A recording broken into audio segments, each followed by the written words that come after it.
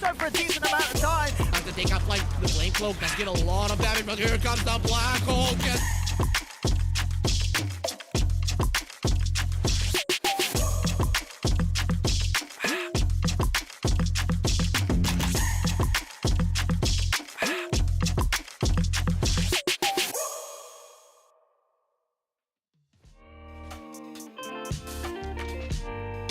Hello, everyone, and welcome back to the SCA DPC. We are live for our third day of podcast. Normally, we're not here on Sundays, but we're glad that you guys are, as we're about to get underway with our third match day now for Division 2. Hello, everyone. I am Secret Strike, and joining me is Adam343, stepping in last minute. Thanks again for that, Adam. How you doing today?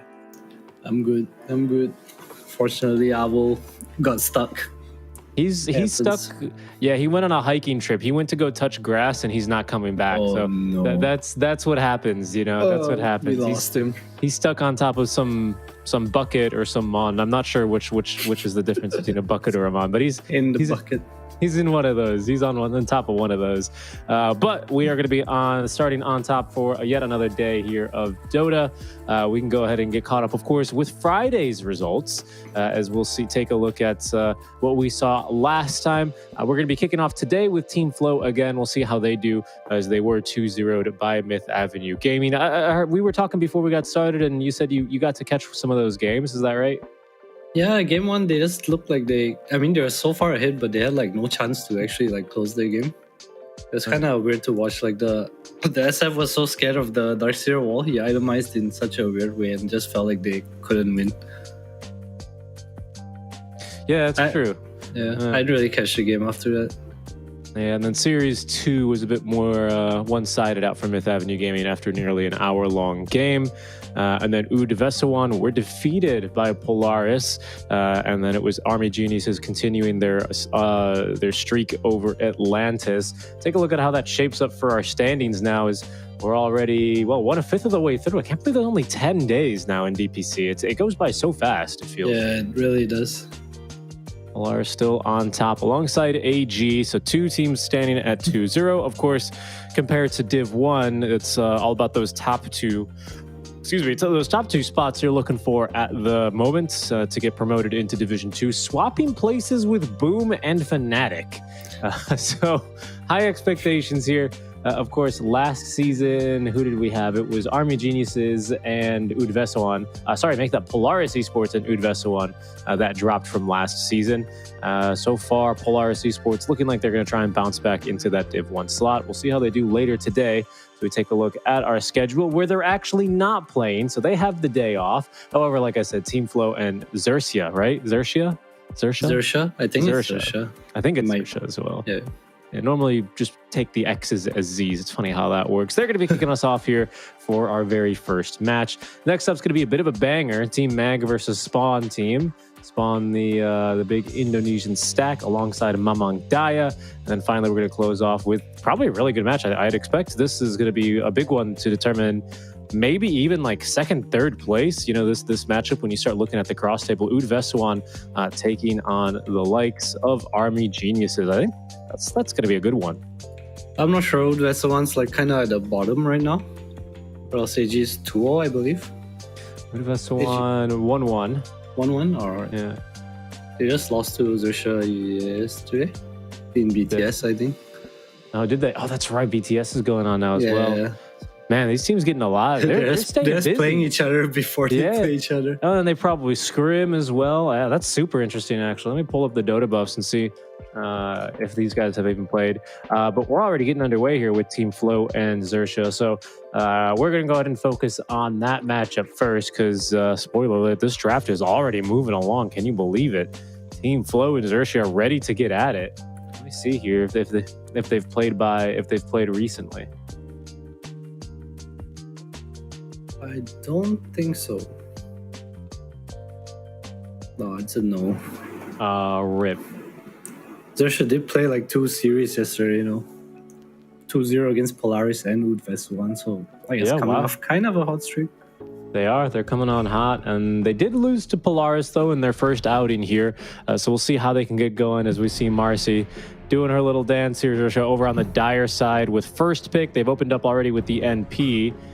And Team Flow responding immediately with the Rubik and the Tiny. Can you telekinesis someone outside of Sprout? Yeah, with you the shard? Okay. I don't think it's like a counter though. I guess it's kind of just a neutral S hero, right? Like Rubik, it's never a bad Rubik game. It could be not a great Rubik game, it's never a bad Rubik game, especially with this like new mech and shard build that people play with. Yeah. Especially if you want to go with like the Marcy. You see like a ton of position 3 Marcy lane with Rubik, and that lane actually is pretty good, surprisingly, with the sidekick buff. Rubik has decent base stats, and he already trades well because of Fade Bolt, so yeah, ends up kind of kicking some butt that lane. Not already looking like the most phenomenal Rubik game with the NP and Clockwork already picked up, but we'll see what they end up going for as the draft continues to develop. I like how the Riki gets a ban here as well, man. What a hero. It's definitely been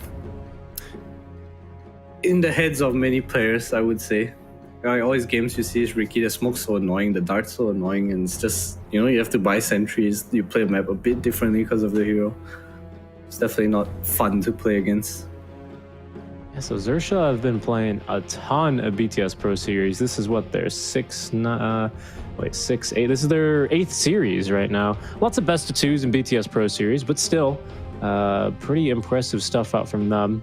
No, sorry, this is only their 7th series, so it's still go quite a bit in 6 days. 7 series in 6 days, on top of, I don't even know if they have time to scrim after this. I mean, they'd be on the grind. Yeah, really, really on the grind here for sure. But just taking a look at their most recent drafts as well, they've been going, it's like some pretty mostly on-meta picks. A little bit of LC here and there, but nothing too surprising out from them. A couple of ET games actually. I was thinking about the ET against the Nature's Prophet as well. It's not too bad. It's nice in lane. Game, it's all right. I've seen a lot of Marcy recently against the Nature's Prophet too. I think like in Div 1 at least we saw some like Marcy has reactions to Nature's Prophet because the lane's pretty free. Easy to get on top of him as well. Yeah. I'm looking at what else Xerxia usually draft against. Well, I guess I'm looking at Xerxia. Xerxia, you like to play, looks like the Bat Rider in response. They've gone to. So just heroes that can get on top of him and chase him down. Other than that, it's not a hero they actually end up playing against too much, surprisingly, because it's not been a super hotly contested ban either, and they've only picked it up a handful of times as well. They last played it yesterday, actually, versus Polaris when they won. Yeah, it's kind of odd to me, like just this first pick Nature's Prophet. Maybe it's just a flex and a high value pick for them. I think Polaris has been playing Mac on Prophet a lot as well. Let me see who took the hero where for them. Last time Xerxia played it, it was a safe laner. So yeah, they can certainly flex it. Heck, they're a techies team as well, these guys. Did you know that? Whatever goes. Whatever goes, whatever flows. And well, Team Flow, they've danned out the Primal. That's a pick I'm seeing a lot actually for Xerxia. Ooh, So I think like that's this. a bit of a heads up ban into the Magnus. Is this probably the pick to deal with an MP carry at least? Yeah, I think your lane's pretty free. Like you don't really stop the Nature's Prophet, but in the game you feel good. You have a lot of what's the word? Empowered wave clear, right? So you have cleave, treants don't really matter. Split push coming in from Prophet doesn't matter. Right? It's just BKB control. Skewer against Sprout's really nice as well. Of course, you still get rooted, but through the early game, like you don't really care. I'm wondering if like, because we've seen like a little bit of Magnus, right? But it feels like he's not like the Mars. He's like kind of good against melee, against ranged cores, because you can RP and skewer them out of position, and generally that's what they hate. But he's not really like an aura guy, is he? He kind of wants some different items. I feel like the mech build used to be really popular on him. I don't know. Where do you think this mag hero stands in the meta? Oh, and especially because there's not too many melee cores in meta. He does, like, ranged heroes don't take advantage, of course, of Empower. That's another reason, right? Two reasons against him, I think. But where else do you think he stands in the meta right now? I feel like the idea of the mech build is when you do well in lane, like you can kind of live on the map more and you're harder to kill. Like that's when you want to go for a build. But I think it feels really weird to like win your lane and then have like Arcane Boots Dagger. You kind of want to press your advantage. Ooh, techies. There it is. I'm Being surprised they. hidden by the shield. Yeah, he's back there. All three of them. You can barely see Spoon inside that barrel. Will Flo respond with the Sneak peek. Spectre? Yeah, okay. There's the counter pick towards the NP and a hero that will actually take a little bit advantage of the Empower. Good stats on Spectre, right? So at least you have more damage. But the cleave's like very meh on this hero. It's still fine. Yeah, it's just team fight and another hero that naturally gets on top of Nature's Prophet. It's a pretty decent lane against Mars techies too. So sure, they don't have any like stack clearing heroes right now, so Team Flow, they are very free to like stack Ancients. No real chance of invading from Xerxia right now. Yeah, it's true. Yeah, they really don't clear stacks. Team fight's looking a little bit better as well for Team Flow. This Mars hero, again, he's a bit of a weird one. I saw a little bit of him yesterday. Didn't really see a ton of him in DPC, at least our first division. Saw a little bit, right? A couple of games, but we had a game yesterday Miracle or maybe Mars. Wednesday. Miracle Mars, yeah. I don't know if Xerxia intend to flex it, but to be honest, I like the Mars more in a mid or a safe lane role than in the off lane. I don't think the one game that Drinkwater had was too indicative of how good this guy could be. But I wonder what they're going to do with it. It's probably the off lane most likely, but I think there is a place in the meta for this guy, to be honest. Yeah, I think this Techies Mars is probably just their idea of a strong lane that they wanted to pick. I feel like the Mars pick didn't really serve a big purpose here because it's not specifically good against any of the heroes on Team Flow. Yeah, it's really hard to like spear Spectre, and Haunt in team fight kind of super annoys you, honestly. So, yeah, especially when she can just she has like not even after she haunts are you safe, right? With the Ag Scepter being such a common pickup on Spectre, she just always has, it feels like, an escape as well to some other hero in the fight. Yeah, it's super annoying. That's kind of rough. Yeah, I wonder. Well, actually, the lane already looks pretty solid. I wonder if it's going to be a tiny mid then from Flow. I guess it still could be a Rubik 5, obviously, with the tiny 4 with the Magnus, which in that case would be looking for an off lane. I think that's what Xerxia think, as they move to ban the Pangolier. This depends where they intend to throw this NP. They don't have last pick, which is a bit rough. Oh, they banned the DP. It's a really good Ember game for Flow. Marquis loves his Ember. It's an Empower Ember. Okay. All right, Mars mid. Mars mid, yeah, seems to be the case. Either that or they're taking a page out from the Myth Avenue Gaming playbook and it'll be an NP mid and a Mars carry, but very likely Mars mid. And that excites me a bit more. I do think this hero, again, with levels can be very strong. My concern is that he doesn't, maybe it's a Timber mid, that wouldn't be like the craziest thing in the world, but my concern is like you're saying, he doesn't really exist to counter any specific hero. You know, there's no ranged core that he's going to be super annoying with. Mag and Spectre are both pretty tanky. Spectre less in the early game, but I don't know. So that's a bold pick from Xerxia. Yeah, I'd like to see like a heavy magic damage hero from Flow, some Lash, some Zeus. Just a hero to kill this Timber on the map, because right now their heroes don't really deal with it. Spectre only really kills Timber like much later in the game. Xerxia playing with his Nature's Prophet and mid Mars, I think they're gonna have a lot of pace if the Timber gets to this unkillable 10 to 15 minutes. How bad is a Storm Spirit? Like, it looks like a decent Storm game against an NP. Mars is your laning opponent, which might be a little rough, but the Techies is the only thing that scares me if he actually lands his Silence. I think the problem with the Storm is there's no hero to really open the map for you, because this Magnus, he's gonna do okay in lane, but he wants someone to come over and help him take the tower. Got it. So you need to be a little bit more of an active hero on the map. Yeah, I think you just want to be a damage hero that can like rotate. I like Lash the most here. I'm not sure if they'll go for it though. Is the Void Spirit not enough damage, a little bit too weak in lane, you think? I think the problem with Void Spirit is like he rotates your lane and he helps you like kill heroes, but he doesn't really like take map for you. Right. Yeah, I guess I see what you're saying, right? It's just the mid game rate. It's like very weird if you lose tower. What's this? Core Tiny? Core Tiny, maybe? Core Tiny, yeah, can definitely open up the map for you, right? Yeah, that's definitely a hero. It doesn't have really. I think the reason you like the Lesh is Lesh also brings you some easy wave clear and therefore tower pressure, right, to really open up your map, which is, I would say, where Team Flow is really lacking in this early game. Most certainly. Their team fight's decent, especially with the Lion. Now they have some burst damage to address the Timbersaw along with an Avatos, but their tower siege is real bad until much later in the game. Yeah, it's a very protect our area and like pick off kills on the map kind of lineup. I think they picked the Lion just for the Timbersaw lane, although I'm not sure how good it's gonna be, because I guess the idea is to just like mana drain the Timber, right? So your Spectre can farm. But I'm not too sure. Not a fan of the pick.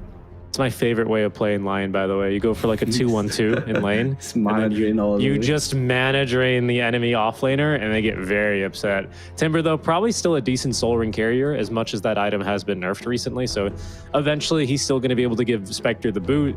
This is very much one of those lanes. I mean, it's a Spectre, right? But Timbersaw, very much one of those lanes where he gets level 6, and Spectre is going to die if she doesn't really get out of there too soon. So it's a strong pick for that reason. I don't know, man. I kind of still prefer this the Team Flow lineup, to be honest, a bit more. I like their team fight. I like the Spectre. Yeah? Yeah, I think they have pace. It's just where they can execute.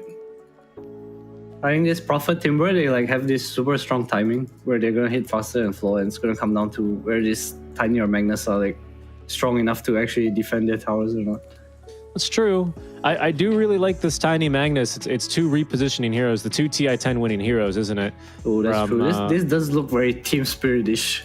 Yeah, right. And then you have you've got like a range carry NP. You've got a Timbersaw who does not thrive out of position either, right? He wants to be the one moving in on you. Doesn't really enjoy when you set up on him. I see a lot of counterplay potential for Team Flow, but I points taken on your issue of like timings, right? It could be really big here, especially on this mid lane Mars. I think that's a huge benefit here. Mercury, he's about to commit tree crimes here. Slapping a treant with another tree. 30 seconds. It's a +4 Lion and Rubik safe lane. I'm not sure why they chose to do this. I feel like the Rubik against the Clockwork's a bit better. If you just kind of get him away from you. Lion, not much interaction against the Nature's Prophet as well. Yeah. It's even probably a losing matchup for him, to be honest. Lion, I think his attack range is just standard, isn't it?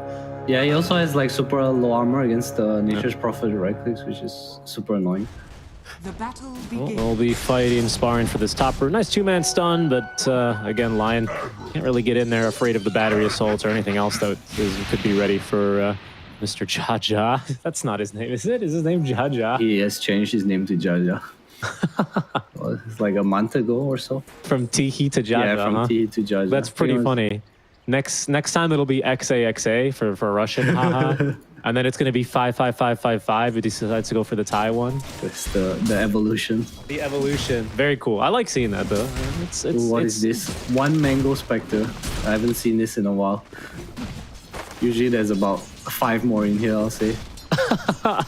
I guess, what's his name? I guess Unknown here thinking about going for, just the stick, right? An early wand even in the quick buy against this Techie's Timber lane, expecting plenty of harass. But again, it does beg the question. Trasm being down here, rushing this mech, already has headdress. You do really highly value any heals that you get on the Spectre lane, of course, because it ends up adding a lot more damage through dispersion eventually. So maybe that's why they're thinking they want the Rubik here. Don't need mangoes if you have headdress. That's the logic here, maybe. But say again? Yeah, he has the headdress to like compensate for the lack of mangoes. I guess, right? And then the stick as well. This lane's going to be spamming spells at you. So an early wand here, already up to 3 charges. It's still a little scary for sure. The Spectral Dagger is pretty pricey as far as mana. But yeah. And Trasm already out of regen here. So just relying on the tower and the headdress now. Mid lane, JG and Mercury going at it. JG a bit worse for wear because Tiny just has tree early on, which is going to beat spear. Back onto Jaja. He doesn't have the stun though. Just walk away. Yeah, 6 stick charges as well. Magnus going for Wraith Bands. What a year we live in. Oh, it's new.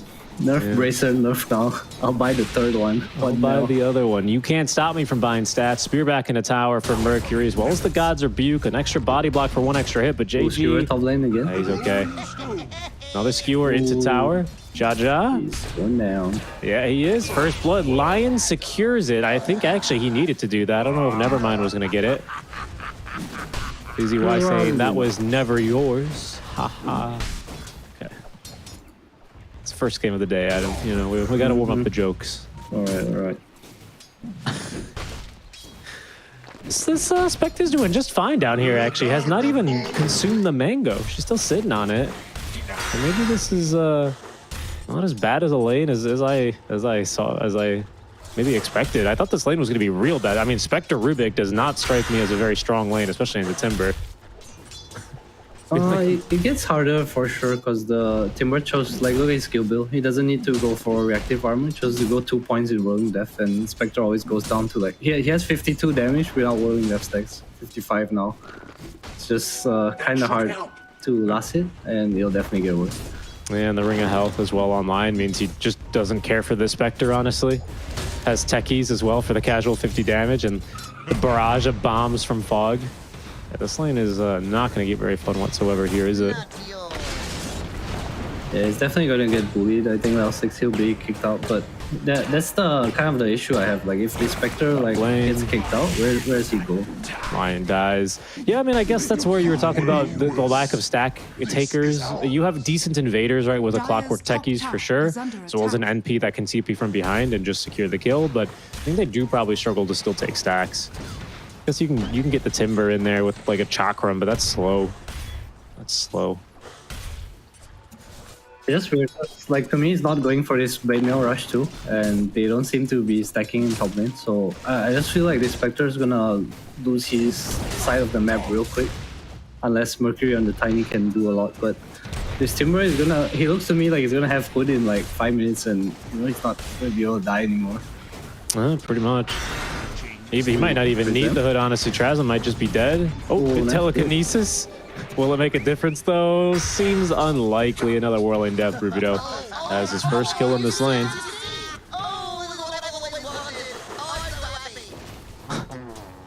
Echoing of the voice lines. The Timber special. Got some good voice lines, that Timber hero, doesn't he? He does. I'm a big fan of the what do you call it? Whirling Death sound as well. Yeah. I'm always a big fan of when you end up laning with a Treant Protector or a Nature's Prophet, and he goes, "So you're a tree." Those lovely little flavor lines that Dota has. Career. Radiant's courier has Let's see his magic stick gone. Unlucky. It's a bit painful. Homie. Oh, top lane, Karma. He's kind of alone here, actually. There's still a Oh, he didn't skewer. He didn't skewer. There's a Hex in the skewer. I'm surprised. I was like, that's skewer, right? I was like, that's not empower. It wasn't. Good damage in either way. Jaja just, I guess, scaring away the Lion there. Zoning battery assault. It's a thing. It's recharging. Too much mana. Gotta use it. Yeah, of course. Your mana is a resource, you know? Like your HP regeneration. If you're not running that mana regen, you're just wasting it, man. Rubido is, I mean, this might be just a kill on the Spectre, honestly. Quite. He's got another Whirling Death in a second. Raindrop. As a mango too, to look at his skill build. Oh, My look God, at it. Timber. Radiant's bottom tower. Yeah, 302. This is very abnormal. It's a lot more into reactive armor Timber Chain, isn't it, these days, is what we tend Yeah, I to would see. definitely think you want reactive armor, like. But I mean, he's doing it. He Playing against two strength heroes. One Get him. stick charge. Oh, he's going. He's going. Oh, this for it. guy. Look, he got the Boost Falcon Blade delivered. Oh, Just in time. Falcon Blade didn't make a difference. Mid lane, though, it's going to be JG dropping. Oh, Karma TP's from behind to secure the kill. And he's right back to the top lane. He's not even going to miss a single creep. His Wrath of Nature ulti even sets him up to farm. But they do drop the Mars mid. So that's Mercury beating him to level 6. Has finally this Grow armor, which is going to help a lot against that physical damage. So Rubido, I don't think Spectre can come back to this lane, honestly. I don't know where does he go? Mercury needs 1 creep for 6. Okay. No, he has it, but the Tiny got out of there in time. It was like maybe a kill there. Oh, Rubido. Okay, so Spectre has returned to lane. Rubido has finally hit level 6, so I expect, yeah, Chakram to come out very swiftly. There it is. Yeah, it's so annoying. He think needs help, but who can really help him? I think you have to leave, and there's still no points in Empower. I mean, maybe Nevermind takes his first point. He's sitting on 2 skill points right now by my count.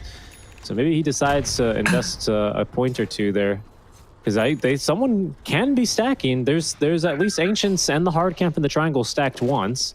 That's all they're gonna get, especially because Look at Karma too. Yeah, I was gonna say he's got. He's feeding treants. He is. No, that's not a Karma.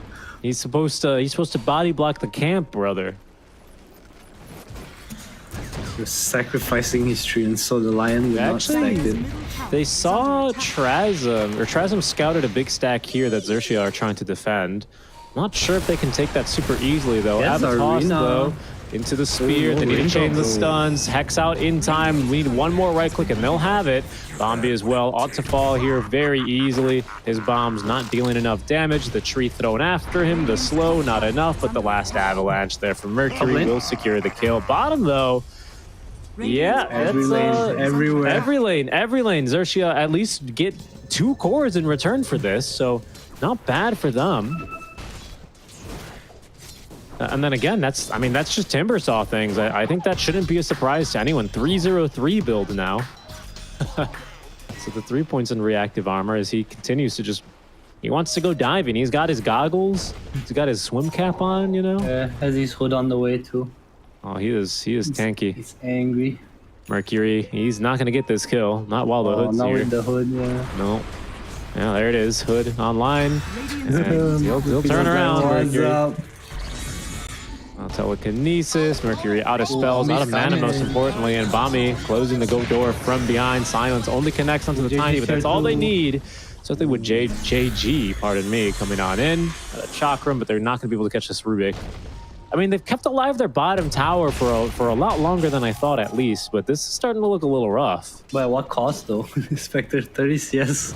Yeah, 30 CS, 2 deaths. It's getting painful. 40 CS for JG. His lane not going swimmingly either, as he's had 2 deaths. So right now, they're basically the game plan is just have Rupido chase anyone down and then have Karma TP in like this. Oh, TP's coming back from Mercury, looking for a toss back. Will find it. Does not have Hooded Defiance for 5 more seconds. Telekinesis, Rupido falling, but how fast can they get through him? Not fast enough, it seems. He is turning back to fight, has Soul Ring and Mana Boots here, so he's going to have actually some spells to play with as Karma will take down the tower. They're also rotating from the mid lane. JG smoked up, is not even needed there as it's Rupido with a 2nd kill onto Mercury. JG with the one onto Trasm. We haven't even seen an arena yet. Oh, and man. still, it's 4 to 8. Look at the wards, by the way, that Xerxia have here. No way. They get in again? Like Jaya's just running at the level 6 Magnus is the There is a TP scroll available for NP, but there's not no teleport. I just want to say during that whole exchange bottom, Unknown got 1 CS. Nice. He's getting there. It's getting there. Well, now he's got a wave to farm. Still not level 6, which is the sign of a really rough lane. And I mean, I feel like there's not too much you can really do against a Timbersaw. You know, eventually he's going to get online, but they offered basically no resistance. He's almost, I mean, he's not almost level 10, and Mercury's about to hit level 6 here at least, but this is a very big Timbersaw. He's free, man, and they're going to try and gank him here. I don't know. Dude, they look have at the fingered wards. Lion is level 7. He did take the tomb. My boy Trezem, level 5. crying. Tome is a support item. Mercury's not going to catch Rupido here, and instead they're going to get the kill. It, guys. Onto Nevermind. Not it. These TP coming in. They've stacked the stuns, but it's good enough at least to ensure they don't get caught in the revenge arena. Or maybe... Okay, they still catch the Lion. Poor man's dagger. I should say lucky man's dagger. Lucky man's force RNG only. Naja as well. Yeah, exactly. That's a cool one. This one in the triangle, is it? Yeah. Yeah. I'll let you know. You put the sentry on the right normally. Karma as well is a sweaty NP player. He's microing his treants to cut the wave to make sure he can do maximum damage here. Dire fortify as well. This could be a second tier 1 tower here early on. Cog set up. They're going to block the Lion out of this fight. They'll defend the tier 1 tower top for a bit longer, but it's only a matter of time. I mean, this NP is big. Oh, there's the D1. Oh, Swift. Mercury's the one taking the small stack, but it is slow. Radiant's middle tower is under attack. Dire are scanning. Oh, smoke time. Yeah, they'll go into the triangle. They're going to be a bit late to catch anyone here. Maybe they catch a support who's going to move in to try and stack, but Team Flow are going to get out of the way of this never one, it mind, seems. trouble. He's so close to dagger. He's going to die, though. Great hook shot out from Xerxia. Spear to the edge of the map and killed. His tier 1 tower falls to boot. Spare. They can take the stack too, I think. Bombi has all. Radiant's middle tower is under attack. Nope, Karma's like, nah. Oh, Rupido's here though. Alright, easy goal. Easy gold. Alright, what now? I mean, most importantly, it's so much like efficiency wasted here from Team Flow. There's a mechanism now online as well for Timbersaw. Good luck killing him. Oh man, he gets Mercury too. They found Mercury, slowed to a crawl here, spear Chakram and killed off. Oh my god, the Rod of Atos already for Drazim. He is trapped. He's not going anywhere. Neither is this tier 1 tower. This is, I mean, my goodness, what a timing that Xerxia have hit. No wonder they've been not looking hot lately. I mean, this is clean. And this Spectre, I mean, can't even really think about haunting in. Has finally at least gotten up to 60 CS, so we're starting to get somewhere, but that's just barely a Blade of Alacrity farmed. Yeah, man, Magnus got his dagger now, but I feel like even a 5-man RP won't cut it with this advantage they have now. With the mech especially. Kinda lacking damage, a bit greedy on their course. Mercury not even close to his dagger as well. Had a good laning phase, but decided to like go through the Timber Saw and just kinda... Yeah. Timber is maybe not the gank, is he? This is always going to be a bit of a hard one there. And again, just about impossible. He's going to even go back for this Pipe of Insight. Wow, I'm a little bit surprised by that decision, but maybe he'll switch it up for something else in the quick buy. Hook shot, though, is going to catch the Lion. Timber chain, but a good interrupt there, I believe, on the telekinesis. Looking on in with a full Gleipnir here already is Karma, and he's straight on a Mercury. Avalanche buys him a couple of seconds. RP is going to catch 2 heroes here, but where's the follow-up for now? They're just going to turn and kill Nevermind. Karma is going to tank through the Finger of Death. Nice silence here onto the Lion as Bambi chasing them away. Oh no, another the Gleipnir sticky here, bomb. and the sticky bomb picks off the kill. But no one dies there for Xerxia, and they're straight onto the tier 2 next. No haunts there, Adam. I mean, would they have done anything? I feel like it wouldn't. I mean, I agree, but that's always a troubling sign when you hit an RP and nothing happens. Basically, you just die. They're so dependent on the damage from Finger of Death, even that wasn't enough. Shazam really needs to steal a Chakram or something. They're really lacking damage right now. He's got Whirling Death against the strength heroes, yeah. Hasn't been stealing the greatest of spells. Some bulwarks, some tasers. Just take a spell from the Timber Saw and you're kind of happy. Yeah. Probably you're least happy with Timber Chain, but anything else at least is not bad. Raging to good. Maybe we'll see here now. He's gonna go for it. He's stolen Whirling Death yet again. Karma catches 3 on the Gleipnir. 2-man skewer here is not bad. They've lost the Tiny, and in goes JG. Nevermind, pinned. Unknown's here. Walls and killed. They even killed the Lion as collateral. That wasn't even a haunt in.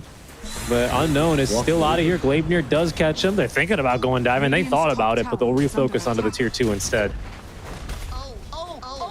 Bombi has his shard as well now too. This is real rough. It's kind of odd to me that the Spectre walked over and just like push out bottom. Yeah. You have Hon, right? Like, there's the tip, Karma. Radiant's bottom tower is under attack. Down bottom, there are TPs here. They canceled 1 TP though. Okay, so it's just 2 supports. Whirling Death's a big steal though, and there's a kill onto Rupido. Goes the way of Trasm, but not bad. They're going to look for one more Unknown, trying to find Karma. They do have an RP. Oh, the silence onto 2 with the shard already. They're going to turn on to him now with the stun, but they are turning to fight. The spear's going to miss onto all 3 of them, but it doesn't matter. Karma has the damage, finds the procs there on the Gleipnir and the TP as well, because he's too lazy to walk when he can get these free kills. 3 dead already. CZY, it's only a matter of time here. or he will fall. Can't hide in the trees, and that's Karma with a triple kill. Not Mercury's bad at here all. now. Wait, why? He Just needs to get TP out of in. here. Yeah, he needs to get out of here. Oh, that was a really nice blast off by Bombi, almost his suicide, saving his nature's profit. Looked like he was in trouble there. Radiant's bottom tower is under attack.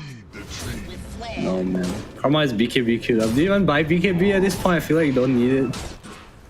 What a stable gamer. Huh? Ooh, float? Fear. Unknown. Yeah, into the arena. In trouble here is Unknown. And that's going to be his 4th death this match. Karma beyond godlike now, 11-0-7. This is the second tier 2 already to fall here, just 18 minutes in. Every time Bombi jumps on Spectre, I hear it in my head, you know? Into the unknown. Into the unknown. Onto the unknown, more like it, for Xerxia. That's true. We'll find him 4 times. Nearly 1 out of every 5 kills has been onto the carry. Radiant are Basically scanning. everyone's taken a fair share of deaths actually from Flow, to be honest. No one's really been able to avoid it. Oh, top lane RP, Karma. Yes, BKB though, he gets it off. Goodness. Oh, I've Oh, seen and a this hook shot before. as well. Stops Trasm from doing really anything. 12th kill then for Karma. Make it 13. No, it Reggie's wasn't here. a double. Are scanning. Don't worry, Nando. This is, I mean, they don't even need to do Roche, honestly. This is looking just about over. They're once again, there they go. They spear back the Spectre. Avalanche onto 2. They can't even get through Bombi with Finger of Death. Bombi gets the last GG. auto attack onto the Spectre. Onto the high ground they go. Mercury. Oh, goodness. There's a freaking flying clockwork here. 4 dead already. They're onto the high ground. This one's over, Adam. It was over. I felt like the game ended when the Tiny walked bottom the first time and then killed Timber. That was it. That was GG. I feel like they had a draft where they needed to stack. The Spectre needed to go blade mail. They needed to like kind of isolate the game, but they couldn't. They just couldn't. I think Mercury was doing well in the early game. He kind of pressured the Mars, but you know they just chose the wrong direction, I think. Yeah, definitely. It's kind of what it felt like here. Xerxia will not go in for Roche. They'll get through this guy eventually.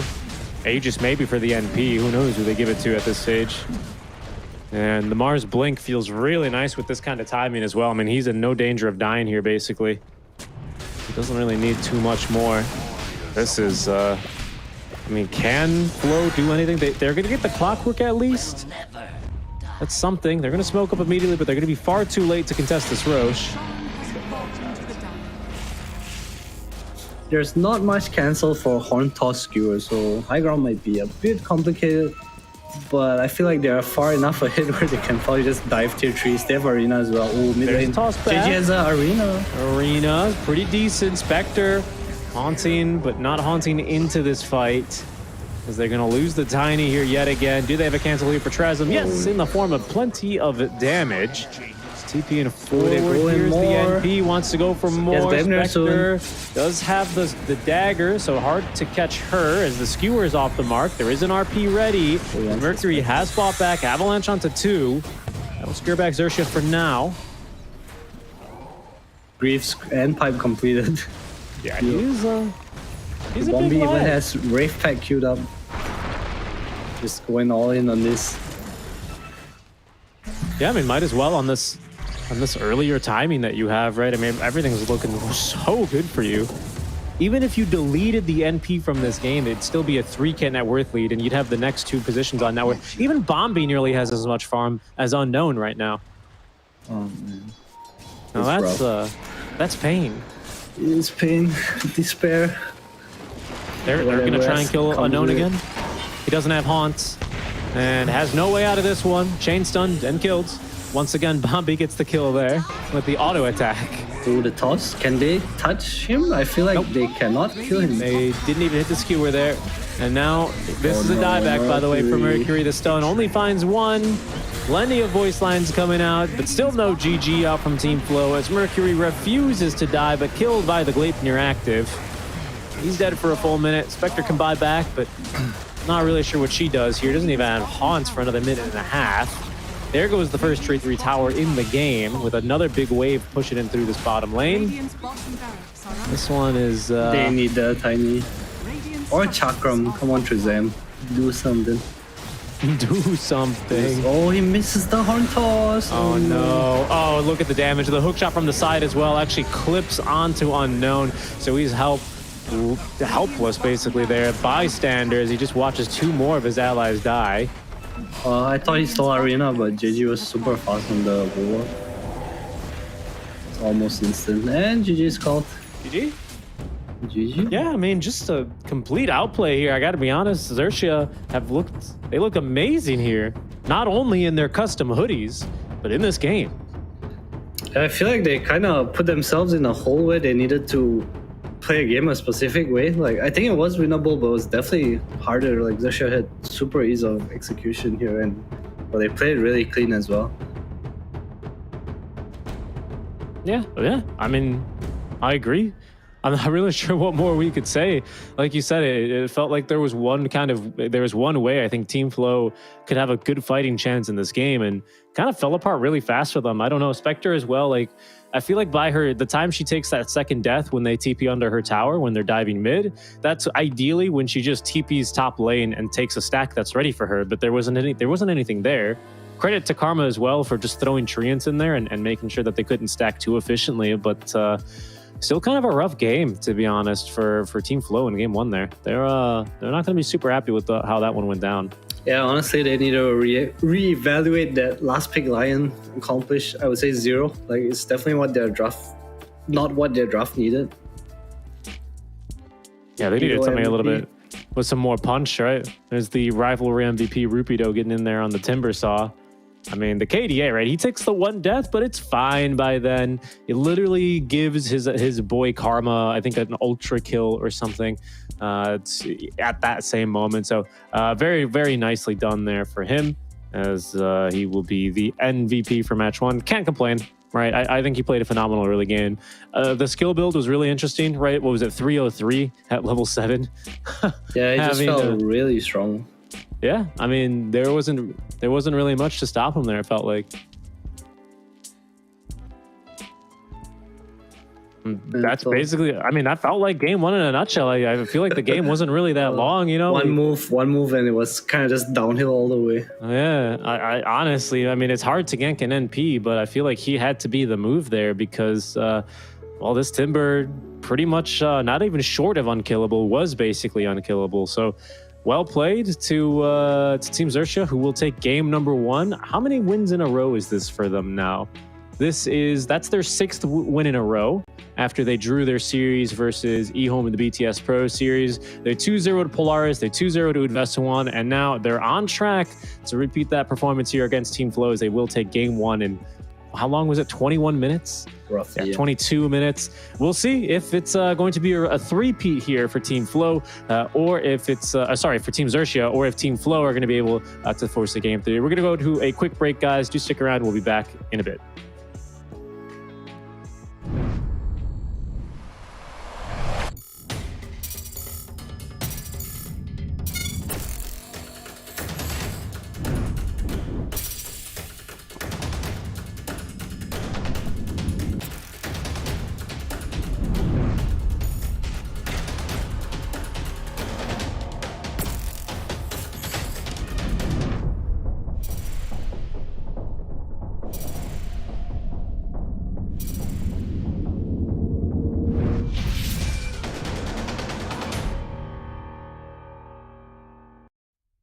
Three, two, one.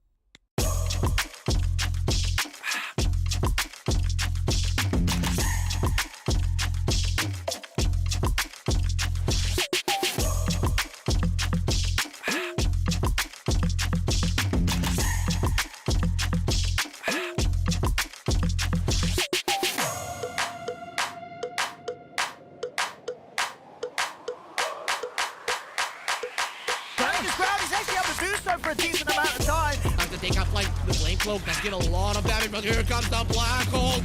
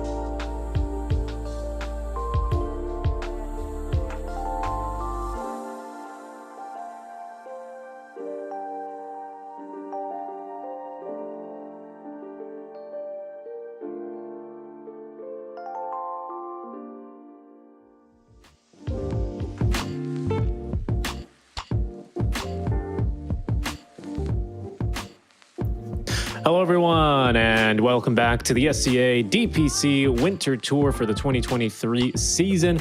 We're now live with Game 2 here of Match Day 3 in Division 2, where Team Flow are down 0-1 after, what do we call it, a spanking from Xerxia? I mean, it was a one-sided affair. Gaben level slacking. Haven level shellacking is what they would certainly say for sure.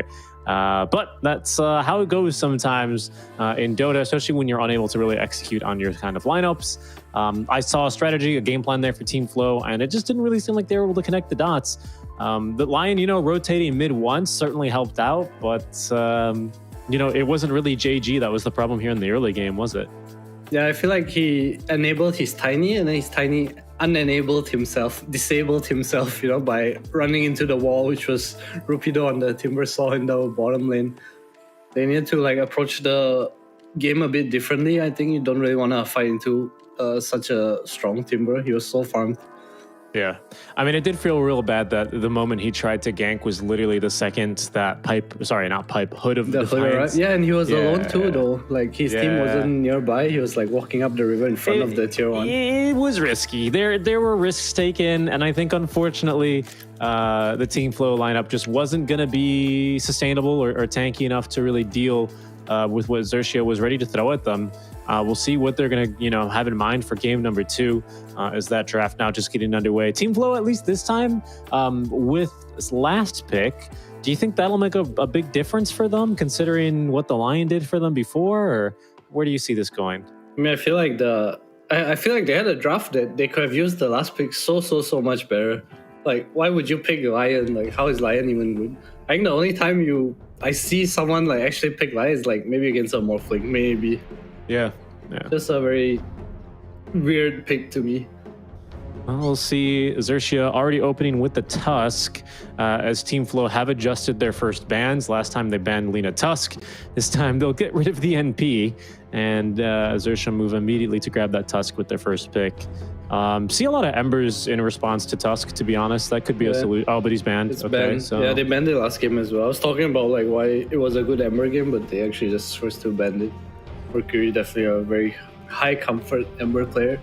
I wonder what you want to go for here then, because the problem is even if you maybe just another Tiny again. I mean, we'll see. That could be flexed, right? That doesn't necessarily mean it's the mid lane matchup. I want to pick something that goes well with the Tiny though. I want some Hoodwing maybe. Rubik. I guess Rubik's still nice. DP. Okay. So it's a hero that got DP, banned against him last time, wasn't it? Yeah. I mean, it's a nice offlane pairing, Tiny DP. Also, this DP mid's pretty good against Tuskar if it does end up going middle. Yeah, that's true. And it does give you an objective taker. Last time it was up to Team Flow to kind of force fights. That was their only way in. They didn't clear waves very easily. They didn't take towers very easily. So they just had to fight, and that didn't work out. We were talking about, the Tiny made the one rotation, and his game was ruined. At least with DP, you've got Roche potential. You've got tower taking potential. You can use it to fight. I really like this hero. I think it fixes and helps a lot of these teams that struggle with these kinds of issues. Morph pick's interesting. I mean, I guess it's just big comfort. Morph is a hero that's hard to kick out for DP. It's we see his tower taking heroes DP Lash. They don't really enjoy playing against Morphling because Morphling just kind of sits in the lane and doesn't die. Yeah. Do you think that's changed at all, given that Morphlings tend to go for more of that? I don't know. I guess now because it used to be percentage-based damage on the DP, right? Which is why maybe it was so hard. But now it's just a flat, insane amount of damage. What is it, 110 when you max it? Is that still enough for a Morphling? Because generally you see only 2 points in the attribute shift, I feel. I think the problem is the Morph usually has a pretty decent lane, I would say, and if you don't have help on heroes that can kill him, I think heroes that chase him down are usually what kills him. He just dies to kind of burst damage, or if he loses his lane, which is what I expect Flow to go for here. So if it's a DP mid against a Morph mid, you kind of want a silent that's strong to run to. And if you play a DP in the silent against a Morphling, you want a mid hero that comes and kicks this Morphling out for you to enable your hero to play the game. That's how you kind of deal with the matchup. Do you think if the DP is a mid laner, she can fulfill that role, like just ganking with, I mean, not exo active, but ganking and forcing the tower? Is that like potentially some role that the DP middle can fit? Or do you like her just in the off lane? So because she doesn't die to morph, right? Is at least the advantage. Like she's just a little bit too tanky and has sustain. So some other maybe like Void Spirit, Quap kind of hero that just gets on top of morph lane and tries to burst him could be the solution you're thinking? I would definitely prefer the mid DP because of the level specifically, but there's also his task, which is, I would assume a mid. I'm not too sure how Xerxia are gonna run it, but I think it changes a lot of your timings in the game. I think in China we see a lot of mid DP. They go for this like double Wraith Band Griefs. It actually looks so strong. I think Armel did it in Div 1 too. He went for a double Wraith Band without the Griefs, but it just looks really good on DP. I'm also wondering like if because the one thing that Tusk mid actually does very well is he clears the wave super fast. I think like level 5 he basically can one-shot the wave, which is a little bit annoying for DP to see us under tower, and if she tries to gank away, you know, Tusk will just push the wave and eventually get some tower damage in. So that's also always a concern for me, right? For heroes that don't clear wave as easily. Like that's at least some counterplay Tusk can look to do, but other than that I agree. Like I think the DP mid looks fine here. There's some more tower push though. That's the offlaner Beastmaster into this morph lane then. Will be the move. Yeah, we'll probably see a pos 5 come here. It's good against the Beast. Or if they just choose to run the Tusk as a 5, I think that's fine as well. Because this Tiny is a guaranteed 4 at this point, I would say. I guess they could flex the DP, but that would be kind of unorthodox. Indian Hero is just like a Securious morph lane right now. Even like an Undying looks really good. It's good against all 3 heroes. Very strong win for Xerxia.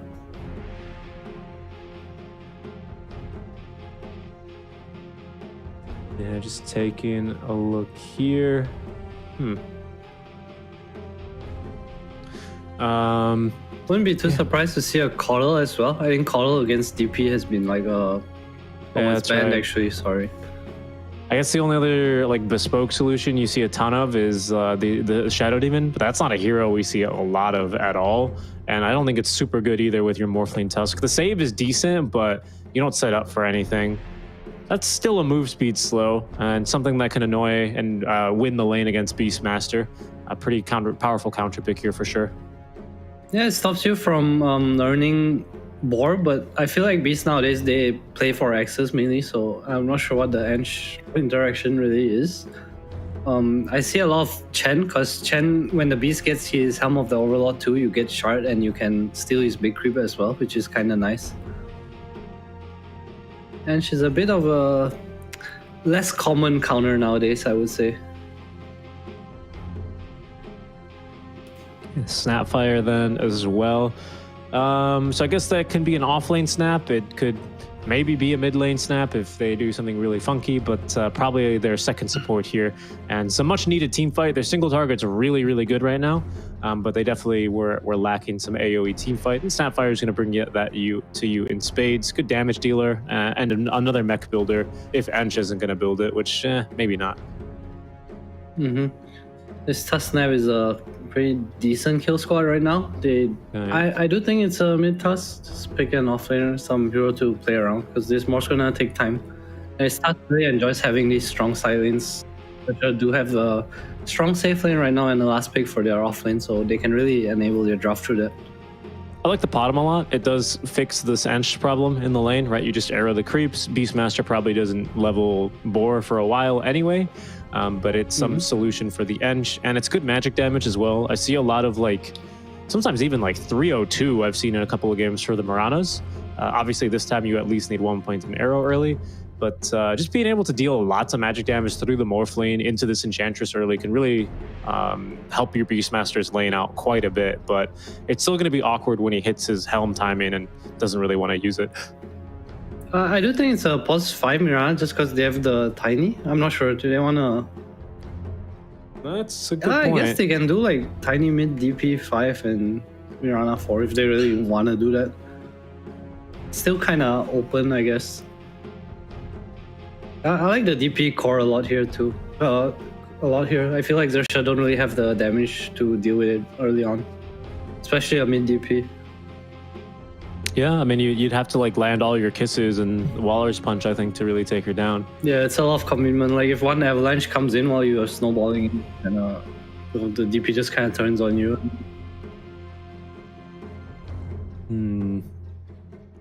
I wonder what they do. I mean, it's a good Connell ban, the puck ban. I don't know.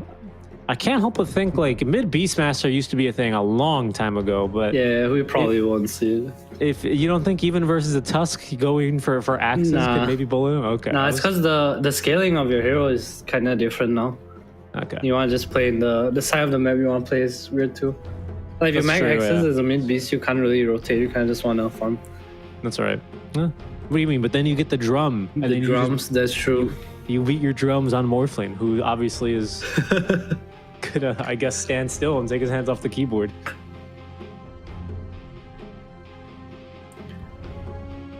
Team flow. Okay, Doom Ursa ban. Yeah, those are two pretty good bans against this Morphling. And they're going to go into the Primal Beast then. Surprised they banned the Naga. I guess it's for the Morphling matchup, but still. Basis for Bristleback. What the hell? New hero. I think that's the second Bristle we've seen in SEA so far. I think SMG played it once as well. I don't hate it. I feel like it gives their lineup a lot of pace. Another stack clear. They have like insane Roche, like insane early timing. But with this Bristle, they're definitely on a timer. This Morph is really, really strong at some point. You think it's like it's a this, mid Primal Beast actually. It is, yeah, for JG. So that'll be going up against the DP. And then that means the off lane is Rupido on the Tusk. Okay, so I guess they just want this Primal to get levels no matter what, because he obviously gets split XP down bottom, and I think his lane's actually a little hard. Maybe early it's good, but I do think you eventually struggle. I feel like he doesn't do well against the DP. Definitely struggles. He probably can farm and will look to rotate, but you're rotating to a Tuskar lane. It's kind of similar issue like what I had with the Magnus just now. You're both heroes that want to kill who's in your lane, but it doesn't like translate into something for you. Like sure they can kill this Bristle once or twice, but can you get a tower off it? I'm not too sure. Yeah, it's a good point. The push isn't really too great. Whereas last game it was good just based off of the NP basically. They clear waves at least decently. But I think, like you're saying, they're going to struggle because I think the real way that Flow kind of just completely got bodied out of game one was they took like all the tier 1s in like 15 minutes and then they just closed off the entire map with NP TPing around. You don't really have that kind of hero to take advantage of the plays you make, right, is kind of what you're saying. Yeah, I feel like Bristle's going to defend every tower and this Beast and DP, the pressure they'll apply on the map on their side will always be more than you, one way or another. Xerxia have a very kill you, drag for my Morphling kind of lineup. So I would say it's a lot in the hands of Karma right now. It's a lot of voice lines out from Karma as well to start off the game. How do you think that fares for the mental? I mean, these players, they play so much Dota. I don't think they're like not used to it. You know, pubs are the same. Everyone's just spamming voice lines. You can also just mute people, right? Yeah, it's true. Xerxia are going to make a little bit of a... No, it's just a warding mission for them. Okay. Well, maybe they were going to look to take a position on high ground. A bold move against a Bristleback, that would have been. Yeah, that one's Bristle. Alright, it's alright. Yeah. Oh, it's a plus 5 tiny. Okay, so 4 Yeah. mana. Like you So it said. will be the pot and bottom. Bottom. That's the Classic. throwback. That's a throwback. That's a good one. I remember I used to cast pot him in the USA was another one, wasn't it? Oh, I don't remember that. There's all these joint Dota League teams from back in NA, especially. I'm pretty sure. Bottom. Like bottom in the USA. What was his name? They had always one guy on the team. I don't remember. Hush. Was it? I don't know. I would need a refresher for sure on that. They will be going top here for the Bounty Rune. Rupido looks like he'll be uncontested. Bottom, however, they're also sparring. Bottom River Rune is where they spar as well, where Mercury is going to get the outclick onto JG. So it's 3 runes for Flow. Jaja right into the arrow. No, Bambi, not like that. First blood. It was ours all along. It's unlucky, I would say. Beastmaster not the happiest about it too, but he's just gonna stay back and spam axes, has a tango from CZY. That was a little bit like was like the Matrix, except that he bended himself into the bullet and just ended up running into the arrow, unfortunately, and that secured his fate. It was one of those good arrows, you know, where that these bottom players know, where like they they mind bend you, right? Where they throw Yeah. the arrow where you're gonna Where end you up want to using- dodge. Yeah, exactly. So in that respect, it was well played by Mirana. But you know, that's one reason why I wanted to see the Mirana against this kind of a hero, right? She is really annoying. Autumn's a phenomenal counter here to the Enchantress, who's usually more of the annoying one as well in lane. I feel like most. I'm not sure. I feel like the only advantage Mirana has is like he kills the big camp, which ENG doesn't really play for right now anymore, especially in the early game. You don't really play on the creeps. You play more on your heal and just impetus, which Mirana doesn't deal too well with. So That's true. it's a bit of a weirder interaction. That's Like I true. think this Starstorm Mirana that snaking started at TI was like really strong. The mana cost is super low as well. So much damage. Are you when I casted with Pylai Die, he was big Enchantress enjoyer during the TI patch. Are you as well an Ench enjoyer? I like it in pubs just because you buy Dragonlance and you scale as a +5. You know, I don't think the hero's like really good in the meta right now, but in pubs it's nice to play as a +5 for sure. Got it. Yeah, I mean, we'll see how much she can do. You know, it's always, and she has taken the ghost here, by the way, off the enchant. I was going to say, it's tempting when you get a good small creep, right? And there's It is. maybe the best one. Probably the best one, honestly. This ghost is so darn good. I don't think I'm ever as pogged to see a hill troll summoner, or what's it called? The Kobold. Not a fan of the heal creep. The heal creep is crazy. The Prospector What is aura it called? on the 20 GPM. Ooh, that's a meme. That's a juicy Yeah, one, that's a dude. meme. Ooh, he has a. Oh, he's gonna get arrow. No, what? Oh, alright. He was aiming for a range creep. I thought he was aiming for the potato or the tomato, but he missed. Oh, Karma waveformed into those axes, taking a bit of damage. Is JG in this mid lane? Oh, struggling, I would say, is how I would describe this. He's got an empty bottle, Mercury as well, but they'll split ways now for the water runes. I always like it when mid laners have this kind of truce and they go, okay, we won't get water runes until another 50 seconds. So if you don't go, I won't go. For now, it's a bit too difficult. Trezum, though, I mean, you're right about this top lane. I feel like he does have a really tough time up here. Doing just about anything. Is looking like the dedicated mech builder yet again. On the tiny? Oh, actually, no, maybe not. I was clicked on the Snapfire That's there. probably the Mirana. They'll just get the mech. I mean, I think the tiny doesn't really matter up here. You know, Bristol's pretty independent, I would say. It's just here to get a denier tool, you know, stop some pulls. All right. Well, we'll try and interrupt this pole camp now. What is AG. DPS now? I disapprove. Disapprove. JG charging in. Oh, charging away. Yeah, this lane is really difficult for him. 20-7 compared to the 10-1. So, CZY setting up here. oh, they might actually have him, and I think they do. The Tiny, he's left the lane. Tries him returning, but they actually lack the damage here to get through. JG's in trouble. He needs to TP, but CZY's here. He can't TP. And so instead, he's going to onslaught all the way into the secret shop. He'll make it out alive, but Oh, CZY's on him though. He has boots too. Oh, arrow. oh, the arrow just a bit late. He mind bended himself there. He can hit the tiniest enchantress, but can't hit the big dinosaur. I feel like he could have just leaped and like start hitting him and Yeah. arrow like point blank.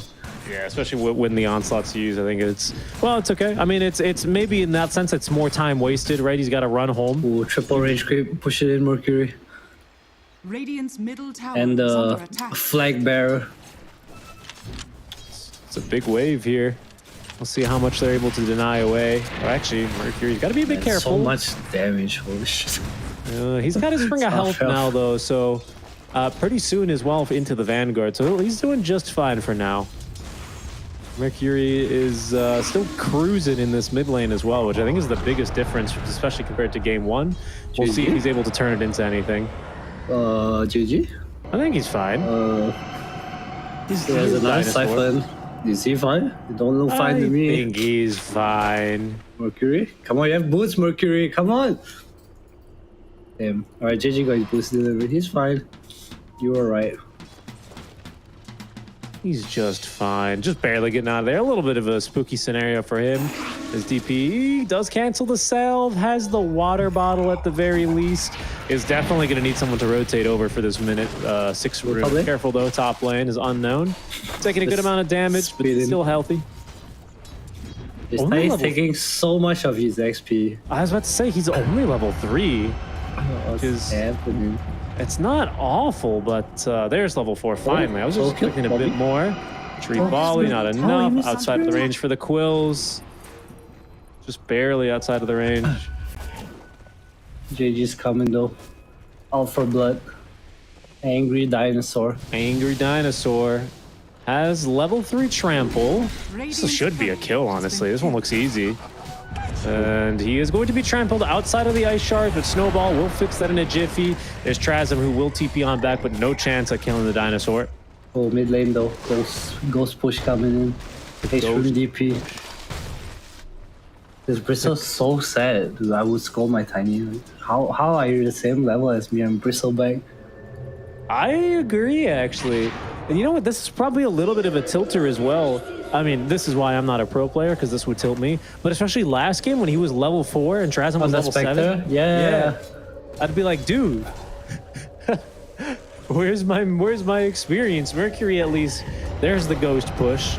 As he's going to go in aggressively under the tower. JG is going to focus onto killing the wave as Jaja tanking ghosts. Dude, Into JG's gonna pulverize here, die. but arrow to cancel immediately. Doesn't need to be a bit Siphon? careful now. It's not Mercury. Siphon. It's not There's going to be Siphon. the haste rune activated. Has another life drain that'll easily kill through Jaja. Mercury's going to get a big heal out from these ghosts returning to him, by the way.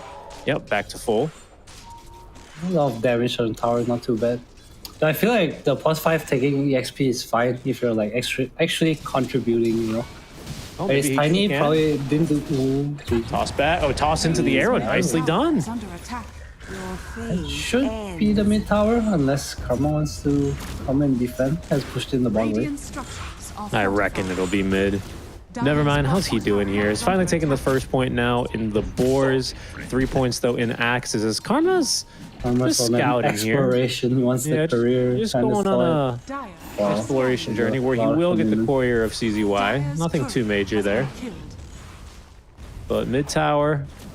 Come on, Trasm. You gotta slap that thing, brother. Radiant's middle Go tower get it. is under attack. Oh, deny, no. Radiant's middle tower has been Worked only so like- hard. It's only like 300 gold. Oh no. A little painful for sure. All your effort. You want revenge. You want revenge. And I think they'll get it. Oh my They god. have Hello. heals. Let's see. The tomato is going to get a clap onto 2. It's not going to make a difference, though. Good Lose kill there creep. from Flo. Still is creep. No, Shazam getting bullied. Yeah, the tomato creep's a bit too strong there. 4+4 armor, man. Good luck getting Rupido's to going it. for Greaves actually. Who is? Rupido. Oh. Interesting. I feel like I don't see that a lot. Normally on Tusk, it's like Falcon Blade into Blink, BKB, right? I get the idea, but I feel like his lineup's not designed to take these brawls with team flow. Like this mech's not gonna make you fight into this death prophet, you Dire's know? middle tower is under attack. I feel like you wanna kinda be able to kill the silence with your snap. And here's the DP rotating with the level advantage we were talking about. Arrow just off the mark there. They tried to herd Karma into it. Didn't end up working. And with the shift and the Ring of Health, Morph's a bit too tanky, but they will force him to TP away. This does then naturally leave Unknown a bit more in the line of fire. And Rupido immediately running on over, has Walrus Punch, but no range to get on top of this Bristle. There's also a full Vanguard here, so this is not a free kill. Maybe if he's broken, it is. No tag team. Can they Tag kill him? team. He's like, go ahead, punch me in the back. I dare. Oh, Mercury's here with the ghosts out. That's a dead Tusker. Yeah, seems like it. Oh, JJ's here though. Yeah, into the pulverize. No immediate stun here to interrupt. The avalanche is big onto 3. And there's Mercury finally getting some damage in. no, Karma Karma. might end up dropping here. Looks like he will. And he TP'd up here as well. So he'll be left without a TP scroll for a while. His Team Flow clean up all 3 after they get the tier 1 down bottom. Oh man. Do I call this? He can't trade into the Bristle, can't defend tower. What do? What do? What do?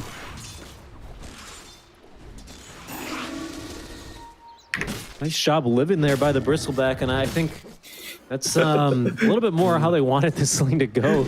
If Team Flow had a Bristle last game, you know, things would have been probably looking a little bit more similar to this, right? Xerxia have been very aggressive. They've always been the one to try and set tempo, and well, for Xerxia this time around, they find themselves on the back foot out from the lane stage, 1-7.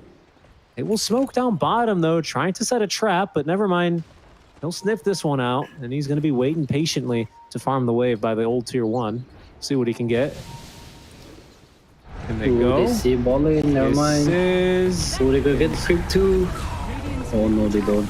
Alright. Ah, they're happy with that though. Counter smoke though. Big kill as Team Flow now from behind will counter initiate. That looks to be a free kill onto Bombi here as they move under the cover of the Moonlight Shadow and easily have a pick off there. Meanwhile, back in top lane, Bristleback continuing to live. Has the BKB queued up. I feel like this is a very not normal build. Vanguard BKB brown boots. Yeah, I feel like normally this Ogre Axe is turned straight into the Ag Scepter pretty much. Guess maybe they're playing for a different timing? It's kind of a curious one. Well, might just be like on the DP, I guess. But DP went for travel, so like, I think you want to farm, right? You want to farm, you want to scale. It does have ancient stacks. TP coming mid, as they were hoping maybe for a power rune there, but Jaja's picked that one up and is going to start griefing the jungle a little bit here as he steals a tomato, binds it into his service.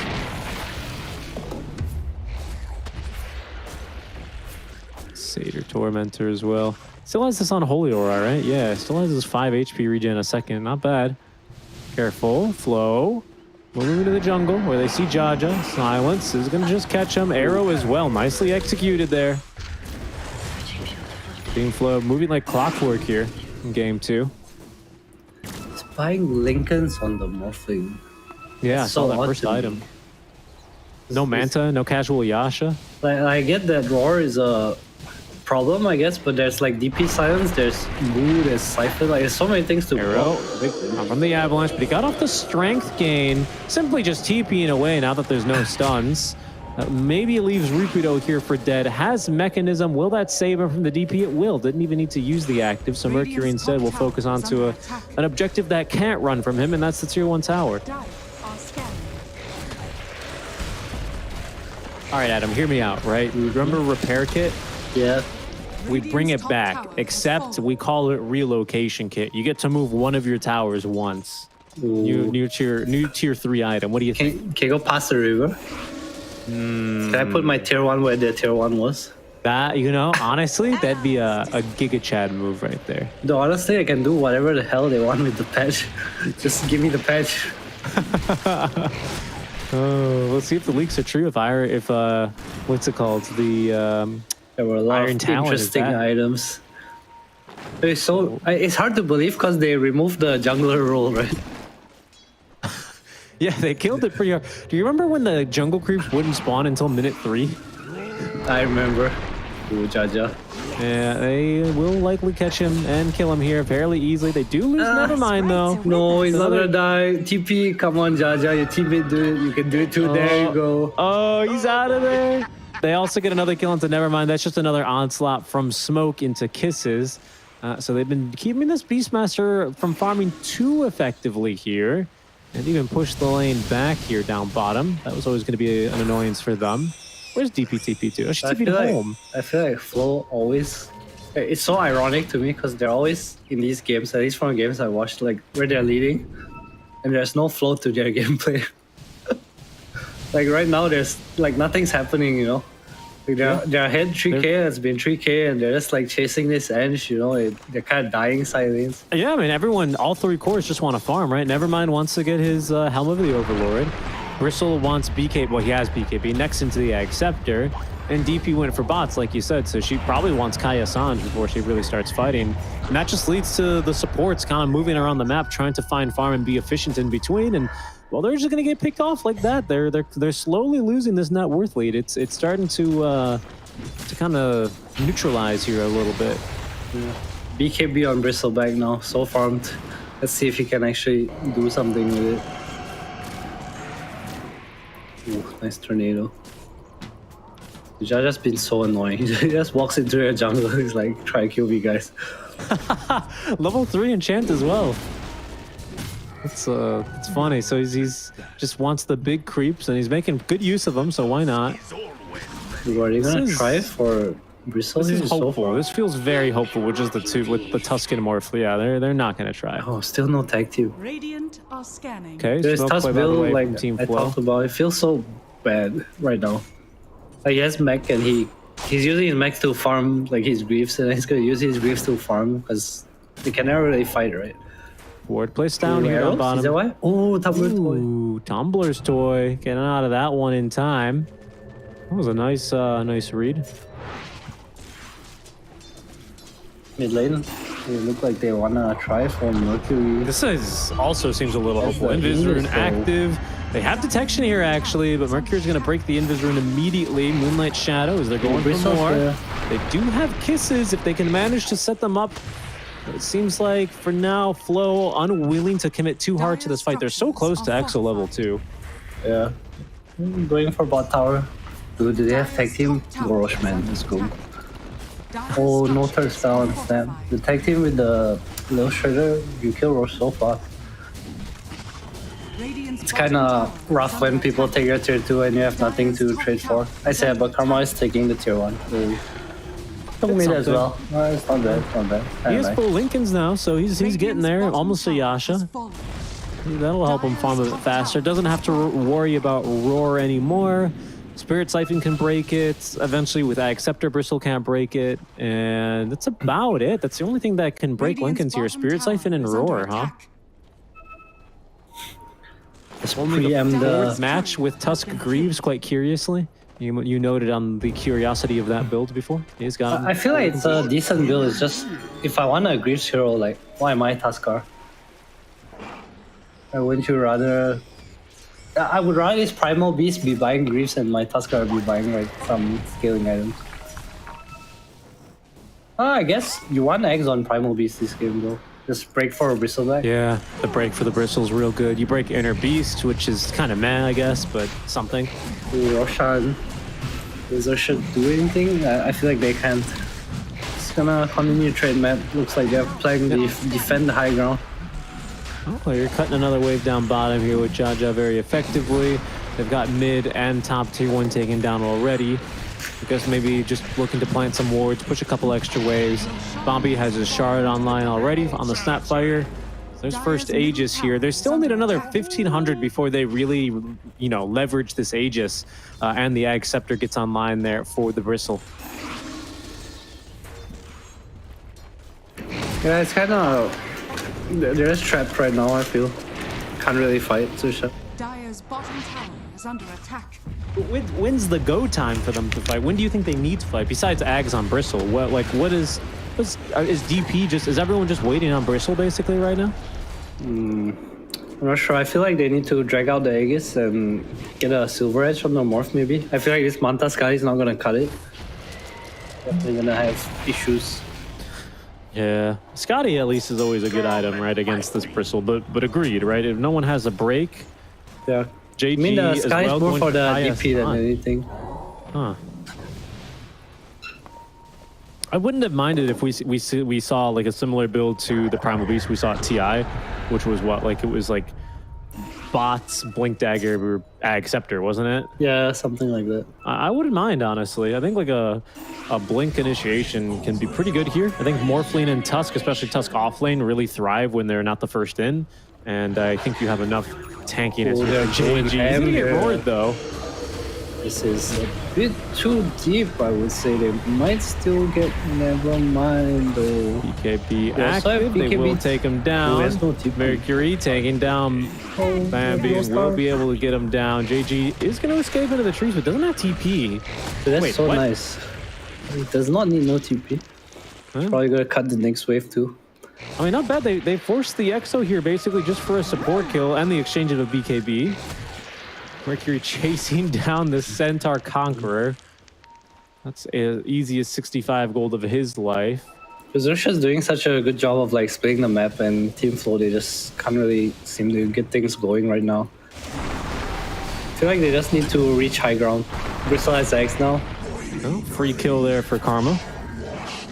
That's almost his first of 3 ultimate orbs he's eventually going to build. Oh, down bottom. Jaja just being super annoying, man. There's an arrow, so he can't TP. And I think he will die for this then. Arrow connects, and no way out for him. Well, how's this Tiny so poor? They're like Loves venison. winning, they have so much map. Tier 2 and Roche take Tiny, them. man. All his cores want their items. Not giving anything to him. It's not even like feeding or anything, it's like 2 deaths. I don't know. I feel like he's extra poor. This dagger matters a lot. Helps in high grounding so much. He's like their one true initiation. I say that he does get a juicy creep wave bottom if he can last hit with his triangle boost. No, Trezan. It's okay. That's why you have the tree. Right? I'm watching you. Oh. Oh no, no. What is that? Okay, you get the flag bearer. It's fine. It's fine. You got the flag bearer. Not too bad.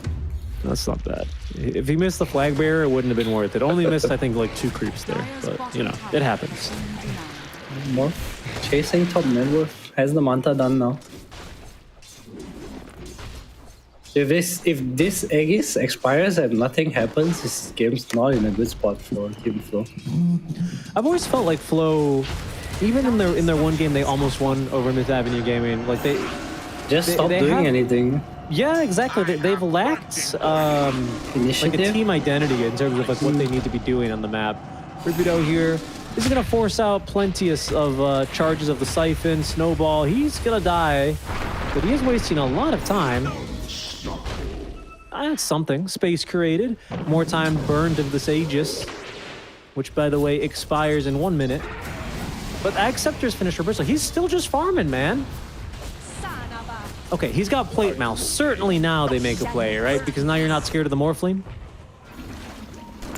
He's compensating for the Spectre game just now. Yes. Gotta get my money back. Can Ench make it out alive? She has pick pole. Surprised she didn't use it. I don't think it would have gotten her out of there. DP's a little bit too speedy. Tiny close to dagger finally. BKB on their mind as well. Here's Aegis is 25 seconds. They have not touched the tier 3. They've actually not done anything with the Aegis, I feel. Tier 2 dropped before the Aegis, right? Yeah. Tier 2. Finally. They're making moves. And wow, they push. Who would have thought? Helm 2, man. What an item. Especially now that the Ench can't steal the creep. Easy kill for them. Flow still lose the Tiny, and they're about to lose this Aegis in 3 seconds as it'll be reclaimed. Goes. Radiant are scanning. And now it feels like they can move with some confidence. I mean, that is the second tier 2 tower down. Just as the Aegis expires. Sure, but you The know. whole Aegis took them 6 minutes and they took 1 tier 2, which Xerxia was probably not able to defend anyway, you know. I They mean, have like my Beast next- Bristle DP. It's My good. natural question is like, what are you scared of right now on Xerxia? If you're Team Flow, like, what's the big scary at him? Because there's still no Silver Edge. There's no break in the quick buy. No one has one. That's true. I Like, mean, just you know, go high ground. Let's go. yeah. I mean, once you have AC, maybe. I mean, he seems to really like want to wait for that item, but he's farming nicely. Problem is, Morphling not falling too far Repeat it. behind either. Gets arrowed. As Okay. a first off, but he has dagger. Is Trezan gonna stun? Yeah. Nice. Looks like a couple of kills. Shard here. down. Ooh. Yeah, good Yeah, effort. this Mercury big though still gets the kill into Jaja. Never mind. Onto Rapido. Nice try. Alright, some kills for Flow. Adding another 1k to their goalie. But Xerxia continue mid lane shoved in, bot lane Dire's shoved bottom in. tower is under attack. Not only top lane's the lane that they can push. No one there to push with the bristle back as Xerxia. We'll see if they get out of way for Radiant's this top one. tower is under attack. As Team Flow sweeping back across their map. We'll now see JG cutting away. But he's going to onslaught right back into the enemy team, unfortunately for him. As the Avatos is going to miss, JG then pops the BKB. Never mind, doesn't have Roar, so cannot cancel it. 8-second BKB used to TP out successfully. Not a bad trade. JG went for a Sage and instead of finishing his Sage and Kaya is a point booster now. So prioritizing the eggs a bit more. That's good. I like that. Ball late, Bombi. He's gonna be caught here. CCY and Karma, they're doing some damage. Mercury, Karma he feels so chased. strong. He knows he can't really like get gone on by anyone. Yeah, I mean, he's got Manta and, oh my goodness, he has so many ultimate orbs. That is true. He already has 4. I forgot there's one in Lincoln's as Mercury. Not sure about Likely to that. get a free kill. Oh, maybe not actually. Mercury didn't get off his BKB. Now will he didn't do so, but Lincoln's. Karma has Scotty fighting into him before they realize we cannot kill this hero. JG is going to be left behind then. And it looks like with EXO level 2, Nevermind as well, looking to close the gap. They will have a kill. Mercury now godlike. Can they get anything with this EXO other than just 2 kills, though? I don't think so. Nah. There is a DD though, and Roche is an early spawn, 23 seconds away. So if they scout it out, it'll be pretty big. They will have another timing with AC Bristleback with Aegis, double damage. Unknown pushing as well a bit more. I've Scotty nearly completed. It'd be a big turning point here. This seems hopeful. Oh, maybe not. my Holy moly, the God. right click damage. Karma, he messed up the waveform. If not for that, they would have had the kill. That's major. Yeah, that's a huge mistake actually. No Exo, and if Bristle went down, that would have been Roche for sure. They got lucky on that one. They'll get out alive.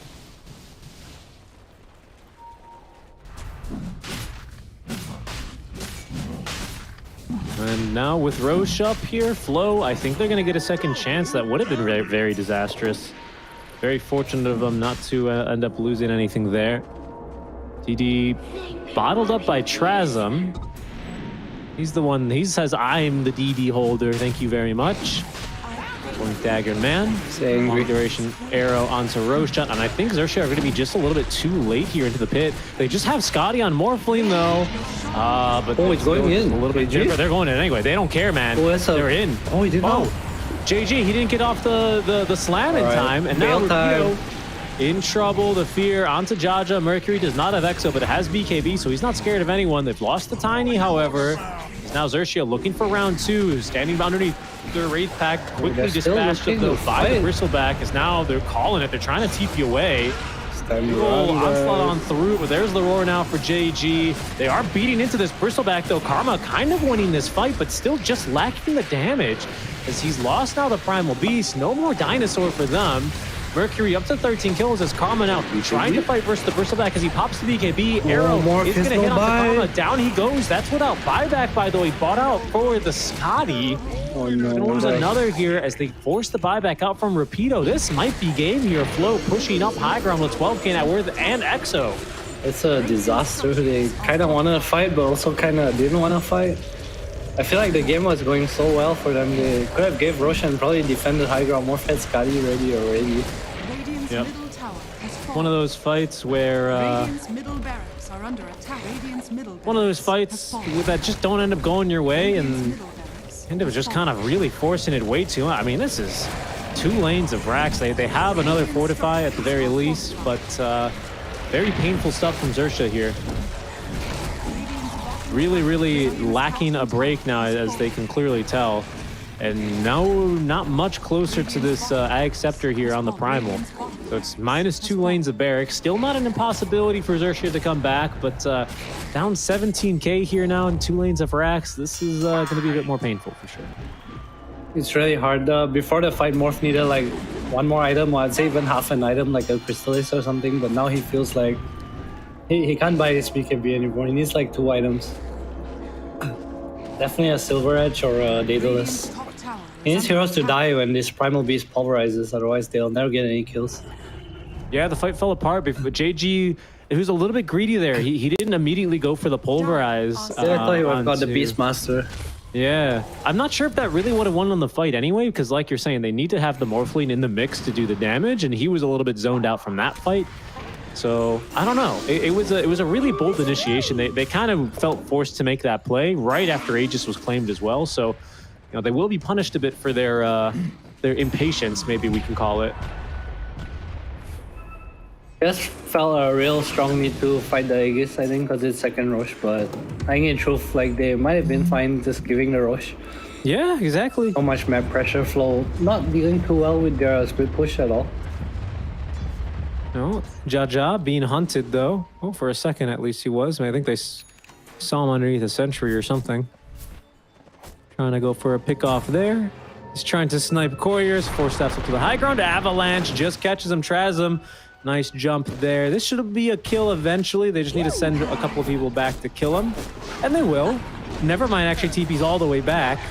So Xerxia, I mean, this is not bad. This is pretty good space, honestly, Adam. I wouldn't even be mad. Look, they're gonna. This where Jaja's died the whole game. Yeah, I mean, they're gonna get to re-push back bottom. They're gonna push out mid again. Top lane pushed out pretty well. Flow will reorganize for a push and might look to secure Megas though with this Aegis. That'd be very punishing for Xerxia. I don't know if they could deal with Megas very easily or at all. He's been struggling to find farm for the last couple of minutes as well. It's hard because of the 2 lanes of Rex being lost, and you also can't really. You kind of need to push out the waves, but you also get less gold, so it's kind of weird. Yeah. Big mistake, the rush fight. Coming back Less to on them. experience as well. Yeah. Allies disappear.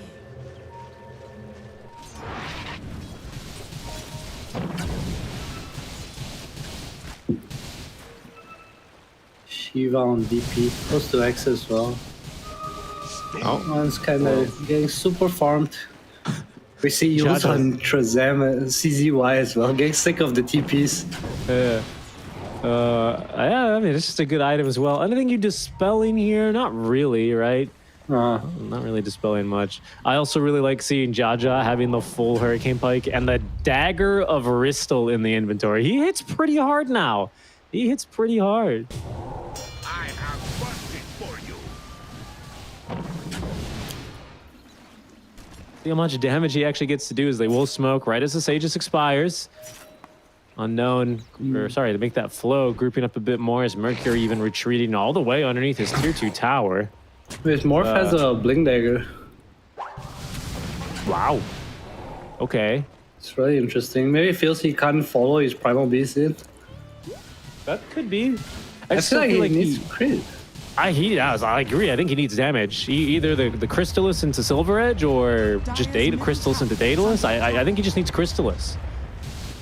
We need Crystallis. Yeah, we Team do. Secret. Carry.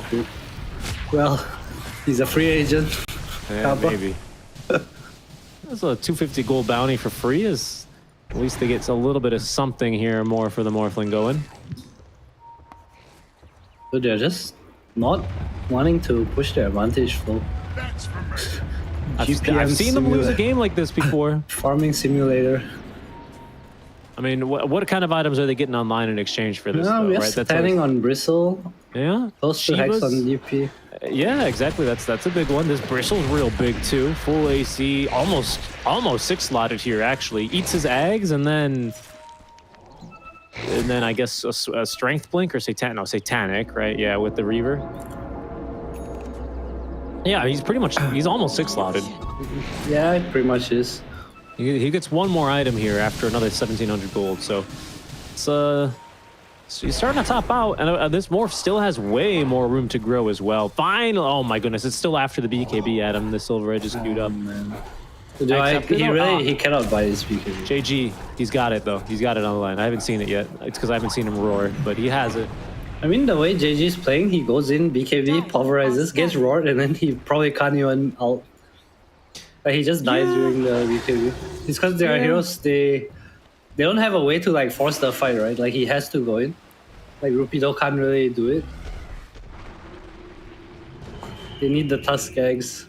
If Tusk touches eggs, I think the game's actually really, really hard for Team Flow. You're saying he's gonna kick him? Yeah, if you kick the Bristle in, he definitely just dies twice. Team Flow doesn't have like a lineup that can just run in. Especially with this more Scotty, Jaja. Just sharing some creeps with, never mind, the Ancients. Yeah. No fear. Is the egg shard that bad on Ench? I thought it was like bespoke made to counter this Beastmaster. Where's the little friends? We need little friends. I don't buy it. Come on, man. I only like it against Visage. Those birds, and you kill his cult. I think his beast is like always soft. There's nothing like near his golem. Yeah. And like the creep hitting you without the beast aura is like kind of eh. I mean, it's still 100% attack speed. I mean, That's listen, true. I think it's what's the radius? The radius is 1200. That's a huge radius. It's huge, yeah. I don't know. I feel like this. I've literally never seen it before. I'm not gonna lie, but I feel like it has to be decent this game, man. Yeah, it's alright against beasts for sure. Look at this. Could you imagine if you catch the Beastmaster with the two cattle? Oh, they're chasing him. Oh, Blink BKB. The Tinker Ward here is going to pay off as they jump onto Nevermind. They blow him up. Does get the tier 2 tower though, so that does open up the megas at him. It's still not the best jump from Xerxia. Yeah, it helps with Roche too, which is spawning in 25 seconds. Nevermind has buyout, but it kind of need his Hawk. It's not even really Scout Roche right now. Other than They the still have arrow. really good wards around the Roche pit though. I don't know if there's any sentries online, but they need to get some vision control here. Yeah, only the one sentry really. Oh, they just got some more delivered. Okay. Oh, the gem. Sorry, gem just got delivered. That's a big item then. Let's just say, where's the detection, lads? There it is, freshly delivered. Roshan spawning in just a second now as Jaja will see it. Sword comes with an Axe Blessing. BKB on Morphling. Axe Blessing here. Or Do you think Rapido? it's worth to give him this Axe Blessing? Can Give it Flo to give this Karma? up? By the way, they're just going to lose this Roche. It's way too fast. Dead. It's dead. Little Shredder tag team. There's the first uproar. Down it goes. Karma picking up everything. Me carry. Who's he giving the Axe man. Blessing to? Rapido gets it. Yeah, okay. That's a fair point. I was either between him or thinking if you wanted to I reduce. mean, you can always take it yourself too. Yeah, that's what I was thinking. Because the 25% stat resist and the minus stats is pretty big against Yeah, the it's Bristle. pretty nice. Attack speed as well. That's true. No. I think you only get.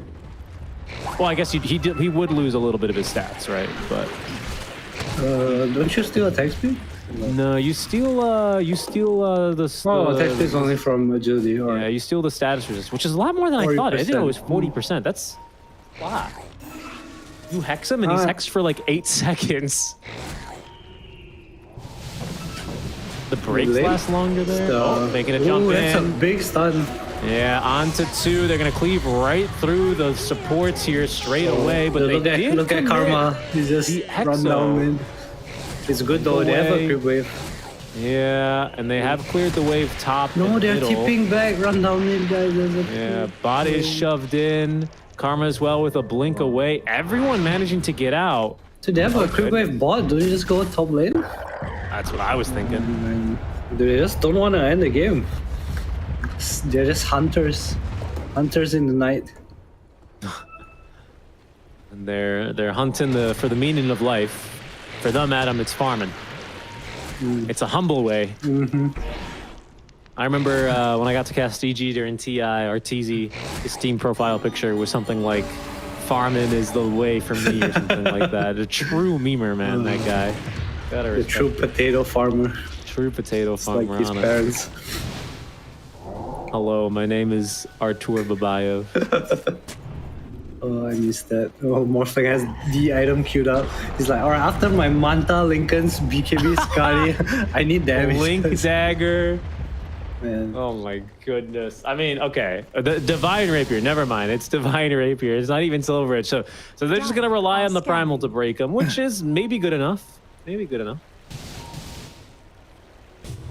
It's a 2.5 second long break, huh? That's not bad at all. Does he even need a Ripper? I feel like Daedalus gives you more damage.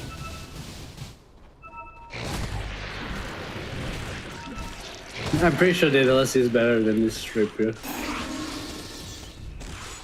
Big hits. I think Rapier is also a cooler item though, Adam. I mean, Is it? I feel crits are cooler.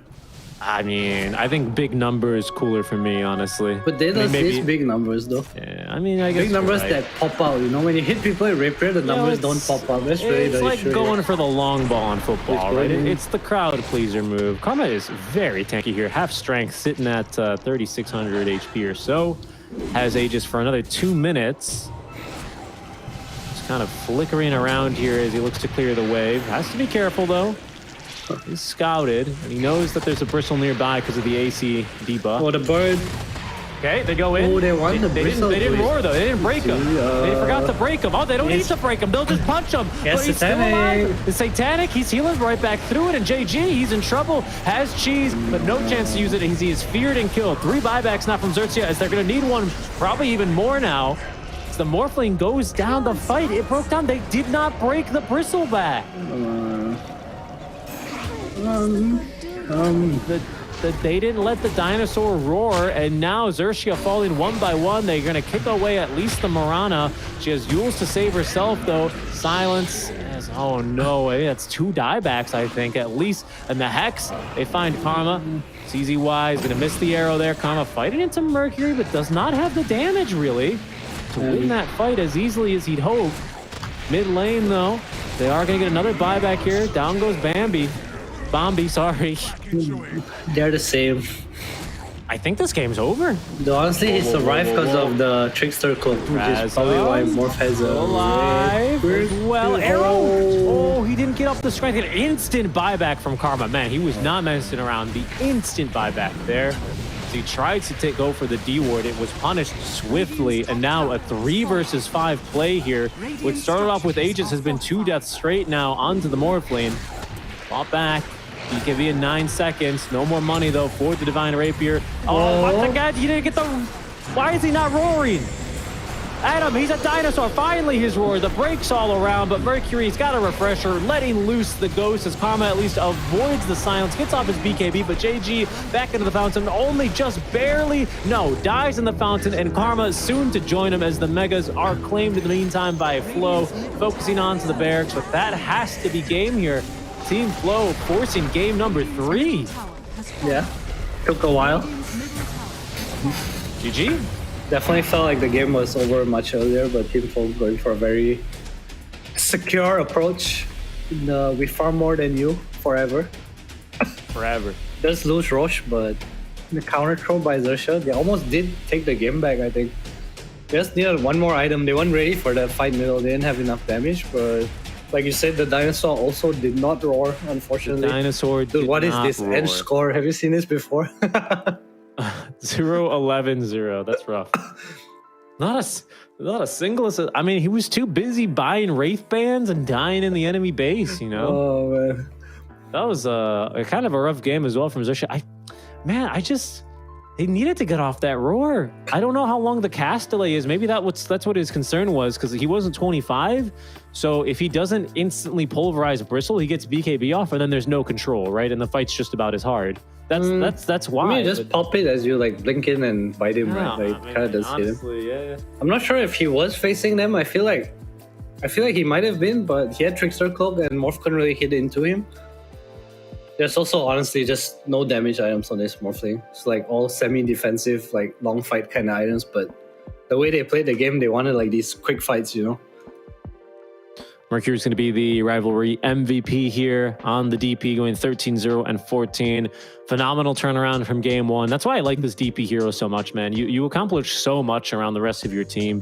And towards the end of that game as well, he did do much more damage than the Bristleback, who was simply fronting as the tank. So phenomenal game from all 3 cores really on Flow, who are going to massively improve from game 1 to bounce back and win game 2 here, Adam. Xerxia, what was it for them here, you think? I feel like these teams, they don't use last pick well. Like this Tuskar, they're like Tuskar versus DP mid, no Kimochi, you know? Like it's not good. Like we dodge.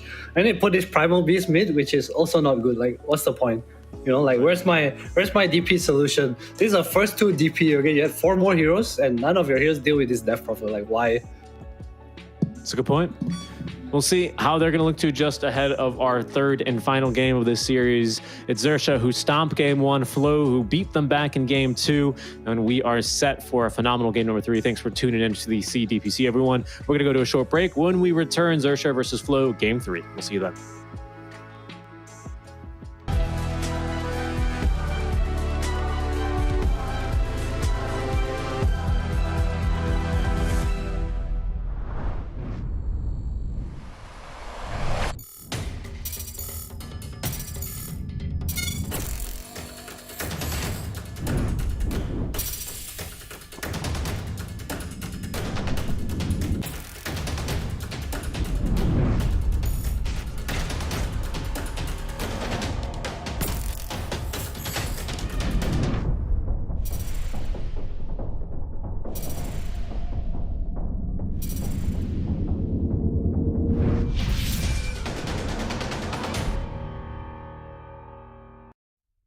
3, 2, 1.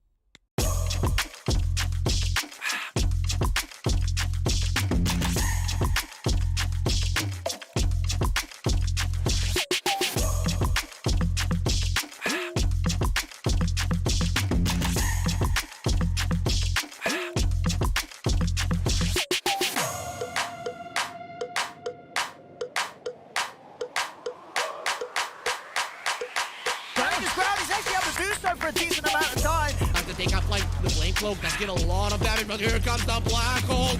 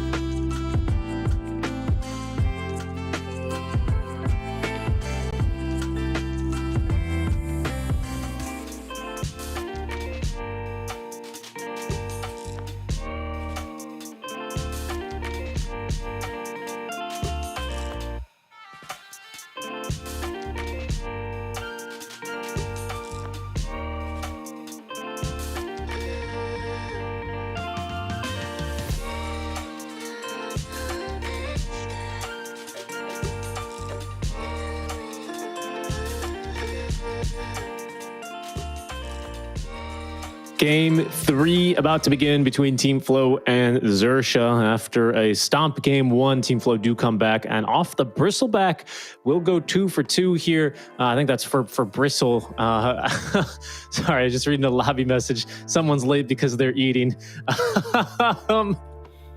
But we're about to get underway with game number 3. Adam and Ticket Strike here on the call with you guys.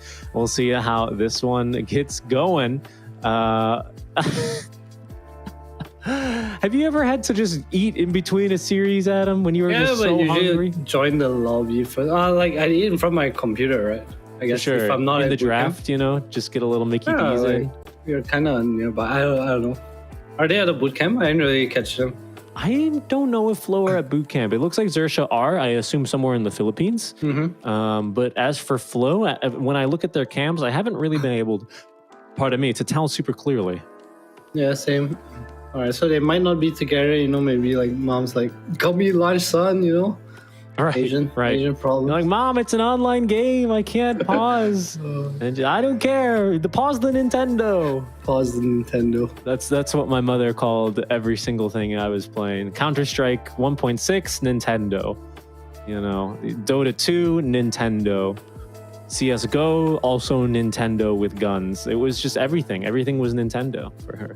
So I remember I was a really fast kid because I was like addicted to video games. You know, so like, is there time? Like, come eat dinner. It's like 3 minutes. I'm done. I sprint back up the stairs back to my computer. That's the move. My mom like, son, can you help me? I'm like, oh, so quick. You're the fastest dishwasher in the West. Yeah, that's me. It's me. I mean, that's you gotta do what you gotta do to get back and gaming. What was your first PC game, Adam? Ragnarok, probably. Ragnarok. It was Ragnarok, Gunbound. I think those are like my top 2 childhood games. You didn't get sucked into the RuneScape or any of the other. I played RuneScape a bit. I didn't really enjoy it. I think it was like too clunky. It wasn't for me. I played Maple, but it was slow back then. Like Maple now is like so much faster and like so much further. Last time it was like it was a grind. It was way too grindy. I don't know. I just really enjoyed Ragnarok and Gunbound. Gunbound was cool. What is Ragnarok? I'm not familiar with Ragnarok Online. It's like a 2D MMO. Ah, okay. So you were into an MMO for... Yeah. It was really nice. I know I was young when I played, but like, I don't know. It's just a lot of good memories, I guess. Well, that's always nice. We'll see here as soon as we are going to get good to go, as we're just waiting for Team Flow to get ready and give us the G in the lobby chat, which is why we're talking about the old games. No, man, my first game was Counter-Strike 1.6. I still remember my first time on CS Office. Good map. I thought the money was real money because I was like 12. I was young. I was even younger than that, actually. The map I used to play was Ice World. You know, you go LAN cafe with your friends, and it's basically a square. It was like a deathmatch with like a lane in the middle. Yeah, exactly. That's FY Snow, I'm pretty sure. Yeah. Is it? That was fun. I think it's FY Snow. I used to do that one and then FY Snow. All right, so there's one called Ice World 2. It's like a different one. It's probably better. I remember Snow was like the classic. I did a lot of rats as well. D-rats were always super fun. Oh, okay, it's pretty much Snow but without the sides. Okay, I see. It's just a box. Just a box, man. Even simpler, even older. Good times, man. Good Real times test back in the skill. day. You die instantly or you kill them instantly. And really, that's what our series has felt like, right? I mean, when Flow have had the power, it does feel like they should be the ones making moves and going in. Xerxia, I think, a little bit faster on their timings when they choose the right items, which is, I think, the real big question mark going into this series. Not only the draft, of course, which is now getting underway as Marcy Gangnam styles her way across our screen. There we go. I like this. Bring it back. But opening pickup as the Potom. Ember Spirit goes unbanned this time, though. Might be a pickup that Flow are considering, especially as Tusk in the pool. That's what I imagine Xerxia are considering here. Yeah, Mirana picked up as well. I'd be really surprised if Xerxia don't like pick something to address it. You also see the Ricky not banned last series, this series as well. So I think Flow might aim for Ricky or Ember on the 8th slot. I think the Ricky probably not as good as the Ember for sure, but I'd be really surprised if Xerxia give them the Ember here. See, okay, there's the Ember indeed. And they will also pick up the That Coddle. is- Okay, 7th pick Coddle here. Probably just looking for a Ember combo, I guess. But That's right. it's usually not very common to see. I think something we used to do back in the day against this Ember Call combo is we pick Doom. So you just kind of negate it. I think Right. Faceless Void was like a hero back then too. So time dilation kind of just stops it. Like you can't really do much about it. I like the Void. They like the Beastmaster though, as Flo will pick that once again for Nevermind. I'm sure he had a pretty fun hero, or sorry, a fun game on the hero last time around, so we'll take it for another whirl. Naga Siren, a constant ban as well. Must be a Karma hero. It's banned all 3 games against him. They could also think it is definitely a Karma hero. I'm not a huge fan of the Beasts against this. I feel like Ember and Carla are generally pretty good at just out pushing your wave. Do you see that motivation on the board behind him, by the way? It says play like you never won. Then perform like you never lost. I like that's a good mantra. like My that. old football soccer coach used to say the same thing. Even if you score 4 goals, you play like you're still down. There was no You gotta hustle. yeah, you gotta always give them the hustle. Absolutely. Alright, so they all look like they're in rooms, but they all look like they're in the same room. For Flo, that okay, is? no, but No, not, I don't. Not I never don't- mind. I don't think so. I think maybe Unknown and Mercury look like they were in a maybe just similar backgrounds. I'm not sure. yeah, there could be a couple of them. I mean, Mercury. Sorry, make that team flow mostly Malaysian, so it would make a little bit of sense as to why they're looking like they have similar setups. That's true. That's true. I mean, Okay, that's they're certainly not the- definitely not good heavy. Yeah, Right. it doesn't look like it. Either way, looking at the bans, there's the Riki banned out, so that's at least something to address this Morana. SF ban, interesting. I guess that's just to make sure Ember has a decent laning stage. If you're that concerned about Ember being cheesed mid, do you consider a Huskar ban here? I mean, I feel like there are a lot of cheeses if you want to cheese. There's Monkey King, there's Slark, there's SF, there's Ember, there's even Doom. Well, There's like a lot of heroes that can definitely punish you. Slark at least banned out actually by Team Flow. Does that indicate anything other than like Bloodseeker, who would kind of be a weird pick right now? I feel like it's just Karma's heroes that they're taking out, just carries that the Beastmaster doesn't really want to play against as well. What was he shaking there? Is that a Nintendo Switch? Who I did Is not that? see. Is that a Steam Deck maybe? It's possible. Just playing a game while in a game. True gamer. True gamer. Absolutely true gamer. Yeah, I think they're all playing remote by the looks of things. Okay, what'll it be? So they banned the Bat Rider, so that's another possible cheese. And I actually pick up the Tusk themselves. Alright, please don't be off lane Tusk. That's all I yeah. request. Just pause for good. Pause for I'm pretty sure it's JG Ember, but do you see any world where Xerxia run this like Coddle Ember safe lane? I remember that used to be very popular. not for Karma. Okay. Not for Karma. JG is a very post 2 player, I would say. Like hard post 2. He's not gonna play like this sniper or something. Rupido is the one that kind of jumps between the hard, like the style he leans to. I think he jumps a lot, but I think he's definitely better at these like scaling Masaros type of offlaners. You know, Timber Saws, the Dawnbreakers, the kind of more beastie heroes, the Dooms. I feel like they should kind of try to stick to that as much as they can.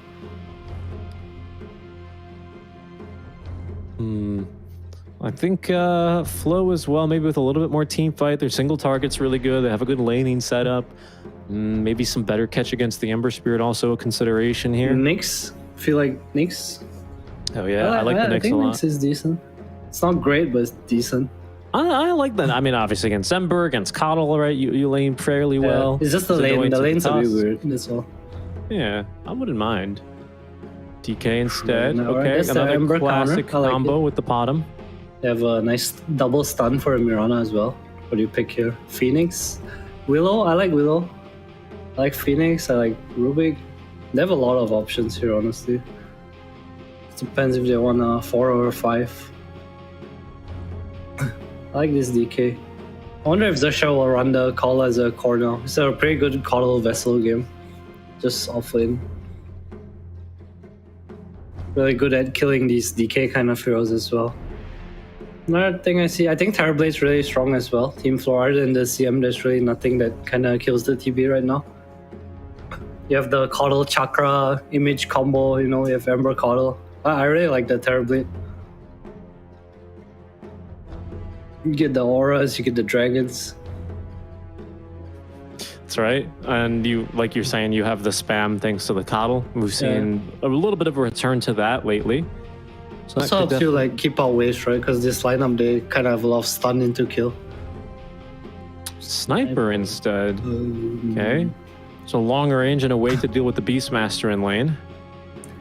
I don't love it, but I can kind of see what they're trying to do. It's like a lot of long range poke. I feel like they needed a big boy, but Sniper can definitely be that hero, just maybe not the best, but I think this says that the Tuss is pos 5? Because there's no way you have a Coddle Sniper in safe lane, right? That sounds so bad. Just put the Tuss safe lane, Coddle +1 off lane. Yeah, I'm wondering what that's what I'm curious about as well. But like you're saying, the long range is phenomenal, right? Especially because Coddle, I mean, the Sniper right now probably on the least of his, or at the very bottom rather of his Chakra Magic list. But you know, like you basically refresh Shards and of course the Sleight of Fist, and Shards is like 300 damage when maxed. So yeah, it's significant. The long range poke is pretty crazy. I foresee lots of maiden deaths this game. It's just annoying again into like Moonlight. Like team fights, you can't really take team fights that way, judging by the lineup. There's too much jump and vision from Team Flow coming out right now. Ursa, and once again, there's that Faceless Void getting banned out. Team Flow still looking for a carry. Ursa as well taken out. Two big Morphling. Just Spectre again here. They banned the Viper too. Yeah, It's good against Coddle, good against decent against Sniper. It makes sense with their lineup too. It's a hero that connects. I wouldn't mind. Some hero, I mean, NP actually, no, he's been first banned. Yeah, first ban. Those are the only two real global heroes we see, isn't it? I mean, I think Dawnbreaker is the only other one that comes to mind. I mean, Xerxia probably looking for a Timber pick right now. 2 strength cores, Timber not banned. They definitely need to pick something that's decent. I think even MK looks really good. You have Beast Aura, you're a strong lane. You have more team fight. I like Monkey King a lot here. Stops the Timber as well, yeah. I feel like there's still a risk of potentially an Underlord though. I think for Xerxia would look good. They go Bristle again. I thought they might have. Oh, look at Xerxia. They didn't like that. Don't you just Legion or Timber here? Yeah. I don't know. Xerxia had a very interesting reaction on cams. I'm unfamiliar with the players myself, but whoever we were on, literally they slammed the desk and started yelling. I don't know if that was a good thing or a bad thing, but they immediately picked the Timber. I mean, they probably wanted the Timber. They like banned the Ursa Void for it too, and it's like Bristle, you know, with Timber. It's probably calling for the Timber Saw already. 2 strength heroes. I'm really surprised Team Flow they chose to ban Clockwork and Viper instead of the Timber. It's really. Yeah, I mean, I think the Viper makes sense, right? The Clockwork, though, a little bit out of left field for sure. They have CM Mirana already. Like, where's the Clockwork gonna go? That's a weird ban, man. It's a weird ban. He's looking for the other Goblin. Maybe they wanted to bait the pick through, right? Let it through and just waste a ban, so they ended up picking the Bristle again. I don't know. I feel like this Timber Saw is a real problem. We saw phenomenal Timber in game 1 out from Rupido. I see no reason why he's not set to have another game. The control is significant, and they have a lot of damage for him, especially in the Maiden. So it's not as free as game 1 was, but still problematic here, especially if he gets a good start. I feel like it's a domino effect. Like this Timber, he allows the post 4 to leave, and then the post 4 like impacts the mid or the safe lane, and you just kind of like snowball. Like you don't just win one lane, you know. Your Timber wins his lane, and it makes the other lanes win too. It's so annoying because you cannot like come back and punish this Timber Saw. See how it goes as we will get underway with our third and final game of the series here. Adam, are you still a Xerxia fan as you were? Yeah, I have to be. I think Team Flow kind of messed up. I really dislike this Bristleback pick. There's like no point. It's not good against Sniper. It's not good against like Coddle, Tuss, Ember. Like it's just a play brain dead hero kind of pick. You know, it feels like.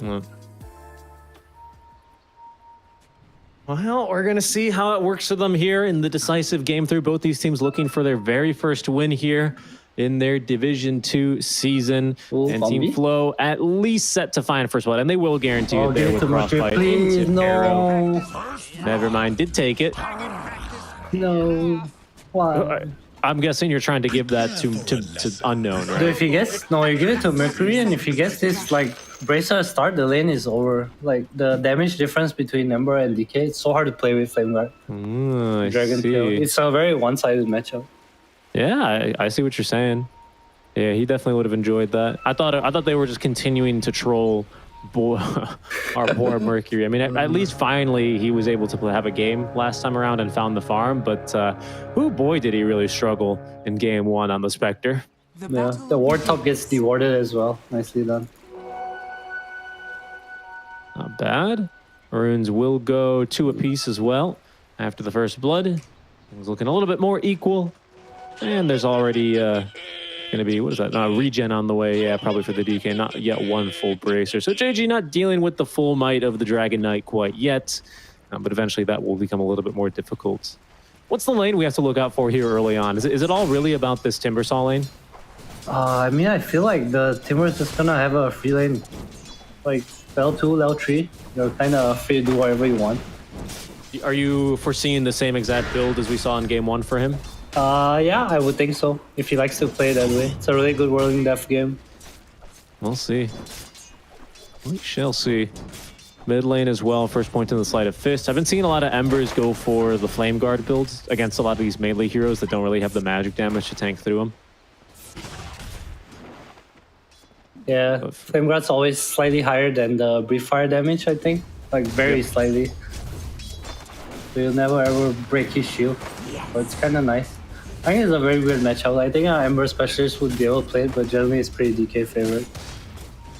Yeah, speeding them back in these early couple of waves. But once we get the points into Dragon's Blood, that will change for the worse, most likely. And quickly checking in down bottom. It is Axe's level 1 here. See how much Tusk can do in this lane. What does Tusk need to do? Does he just need to be the bodyguard for Sniper, basically? I feel like the Beast should be dying in this lane once he has more levels. Like, it's not a defensive lane for sure.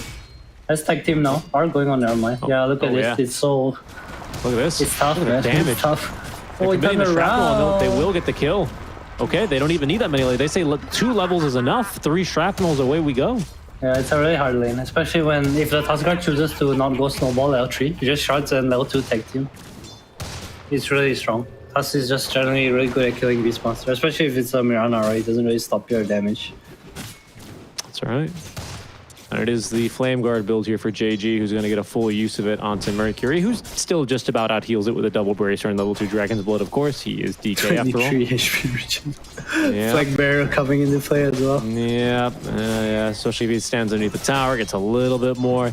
Yeah, I'm impressed. It's simply put at how much HP regen DK has all the time, and it will, of course, just simply increase a bit more.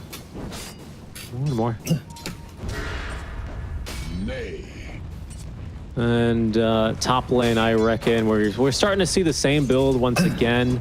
I don't remember, when did he put his second point into reactive armor? Was it at level 3 Level or 4. level 4? Level Okay. 4. He went 201 into 302. I believe. I wonder if he wants to go Oh, he maybe went for more one more reactive point in armor. reactive here this Yeah, he time. did, he did. Yeah.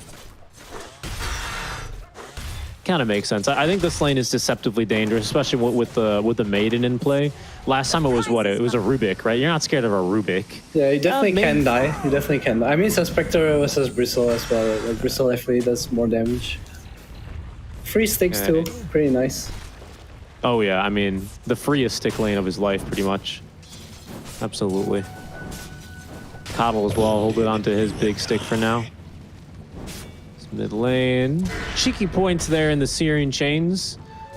Taken by the Ember Spirit. Not the biggest setup for anything quite yet, but can always catch Mercury off guard if he's not careful. Unlikely to do much still, again. Casually 13, basically 14 to regen a second with nothing. Just his items and his ability. Look at this. He just out tanks him, man. No cares. Has gloves of face. I would like to see him send a Tango or South. Getting a bit too low. Yeah. A call can definitely run in here, try something if he wants Radiant's to. courier has been Oh killed. no, the Coddle Courier had the sentries on it, sentries, so yeah. we'll be denied of those. Xerxia, he's not going to get too much regen, but will at least sneak a bottle, or sorry, a water rune away. Not bad. As both supports will simply rotate back to their lane. Team Flow really doing a good job here at sniping couriers. They almost get the one down bottom as well. Lovely. So his Beastmaster took my first blood and his low net worth. Why? Because his sniper has 10 denies that he's laning against. DK as well with 10 denies in his lane. I think not too surprising considering it's a long stun. It's too long. Why is it like this? I mean, DK is one of those heroes. He either looks too good or too bad. Once he starts dying to like some Vessel or like some Spirit Siphon, it feels so awful. I wonder if JG will go for like a Vessel build here. He has Corrosion queued up.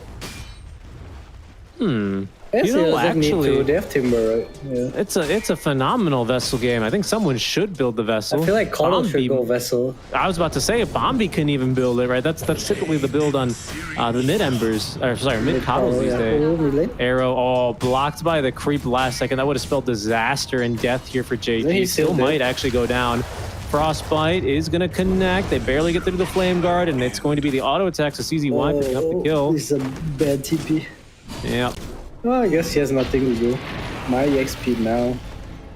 Get the rune away from the DK2 maybe, or just die to a DK stun. Radiant are scanning. Die Looks like to a he'll probably DK die stun. to a DK Die stun, to I a think, DK especially stun. with an arrow to follow up. There's no way out. Snowball only buys him a little bit of time. He's still even ticking down to the poison. The Oh, last auto Mercury, attack will he do got it. the kill. Finally.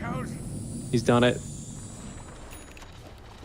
Okay, JG about to hit level 6 though, so with Remnants, he's much more difficult to Dire's take top down. tower is under attack. And Rupido might be dead top lane. 5-6 stacks here of the Quills. They need another one, but blocked by the creeps here. Unknown's not going to quite be able to catch them. Into the triangle they go, where they catch the Maiden, who's been blocking their camps. Oh, that's a clutch sentry, though. Feels so good when you get Radiant's two middle sentries tower with is under one. attack. It does, it does. Shazam giving Bristle a lot more EXP here. I like that. Some adaptation mid lane. Yeah, a dead Ember Spirit, another stun. Dragon Tail range form into the arrow will pick him off. Nothing the Snowball could do about it. Good job at least keeping the DK off of the tower with the first Elder Dragon form, but they've still got a lot out of this lane here with that first cast. 2 kills onto Ember ain't bad for your money at all. He's so farmed on the DK. 103 involved in all 4 kills, all in his lane. Meanwhile, the Sniper is like bullying this Beastmaster, right? DK is bullying Ember, but Ember's not doing as bad. You know, mind forced to jungle. Can't even lane 1-on-1. Dire are scanning. Yeah, he's having a rough one. Does not have Helm up yet either. It's only level 4, so he's definitely struggling quite a bit this game. Yeah, I mean, Mercury's just too tanky to die. Has strength treads now, so good luck taking him down as Ember looking for the D ward. Bombi and him will be able to I've tag seen this team it, but once before. again, and they go on to JG and the damage, it's too much. He's just dead a 3rd time. It's that easy. Oof. What's happening? Trade offer. I give you my life. I get Radiant's 1 middle ward. tower is Oh, under what did attack. Mercury buy? He has something flying out. Where that? Another bracer. Soul Ring.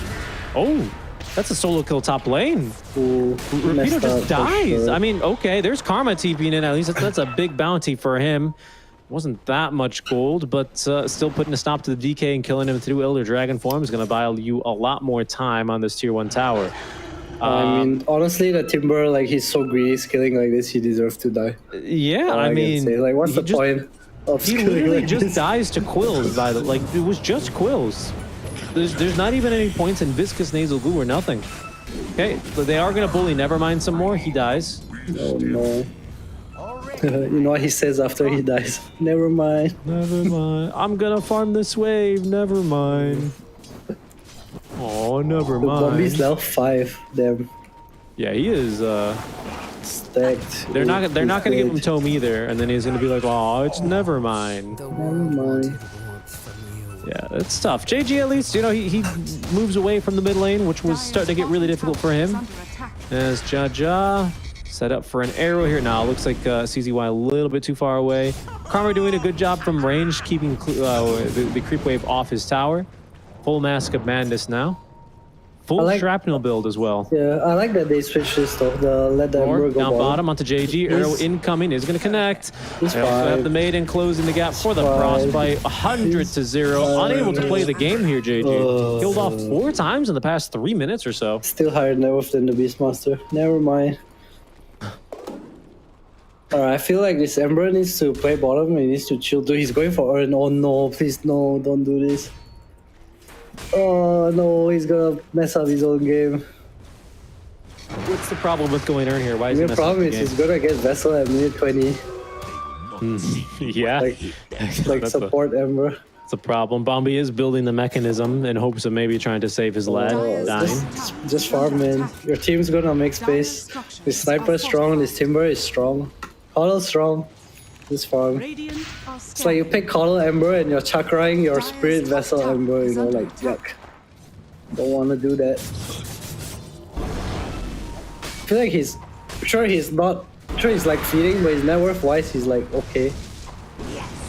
He also keeps getting stunned by DK for some reason. I don't know why.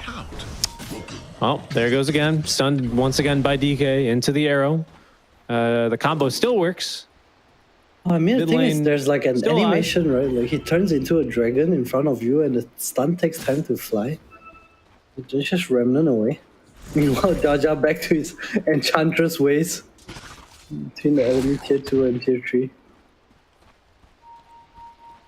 Dire's middle tower is He's under probably attack. gonna die. Radiant's bottom tower is under attack. Oh, you short. Oh, he's back bottom again, JG. Man can't be stopped. He's going to eat another Oh, they stun, won. but this time no arrow to follow up, and actually they're giving chase. Oh, it's a big kill if they Meantime, can get it. Jaja does die. they It's a get big it, damage bro? here. No, they He's just cannot. too tanky, Oh, does no. not care. He has a There's a stun in level 3 one. Frostbite ready for GG. him. Stun will connect. So Beastmaster didn't come though. Went back to Yeah, no Riches. follow up here. Oh, wow, JG nearly got taken down there. Nice blinding light to make sure that illuminate hit, but DK just doesn't care, man. He's just too tanky. Oh, this Maybe is they can kill probably a kill, Trasm. It's definitely a Maybe. kill. Yeah, Oh, okay. let's go, JG. We back, baby. Earn charges. It's earn charges. There we go. Alright, how's our other lanes doing? Timbersaw. Feeling shamed. Lost to Bristleback. Solo kill. Dire's Unlucky. middle tower is under Still attack. gonna be Timbersaw though. Karma? What's happening, Karma? It's very aggressive. They want to run in with the DD here.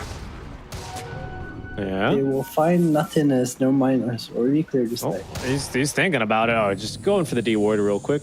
Oh, do you see Not that? bad, Bristle wanted TP, but he cancelled. So he's kind of stuck up here now.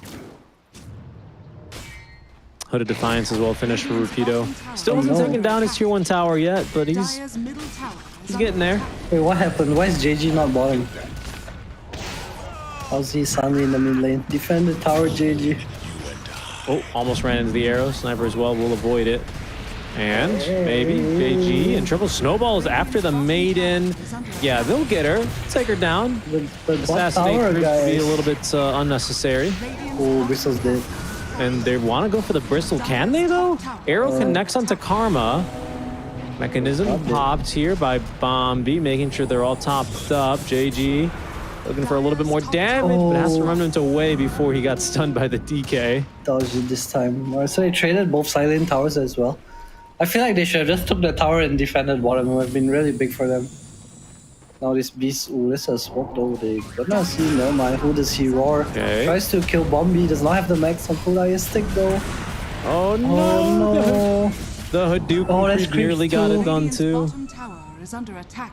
Lost the creep, lost everything, and Team Flow, their smoke move on the other side of the map is not going to yield anything here. Maybe they find Sniper Blink reveal in. Oh, the creeps! Oh, Nice got job. him. Mercury dragged the creeps on over to make sure they didn't block the arrow, and will be rewarded with that kill. Big kill onto the Sniper. That should be the mid-tier 1. Radiant's middle tower is under attack. Maybe even more? Rupido? Torpedo is rooted. What is he? Uh-oh. Rooted. Uh-oh. Arrow on its way? No. Uh-oh. They're TPing. This is not a good ball. Snowball? Torpedo? Oh, he gets away for now. Careful though, they only need a little bit more quills now. It's the breathe fire that actually finishes him off. JG is in that, but he has only a remnant down. JG, Can he get out in time? No. The arrow again. JG, my brother in Christ, chill out. Oh, Christ. Where'd the sniper go with my Kata? I mean, I guess that's a fair question, right? I'm not a big fan of this from Bombi. He's trying to go for creeps. I feel like he just should have gone for staff after mech. I feel like 4-staff is so valuable because Team Flow doesn't really have chasing heroes. They just have heroes that want to press their buttons on you in succession, you know. Stun, arrow, frostbite, you know, chain stun. Radiant's top tower is under attack. Or Prize is mine. JG still on the struggle. Yeah, very much so. Trying to get the vessel. Still no vessel, has the recipe, needs another 500, 600 gold, and he'll get that thing online. Radiant The are booster. standing. Nearly there. Never mind. He's finally at least got helm. I mean, he's had helm for a while, but on his way towards the Vlads. But who boy is he still very much recovering. At least he's just about even for JG in terms of net worth.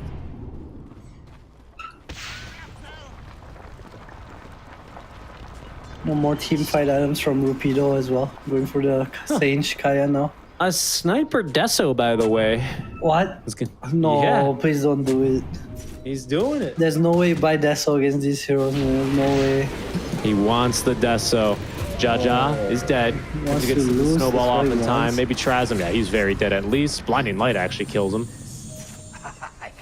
No way, no way. If he buys that Deso, I'll be so mad. What's wrong with Deso on sniper? It's, Turns the bullets it's red. the- Does more damage. That's true, though. That is true. Damn. I don't have a comeback for that. I lost. Get the Deso. Get the Deso. And then you get Scotty, and then you have almost RGB. Red and blue. bullets, basically. Yeah. What else do you need? You need a battle pass animation in there. Yeah, and then you'll have RGB. Yeah, And like then like you Bristle's literally can't quills. lose. You see his Bristle's quills? Looks like my computer, man. Oh yeah, that's Kinda right. popping off. What's he got? Yeah. Yeah, I'm just not a fan of Deso because the heroes have 5 armor. Like Beast builds this Beast style. Helm of Dom, which kind of negates the whole thing. Careful, JG. He should be out of range. There's a blink dagger on the DK. Ember does not have a remnant back Actually though. chasing. I think they're a little bit too slow. Yes, They can no, maybe hit him with Put a laser remnant, blue. bro. Okay, the blink on in. He gets the remnant away. The creep wave blocking the potential arrow from CZY. So he doesn't die quite yet, but the arrow still kind of forces him to take an awkward path. No remnant. He will still die here, Adam. And Xerxia, they're sticking around to fight. This is bad for DK, but can they get Yeah. more Bristle? No BKB, no TP. Bad for DK. Bombi is for super Bristle? fast.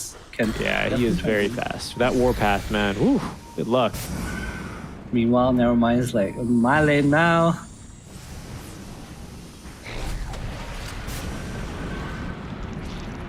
Okay, Deso, I mean, he hasn't committed into Deso. He can still turn this into BKB. He can turn this into Maelstrom. He can turn this into Basher. I like all those items over Deso first. In that order. I'm not sure about the pressure. I mean, come on, brother. 10%? Easy. Dude, there used to be a build in Dota 1 where you go M1 Basher and Sniper. Yes, just stun lock. Get Oh. 2 Bashers. Chasm. Okay, killed off. There's that long range poke and harass coming through, leading to very easy, opportunistic kills. And back into the Roche pit for Xerxia. Okay. I mean, this would be easy if they had Deso. Oh, if they Or walk tag team down in the on pit. Mercury. Oh, they're Instead, going. Tag team's going out. finds 2, but most importantly, they're going mid lane at the same time, where Nevermind is forced to roar. The move speed bonus he gets from roar does get him out of that hard spot. Oh, Jaja. Now, without roar, can they take this fight? Jaja does go down, in trouble now, is Where the going to be chakra is not unknown. changed. BKB just came off cooldown. He popped it as soon as he could. Now turning back to fight is JG, has the remnant back, so Oh, he feels DK in confident going back on it, trouble. but did not want to stay in range for that stun. The big ol' whirling There's death. That's chakra why now we too. max it. Big kill there. Chakra Bristleback and Bobby. falling quickly to this Vessel, amped up by that's a the big freeze. mana leak. Not mana leak, what's this called? Solar behind Rapido. Probably dead from the high ground. No, still alive, gets out. Okay, phenomenal fight from Xerxia, but they can't finish Roche. They need the Tuskar. He's coming. The JG kind of messed up there. He didn't wait for the chakra. Couldn't get the chains off Trezam. And I don't think they have detection here, but they don't need any actually. Trasm's just dead. The long range poke and harass is very good. And now that this Vessel's online, after they cut out the long duration BKB of this Bristleback, the game doesn't look that bad actually. Greaves and your favorite Desolator flying in as well too. Yes. It's go time. The Desolator, red bullets, my brother. Ooh, I'm not never sure mind. what tanked that arrow. It looks like it Trying disappeared. to get the slots here. Okay, Aegis Oh, now he for might Karma. go down here if they see him. Oh, he gets the chain. No roar, no Nicely TP. done. Arrow is going to be avoided by everyone, and a big big old wolf. whirling death. It's a big Dude, wolf. Rapido, all he needed was this Kaya Sanji. He's in these fights, and he's doing like a bajillion Yeah, damage. he really is. They have no real kill for him as well. CZY, no Vessel, choosing to go for his Greaves. I feel like his heroes, they didn't really need more tankiness. They need a bit more magic damage, some Veil, some Vessel, you know. Either that or Mercury maybe go for a Silver Edge, but he's kind of underfarmed. I would say underfarmed, but he was very, very far ahead of this game at some point. Now only 4th in net worth. Karma go in as well for this test. I mean, he's got that online now, so Highness Armor is doing plenty more damage than you might expect. This, I mean, it does synergize nicely with Coddle Ember, doesn't it?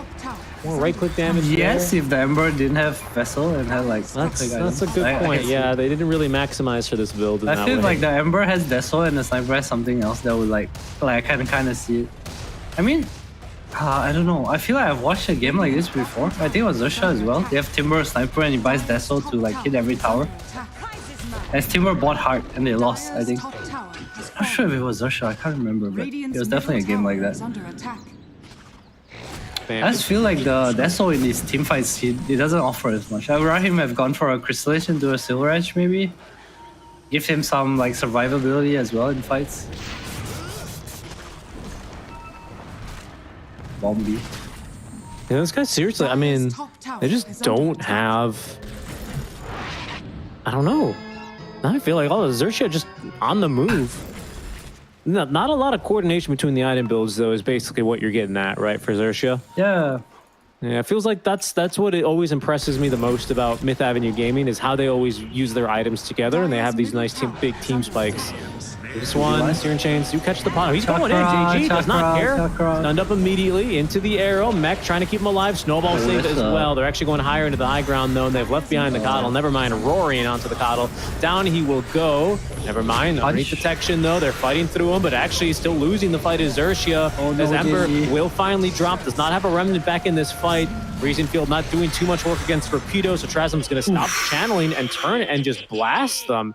Sniper making his way out of this fight completely alone. Didn't even want the regen rune. Oh man, the JG's tilted maybe? I don't know. I feel like you have Coddle Ember, you slide chain, you get Chakra, you slide chain again. Like why are you flying in? Agreed. It's a long range artillery, man. Where we at? We in hand combat now, you know, it's not working out. It's kinda hard. Get stunned. Mercury close to his BKB now too. It's kinda scary. He has the BKB flying out actually. You gotta be very careful when you buy items like Desolator on Sniper, Vessel on Ember. These heroes, they're gonna fall off super hard at some point. Eggs on the Bristle now too, kinda scary.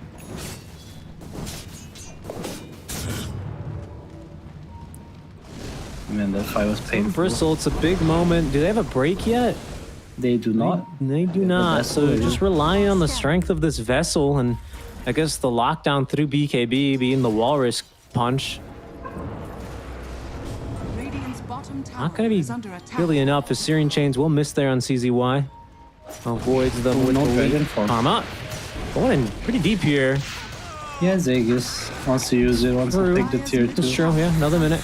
As a specialist array, so we see the double red lines. Kinda cool sometimes. Radiant's bottom tower is under attack.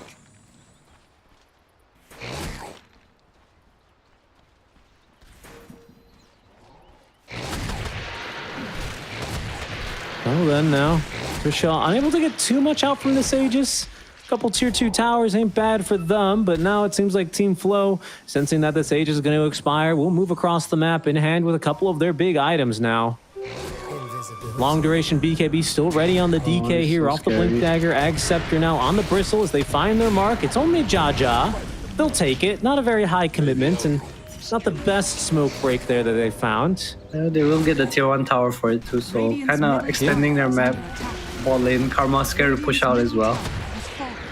Shazam still hunting here. He is invis. They probably won't expect this. I won't. He has Greaves for their... Does escape for now. Sniper as well, turning and blasting decent damage, especially the whirling death here onto the bristleback. Oh, Shazam just has reclaimed. They've kited out the sniper. I think he force-staffed himself forward, so he doesn't have one to get out of here. Completely kited out. Let's see what he can get in return. JG had the vessel, but immediately dispelled. Oh, he can TP. And now No, with Walrus Jaja. he just TPs. It's easy. Why? Managing to get out of there. I feel like the story of the game has been never mind farm bottom, team go fight. Yeah. Just once again in the bottom lane. Pushing it out. Close to his BKB actually. He will manage to get out for now. Oh, they will get the dragon. Right, it's something. Oh, he I took think another yeah, he creep. resummoned, right? Yeah, good call there. Had to take a Rumble Hide, which isn't the best, but it's better than feeding 250 gold, I guess. If I'm not wrong, I saw 3-3 do this. Can you disassemble helm? I don't know. I It has feel a like recipe, he, right? So I I don't feel think like he you can. has disassembled. Yeah, I guess not. No, he backpacked his helm. Okay, that's what he did. He backpacked his helm. The creep dies because you can't backpack your helm anymore. It's funny. Time for a tag team. This game looking really scary for Xerxia right now.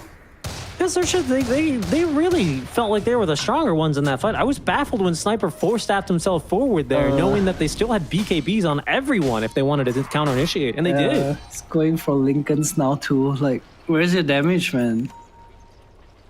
Rupido needs to carry hard. It goes for a Lotus too. They're just kind of all not very itemizing to win the game, I think.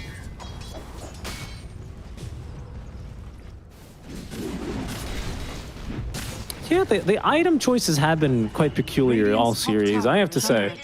It's been interesting builds here, because what, it was Mask of Madness, Deso, Hurricane Pike Sniper, next into Lincoln's. Makes sense for the roar. Where's your damage? It's the same as this is worse than the Morph game. The Morph game he had a bit more damage than this. Like, oh man, like who are you killing? Is Mirage Greaves? CM has 4-star done.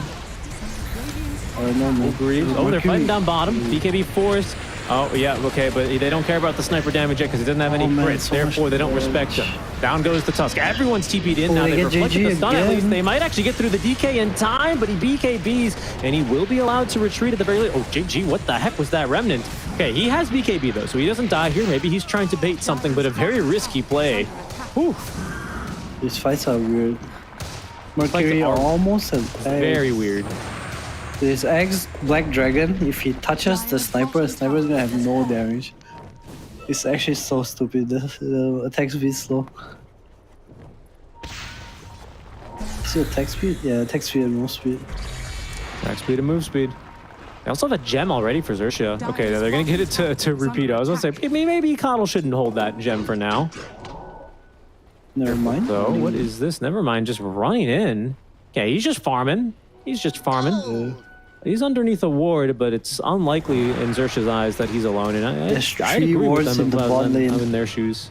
Is he gonna get both the ward? Oh, dude, look at this. Next level double ward. He gets one with the sentries, like, no way there's a ward here. It's just right below the other orbs. Where is this on the map? On the I see, right? on the... You see sentry? The sentry dewarded 1 orbs. Oh, The wow. one's like right there. Oh, Okay, they're running down the Rupido? DK. Doesn't have BKB, but Xerxia without reinforcements to be able to control lockdown and kill the DK. There's a smoke now. Team Flow. Do they have BKBs ready to go again? I see, yes, that they do. Also, there's a There's a Mag Scepter big freshly black delivered for dragon. DK. Yeah, oh, they go fight Karma. He has Lincoln. Oh, so... he's such a good jump here, Mercury. Oh, no dragon. 3 seconds. No dragon. Oh, there's Lincoln's. BKB. Yes, Lincoln. He wants him so bad with the Walrus Punch. Oh no, Walruses, they're good against dragons, don't you know? But here's the dragon now going to work against Rupido. Managing to get out in time here as Xerxia just goes right in the middle of things. Nice route there, forces the BKB at the very least of Unknown, who is dying to the sniper. Sniper back on the high ground. He's trying to hurricane bike himself back. They break through his Lincoln's arrow, protecting him at least, blocked by Bambi. But now Karma, the damage, it's too much. They don't have enough JG, to really get through anyone here. And now JG does not have remnants nor BKB, doing his best but can go absolutely nowhere as Team Flow will pick off 4 only in exchange for the Maiden. Bristle was facing the sniper and the sniper did no damage to him. Oh, that's sad. That's a big sad for me. Yeah, it's the Vanguard and it's this casual plate mail, man. That is super difficult, man. Casual AC now.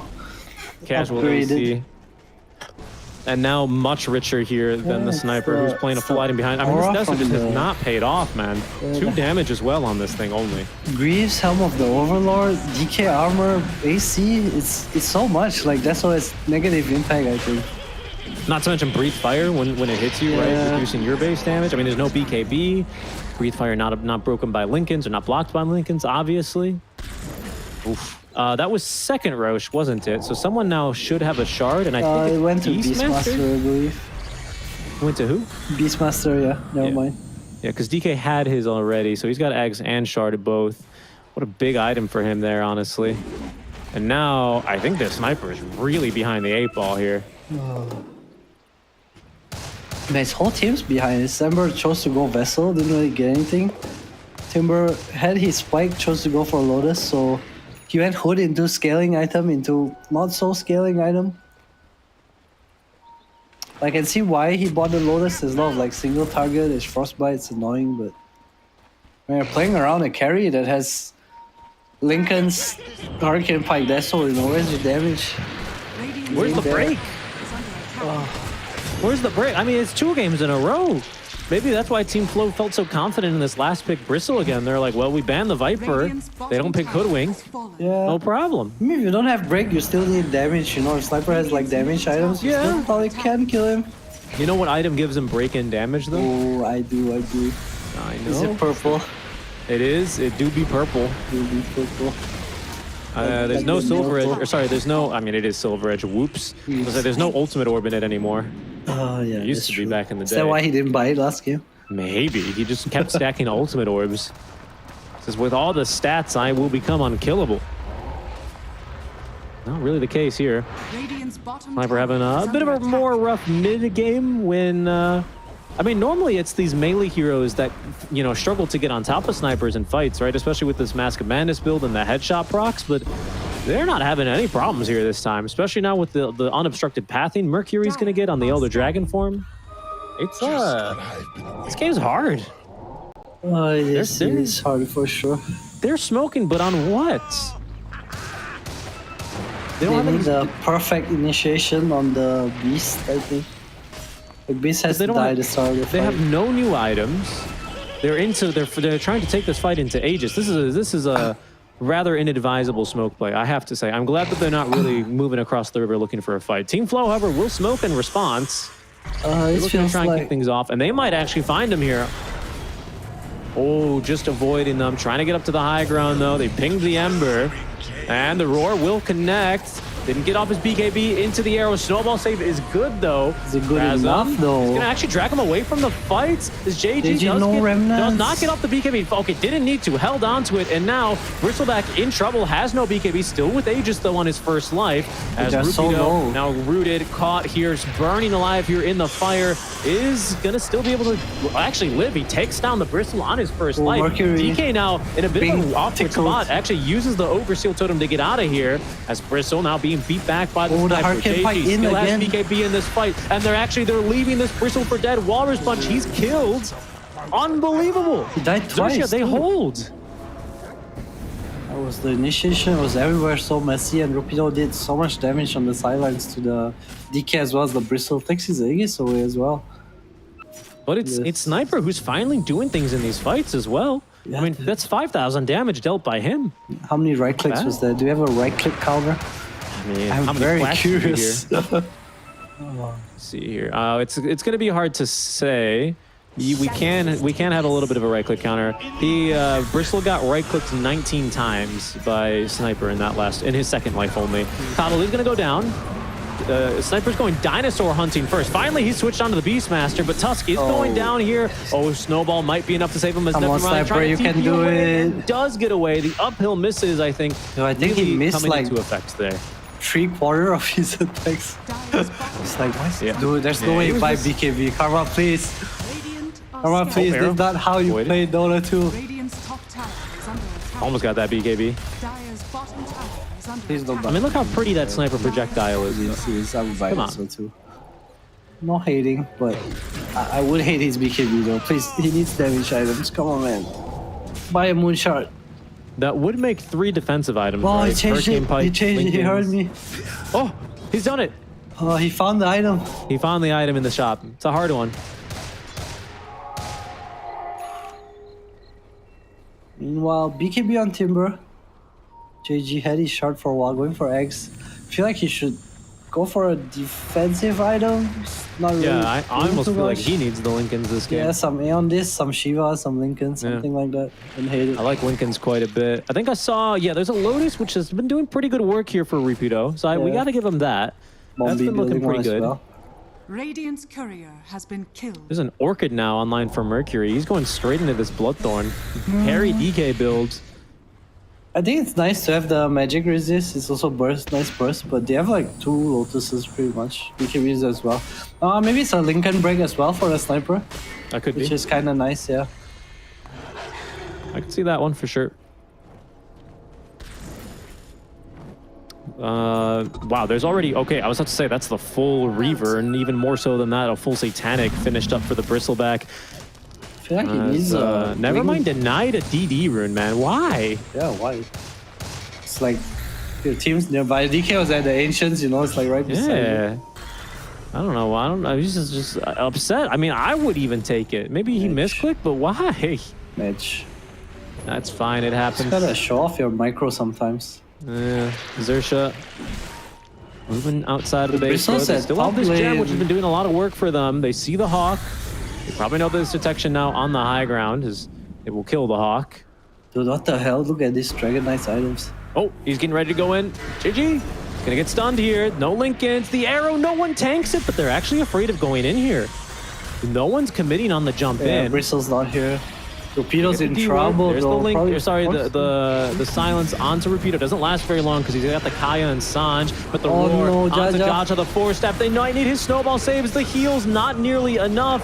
Bombi's wall slow to a crawl as JG Remnant's back and then activates the BKB. Another Remnant to get himself back onto the high ground safely. Oh, they Oh, actually Bristol. pushed back. Yes, Oh, no, he's Satanic. going down pretty Impressive. low, but they forced the BKBs. Repeato's got one as well as Karma on the low ground here is scouted. Arrow tanked there by Repeato in the BKB. He's going to allow Karma to once again force himself forward. Mercury the Lincoln's has his broken. Dragon Tail stun again, but isn't going to go in that crazy. He's chilling for now. Going for a Fatalist on Mercury. Yeah, by what the way. the hell?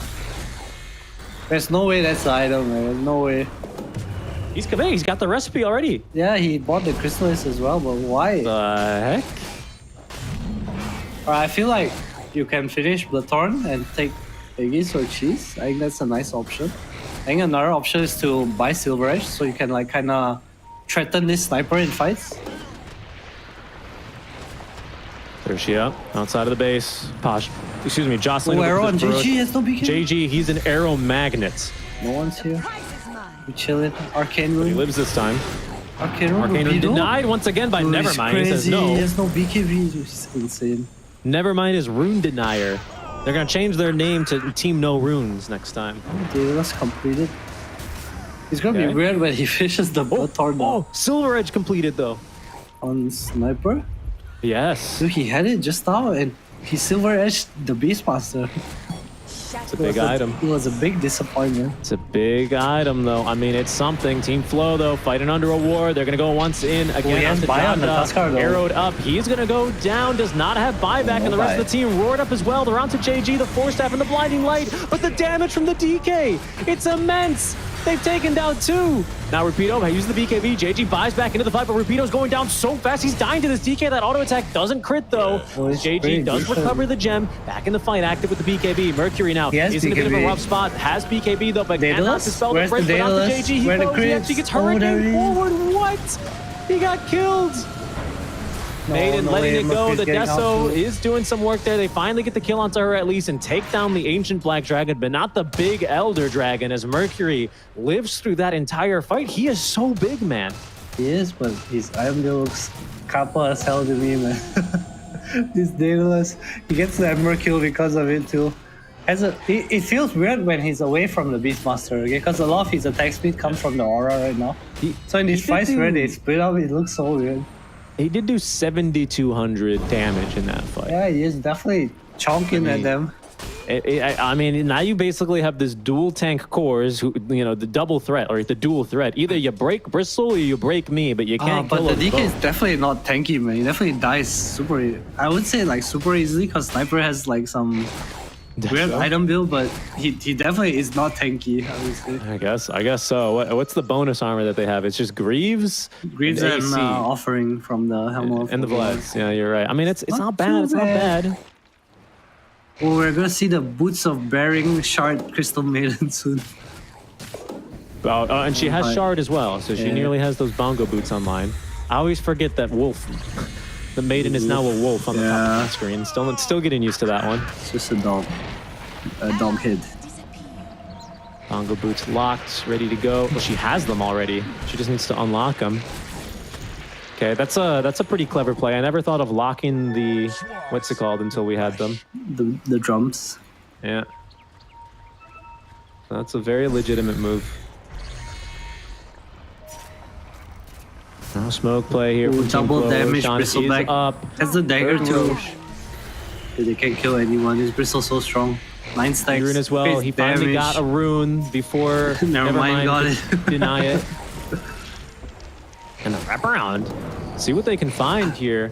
You're the hawk. No cores, by the way, on Team Flow with buybacks at the moment. JG again, and he finds his mark. It's JG, but he gets off his BKB before the stun can connect. And now in trouble. Look at this DK. Forced to BKB, does manage to escape.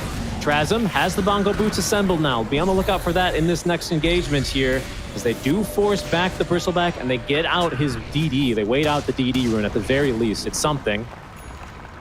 DK, by the way, he's up to level 25, so he's got AoE Dragon Tail stun. How does that work? Is it... you click on one and it stuns people around them. Okay, so it's still blocked by Lincolns, right? Yes. Okay. Unless the guy next to you is stunned. Understood, right. So if you're the primary target, blocked by Lincolns. Yes. Understood. Radiant So still a bit of an issue here. JG, that time fast on the BKB, did not get caught and killed. There's no Basher yet still actually on this Bristleback, which is a little bit surprising. He's going actually for the overwhelming blink first. I would expect the Abyssal. I would have liked the Swift Blink instead. I feel like he needs the speed. He's doing so much damage, you know, he just needs to stick to people. But yeah, I do agree, Basher is really nice. I think maybe, oh, hold on.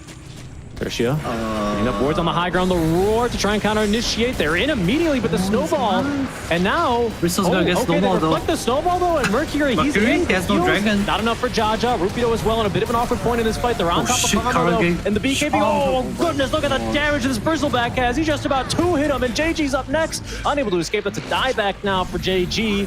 2 buybacks out from Xerxia, but Team Flow moved with confidence straight into the Roche pit. I think they have this. Oh man.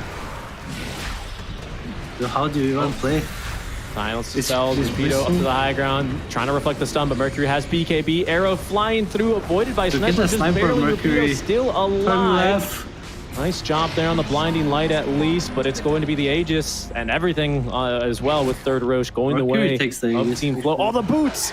We have the bongo! Ooh. I just want to see him alt and slide. Oh, Mercury? Wrong way, buddy. As the egg is no BKB though, it's probably gonna go down. Okay, he's gonna die. And they're trying to set up on him for a second life. This feels a little bit can they greedy, do this? but we'll see if they can get it done. They don't have a silver. He just blinks out, and now from behind, in comes the bristleback. Doesn't even need BKB for 30 seconds. Karma. Oh, he has Silver Edge. Try and He has fight him, Silver and Edge. maybe they can. There's another whirling death in 2 seconds, but never mind. He's on top of Karma. Actually, the roar's on Tabambi. Not like it matters much. They've dispatched of the two, silenced up, and likely dead as well as Rapido does have buyback in the sniper. Oh, Oh, he has no doesn't have TP. for 10 No, seconds. Karma, no. Oh, Karma, and he fought back from this fight. No. Why did they try and take his second life? The green. He's dead for 110 seconds. Radiant's top tower. That's game. This game for sure. I think it has to be. Radiant's top I think it has to be here. Up to the high ground they go. 10 stacks of the warpath. structures are fortified. You have a Daedalus on this DK, so he's actually chunking these towers. No one with buyback right now on Xerxia. See what they can get done. Arrow nearly caught there by Rapido. JG as well doing his best, but this is at least Megas, if not the game. And yeah, Team Flow looking to end the game here and now, and they certainly have the damage to do it. No sniper for another 70 seconds as the tips coming down onto him. The roar catches JG, and the damage is overwhelming. 3 dead now at 2 versus 5, but GG is called. Xerxia throw in the towel. Team Flow, they get the reverse sweep in style. Man, how do you play? If I'm sniper, I need to shoot this bristleback 60 times to kill him, and the bristleback needs to hit me 6 times. Man, it's so hard. It's so hard. Like his itemization was so weird. This game, the Morphling game, they don't have damage. And you know, you're the carry, you need to itemize. If you need protection, you tell the team to protect you.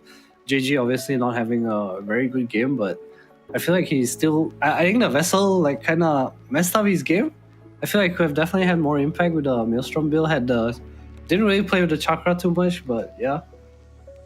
Yeah, I mean, it was those really interesting builds, right? The skill builds that were also a little bit out of the ordinary, right? A couple things out of the ordinary here for Xerxia, especially Rapido's skill build in lane.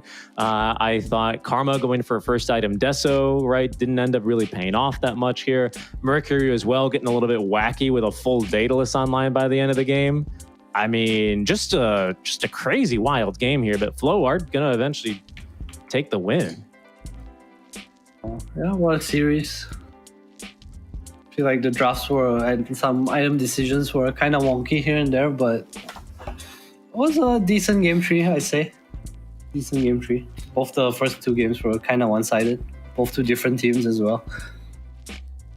Yeah, and overall, a 3-game series to kick off our day. One team had to finally find a win, and they have. Congrats to Team Flow, who are going to continue on somewhere middle of the pack now here on the standings table, while Xerxia are still going to be left searching for their first win after week number 1. So it doesn't really quite work out for them, but a good effort from Xerxia in the first series, as they do kind of struggle there towards the end to get things going. We'll see if we have an interview in time here. We do have, of course, our next series starting quite soon. Our next series, let me just double check, is going to be... I don't have it open here in front of me, unfortunately. But our next series is not the AG one. It is Team Myth Avenue Gaming versus Spawn. So that's going to be an exciting one as well. Should be starting in just about 10 to 15 minutes, folks. So make sure you stick around for that one after we hopefully get an interview. We'll see, though, for a while. Sniper Deso, man. You think we're going to see that one again? I don't know. I feel like there might be a game where Deso is good, but that was not it. He needed Silver Edge, he needed like damage, like even Maelstrom, like attack speed on Sniper is nice, you know, Mjolnir. I don't know, I just feel like he bought this Deso and he hit them and he did no damage. So is it really a damage item if you're not doing damage with it? Like spend your gold on something else, man.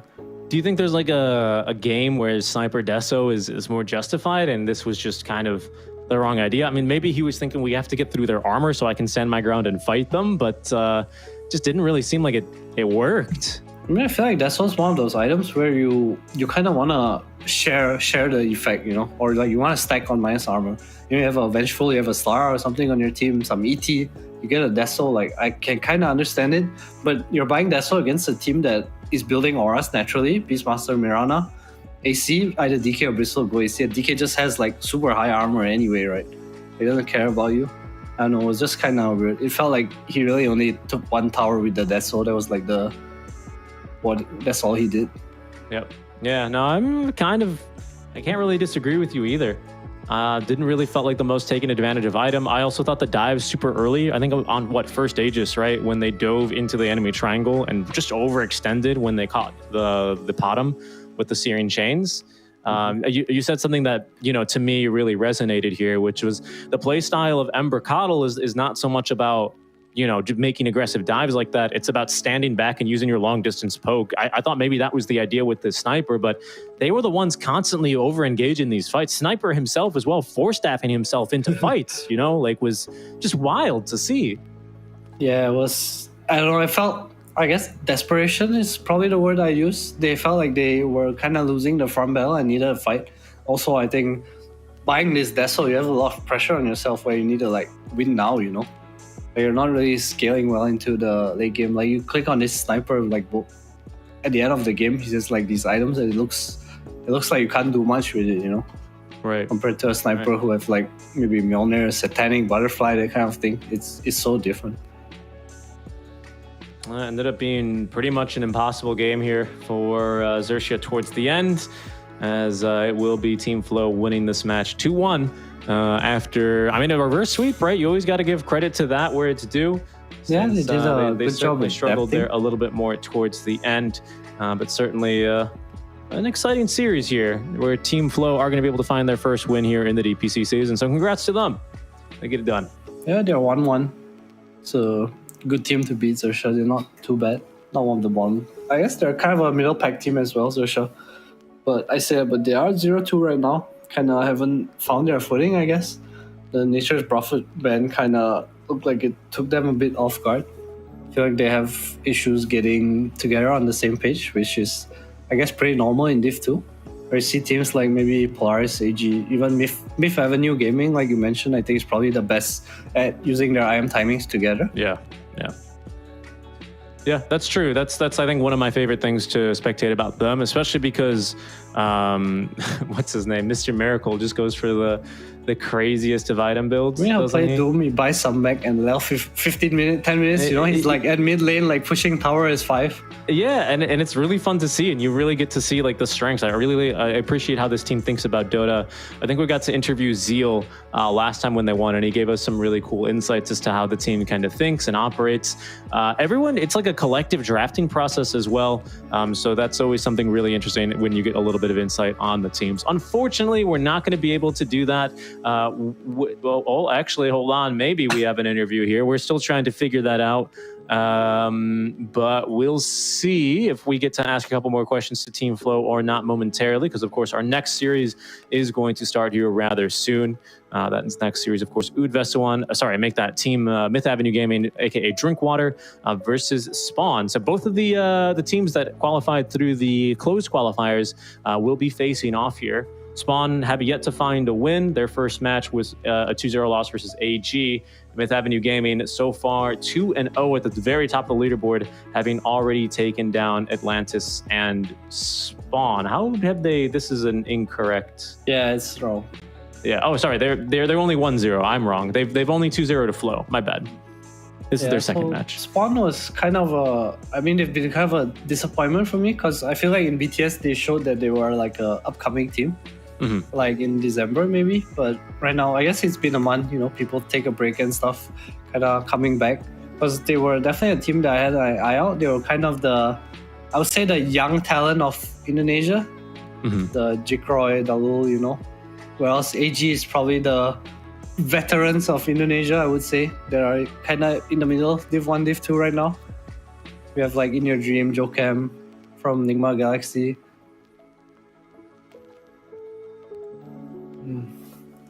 Yeah, so unsure if we have that interview at this stage or not. Hopefully that's trying to get set up, but okay, we do have an interview actually, and we have an interview with Unknown, so we'll go ahead and get to speak with him real quickly. Hello, Unknown. Congrats on the win. Can you hear us? Yeah, can hear. Hello, guys. Hi. Phenomenal win. How's the team feeling after you guys finally get a win after the loss earlier versus the Drinkwater? How's the team? Of course, pretty excited. Yeah, we all cheering now and talking about the game. Yeah. I want to ask, actually, your team has been together for so long. Like, what made you guys stick together all this while?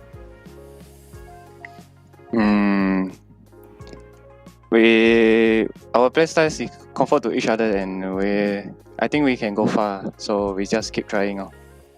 It's our dream to move on. That's nice. How come you guys are playing from home this time? You guys not have a boot camp this season? Yeah, no. Actually, we just playing on. Yeah. Okay. I wanted to ask 2 games in a row on the Bristleback. You guys are one of the only teams picking Bristle right now in all of the DPC. Is this just a comfort hero for you guys, or do you think there's more to this hero that people aren't seeing? He's one of my comfort hero for sure, and we train a lot with the light out. So yeah, so we're just picking it. Okay. What about game 1? What do you think went wrong in game 1? I think overall it's drafting issue. Yeah, and okay. Hero I need to ask, how come you guys picked Lion? Like, what was the reason? I think lack of stun. Cause we try Magnus with Lion combination. So yeah, we just pick it. Okay. That's cool. Got anything else, Rich?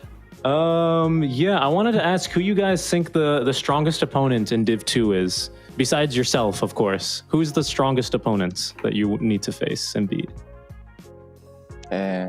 Of course, Polaris and AG.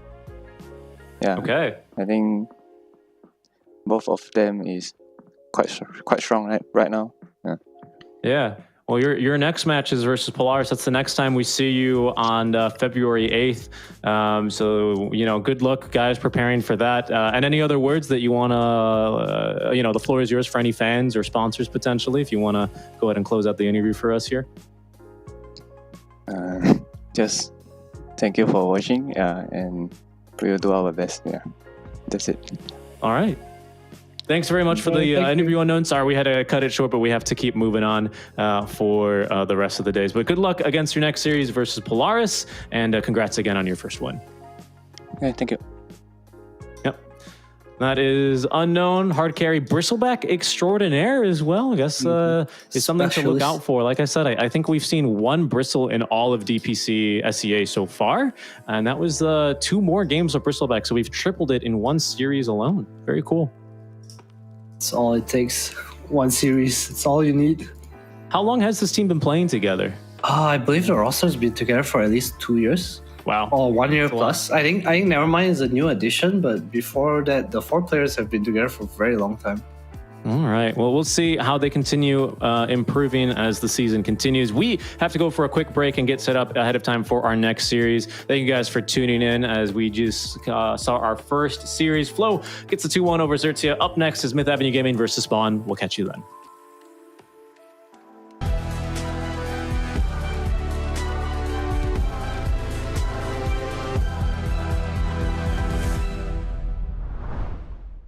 Three, two, one.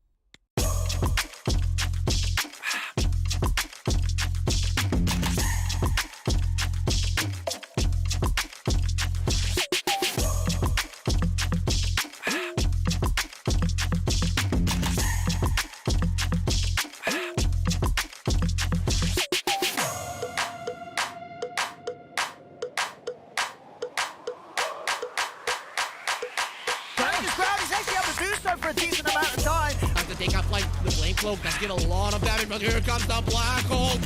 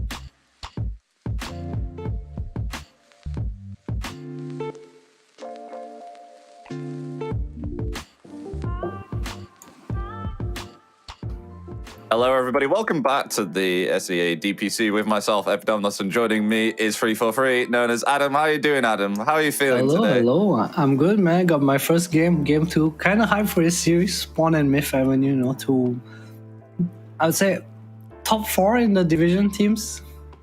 I'll rate them. Yeah, we've got ourselves quite some nice teams here for this second best of 3. I mean, we just cast it. You just casted with Richie yourself, and I presume you're excited for some more dirt because you did Division 1 and now you're in Division 2. So you've blessed us more, obviously, with your presence, and now you're obviously, of course, also in Division 2 now. Are you getting a little bit tired of Dota, or are you enjoying it? Well, I mean, the first series was kind of one-sided both ways, if that makes sense. Like the first game when on Team Flow was like stomped, and then game 2, Xerxia kind of got stomped. So it was longer, I guess. Myth Avenue, Spawn, they're kind of a bit more interesting teams to me. I guess I have more personal connections with the teams as well. Obviously, Zeal, someone like I've known for very long, and Miracle is an ex-teammate, I guess, and someone who I've worked with recently. Say recently, it was like last year. And these two teams as well, these are both teams that have entered from the qualifiers as well. Is that correct? Yes, correct. Myth Avenue was known as Drink Water in the qualifiers, picking up a sponsors team since then. Oh my god, what is that? I don't even... Oh, dear me. Anyways, getting into the draft now, as we're already blessed with the ban phase coming out here, also with some picks as well, as you can see. We've got ourselves Trend Protector, the first pickup here for Spawn team, whereas Mag, they're going to pick themselves up Beastmaster and Marana. So already something to action with that Sacred Arrow here. Yeah, Meg, definitely a big Beastmaster team. I'm surprised the hero went through, choosing to ban the Ricky Nature's Prophet instead. I guess it's more of a pick your poison with them because they are very set in the ways they play, especially the way they use their offlane, I think. Miracle also tends to kind of flex the heroes to offlane. I mean, he's like all these Mars and stuff, he plays them on the safe lane, Doom of the other heroes. And Morphling set. Okay, right, all right. Getting straight into that Spawn team, they get themselves the Morphling second pick. Already revealing their carry right here, right now. They're more than comfortable playing that. You think it'll do well against the Beastmaster offlane? Yeah, it's very hard for a Beast to kick you out. Usually you need your mid hero to kind of rotate for you.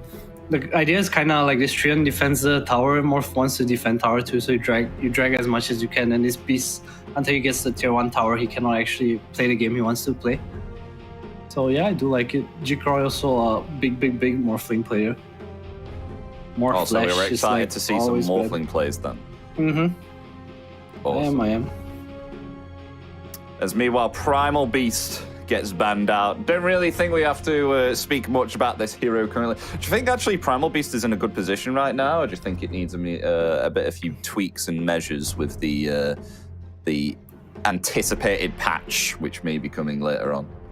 I think it is in a good place. I don't feel like he's a hero where you pick him early and he always does well, but he's definitely a hero where if you see his purpose in the game, like you need someone to run heroes down for you, it's a good pick. It's kind of like a better Spirit Breaker, I would say. A better Spirit Breaker? Yeah. Because I noticed that once it hits level 2, like during the early stage of the lane, if it's just underneath you with Trample, it's very, very annoying. Yeah, his laning's every time definitely... he has to use that once, you have to get yourself a healing self. That's true. His lane is definitely stronger than a lot of other heroes. Maybe that's something I would tweak a bit, but I feel like it's what makes Primal Beast, Like he's not OP, his mid games, like, it can definitely be very mediocre, especially in a competitive meta. I think it's one of those heroes where you have to like balance things because of pubs too. Like he cannot be too dominant.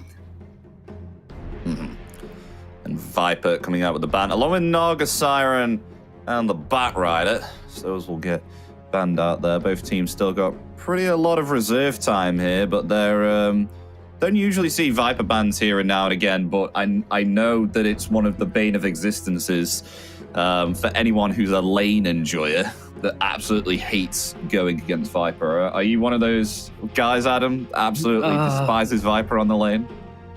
Do I? I mean, I think in competitive it's different because you can kind of plan for things. Like if you expect this Viper to come, you kind of have a support that's kind of decent against it. You don't pick heroes that are bad against it, but it's definitely one of those toxic heroes to play against. And then it does die down at around about the late game, doesn't it? So it's whether you want to take that risk of having that hero during early on, whether it can win the lane or not. But then if it gets around about to the late stage of the game, then it starts to become troublesome to actually kind of have this impact with the Viper. Would you agree with that? Yeah, unless you're really like hard at scaling. I think it's weird because like your first item, you're really strong. Your second item, it's kind of like a whatever timing for you. And then like a 4-item Viper, for example, is pretty strong as well, you know? But like 2-item, 3-item is kind of somewhere in the middle. Yeah, I totally agree with that. But a Rubik pick coming out here from Mag. So they have the potential to steal the Overgrowth here, but still 3 more heroes remaining for Spawn Team to pick. So Rubik could potentially steal something juicier here. Though they did just receive before then, a Drow ban from the side of Spawn Team and a Death Prophet ban from Mag. Death Prophet starting to come out a bit more ever since the change into the Siphon Drain. And obviously understandable with Drow with the marksmanship and the gush. I think would absolutely pierce through the Morphling if anyone was able to lock him down. But they pick up the Tusk here on Spawn Team as well. So Rubik and Tusk being picked up on the 3rd pick for either side of the teams. Now I wonder if this is a mid-Tusk. We probably will find out soon. Not really sure what Spawn want to go for here, but they're kind of lacking in the damage department. So if it is a core Tusk, we'd expect some like maybe Hoodwink kind of hero. Do they need something to perhaps give a little bit more time for Morphling, or do you think Morphling will be able to join some of these team fights on early, just from looking at the draft at the moment? I think the Morph will be strong enough to like stand in his lane, but he definitely wants teammates that can come and help him defend the tower if needed. Because right now, Spawn looks like the wall and Myth Avenue looks like they're the ones who want to run at the wall. As now 4th pick comes out, it's a Marcy for Spawn Team. Weird pick to me. It's a weird pick. I just feel like a Tusk Marcy is not a pairing that you would like pick together. I guess in a way it makes sense in the like your Tusk could go mid, your Marcy could go off lane, so you're kind of not revealing your hand here. But it's definitely not a like look at Spawn's draft, like they don't really have damage right now. Like everything just kind of wants to go in. Like sure they have individual damage, but Myth Avenue has a lot of stuns. It's not easy for them to deal damage, is probably the right word. Yeah, and with already Beastmaster and Mirana, they are going to pick themselves up some auras, maybe some Guardian Greaves as well. Maybe a Vladimir's with building the Helm of the Overlord. So it's going to be difficult because as you can see, like Tusk and Marcy, already some massive damage dealers there, but only in the physical aspect. So they haven't got themselves any magical nuke really on the side of Spawn Team. Do you think that'll prove difficult for them when fighting against Mag? Yeah, I think it will. Mag, even with this Night Stalker and Beastmaster, they have so much vision and they get to like choose their fights because, well, there's Moonlight, there's Rubik, Instant Lift. And once they do take map, it's going to be kind of annoying. Spawn, they definitely need a hero to kind of address the Night Stalker beats here. I think Kunkka is a really good pick if they play it. Mamang Daya definitely plays it actually. So a really good Kunkka game right now. I'd be surprised if it goes through, but Spawn also, their lineup looks a bit awkward to me. They need... I'm not sure what they need. Maybe safe lane Kunkka, mid Morphling. I think that would like make a lot more sense. Oh really? Oh okay. We'll see if that comes out. Anyway, they are going to ban out the Leshrac. They did indeed, as we saw, pick the Night Stalker there, so that is going to prove to be quite useful to scout out the Treant Protector if he ever tries to skitter on and hide within the trees and stay right beyond the Morphling as well, which I think will definitely force him to probably perhaps build a BKB if Night Stalker becomes a prevalent issue for Spawn Team. Hook is also banned there from Spawn Team as well, so cancelling out. Do not want to be going against the Waning Rift or that Dream Coil there to lock in place some of the core heroes here on Spawn Team. Oh, Kunkka was banned as well from Mag, so won't be getting that. It's a good ban. It's good against both their cores, Vesa and Night Stalker. Good against Mirana as well. I was trying to see what kind of hero Myth Avenue can use to fill their mid lane here. Like it's Extern hero, Lash is banned, Bad is banned, Puck is banned. Ember isn't the greatest against Morph Treant. Oh, what can you pick? I mean, they've got quite a lot of reserve time to think about this one. Spawn team have around about 1 minute and 40. OD, SF? I can see SF. Oh, I do like OD. Yeah, I like the OD as well. I wonder if he plays it. I'm not 100% sure. Time to go stalk his profile. The best thing to do. Yeah. Just before he picks it, so he can appear to be like super good. That's right. It's all about the image.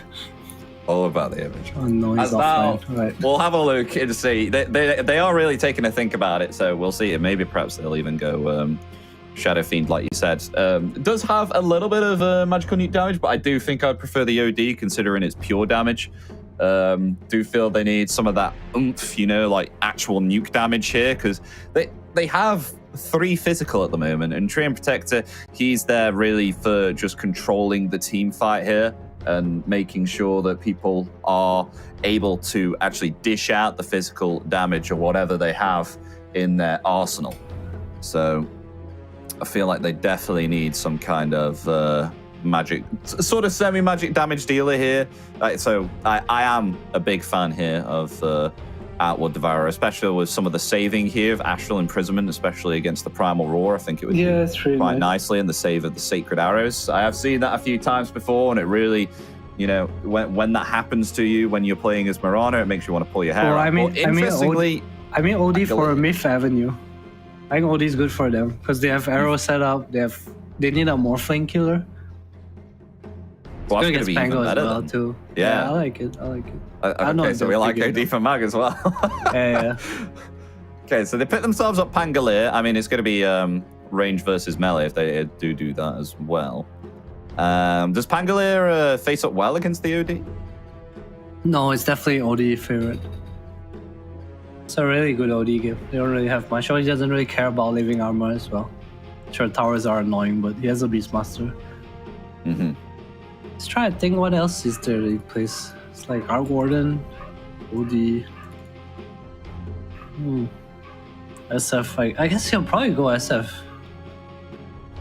I definitely think they need a DPS here on Mag. Yeah, same. On this mid laner. Because they've already got themselves a Night Stalker carry. I mean, it's okay, but they get themselves Wind Ranger. I forget this hero? That's definitely a DPS. That's definitely a DPS there with the Focus Fire. So they'll pit themselves up.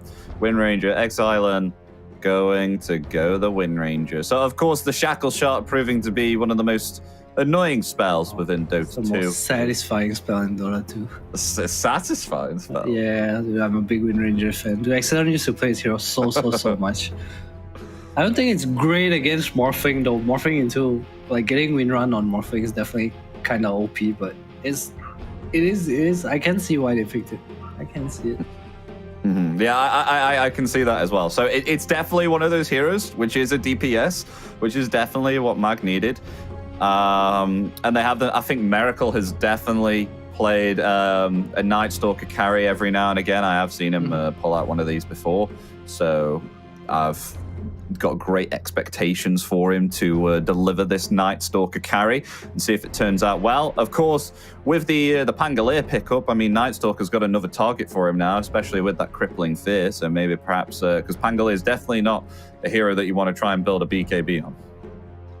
Yeah, for sure. Usually against Wind Ranger, you need like a Lincolns or something, or else you just get hit down, focus fire while you roll. It's super annoying, but I'll say a Fat Pango definitely is really good against Myth Avenue's lineup. He just needs one Lincolns. Just needs that Lincolns. Though it is indeed, I say it's a little bit of magical damage with the Rolling Thunder here and there, but a little bit more physical with the Swashbuckle. So I think Wind Ranger, I need to highlight that. I think Wind Ranger's going to have a nice field day there with the fact that her Wind Run is going to evade most of the physical damage coming out here. You don't miss it. Yeah, Swashbuckle always hits you. So it's super annoying, actually. That'll be the only physical damage that'll hit. But it'll be nice to see how this one plays out. So indeed, it's going to be game 1, ladies and gentlemen, with Spawn Team versus Mag. Who's going to be coming out on top? What team looks a little bit better to you? Is it? I'm presuming it's Mag, right? Because you said you didn't like the Tusk and the Mark. Yeah, I think their draft looks a bit more. I would say more like a team to me. Spawn look a bit more like my pubs. It's like, you know, I want to play this. Their heroes don't really come together. Oh, wow. Look at this already. They're going to try and get themselves Zeal. Diving underneath the tier 1 tower. Who's going to get it? Ooh, it's indeed the Marcy. This is a big brain Treant player smoke. You know, it's like, he's going to cut my trees. Protect, let's go. It's a free kill onto Zeal, and he won't have time to cut down the trees as well. And funnily enough, they've placed an observer in the same area. Well, see how this one goes. As the Banteroons about to spawn, don't think anyone's going to be killing each other here right now. As it'll just be 2-2 Banteroons to either side of the team. So they'll be happy with that first blood their spawn team will do. And now we'll see how the lane turns out. So Zeal, spawning back, will be able to actually block the creep wave. And how's the mid lane block going? MD.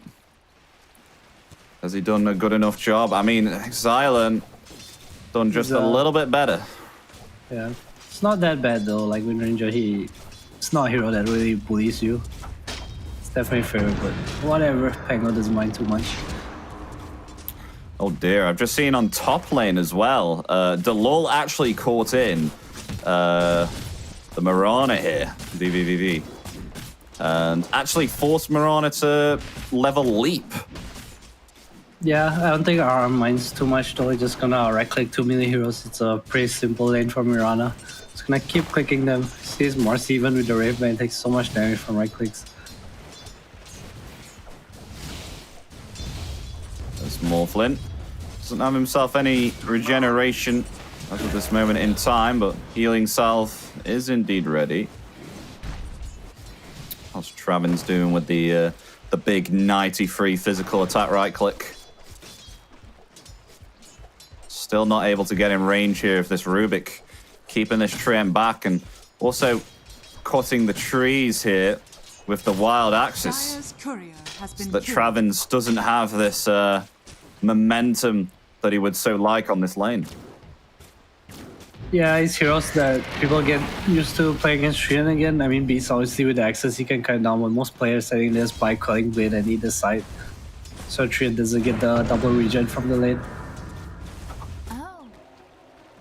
And MD taking quite a lot of harass here. So is G-Croy as well. Both the cores on spawn team not having an excellent time here on the lanes in regards to receiving physical harassment. Yeah, Morph still has 5 creeps in front of him. Not too bad. Yeah, 10 last hits on the Beastmaster. Doing A-OK. Meanwhile, bottle-wise, MD is almost spent all of his charges, but the water runes have spawned, so I think MD is going to skittle on down the river and bottle himself a water rune.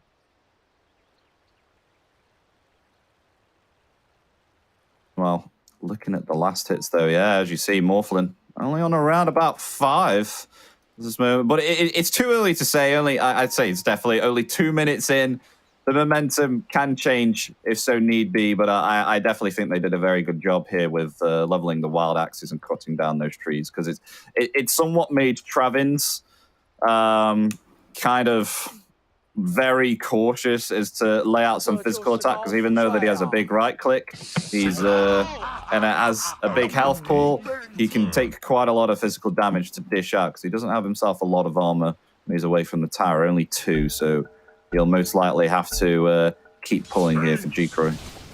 Yeah, I think it's a scary lane though. Like before this Beast gets help, that's kind of the problem with Beast sometimes, right? If he doesn't get his free path to his Helm of Iron Will, it's usually, if he dies in the middle, it kind of slows him down a lot. And his Morph can definitely kill him. Gonna get the Mirana, but Mirana has been able to get the Marcy first. It'll be a trade for a trade over there.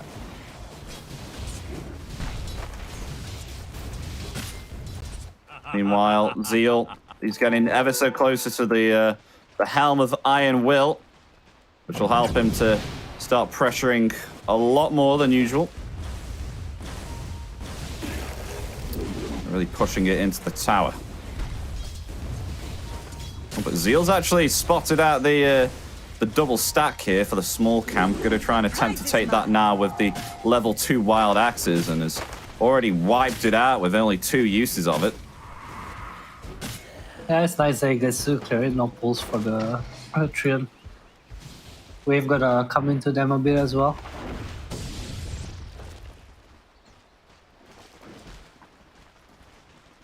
Meanwhile, last hit still stand.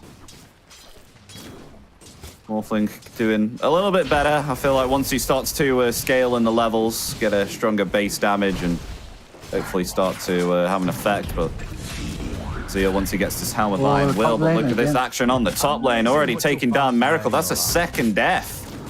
And what can VVVV do?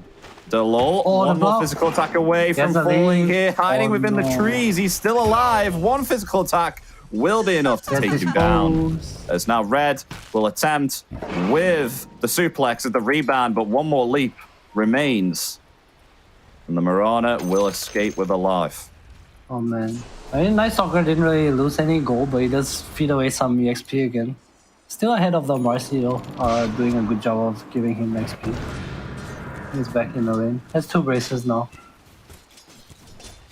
Not too sad about dying. Buys a chainmail too, so just ready for aggression. Yep, see that buy on that chainmail there. Up against the physical damage on the lane. Meanwhile, though, MD is had to get himself back and walk back to the fountain because there's no water runes on the river, nor there is any bounty runes to bottle up. Meanwhile, though, a rebound once again. So Miracle, this could be a 3rd death with the tag team. Look at it go. They could find it. Well, yes, they do just before it turns nighttime. That's a 3rd kill on the Night Stalker. HP on Winrage. I know. I was thinking, what the heck? I thought this was going to be mad. It's no more.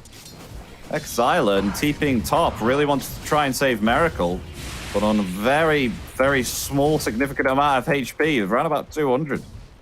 Yeah, it kind of hurts him. Miracle will take over the mid lane for now, so not too bad. Dire's middle tower is under attack. Some solo XP protects the tower from siege creep as well.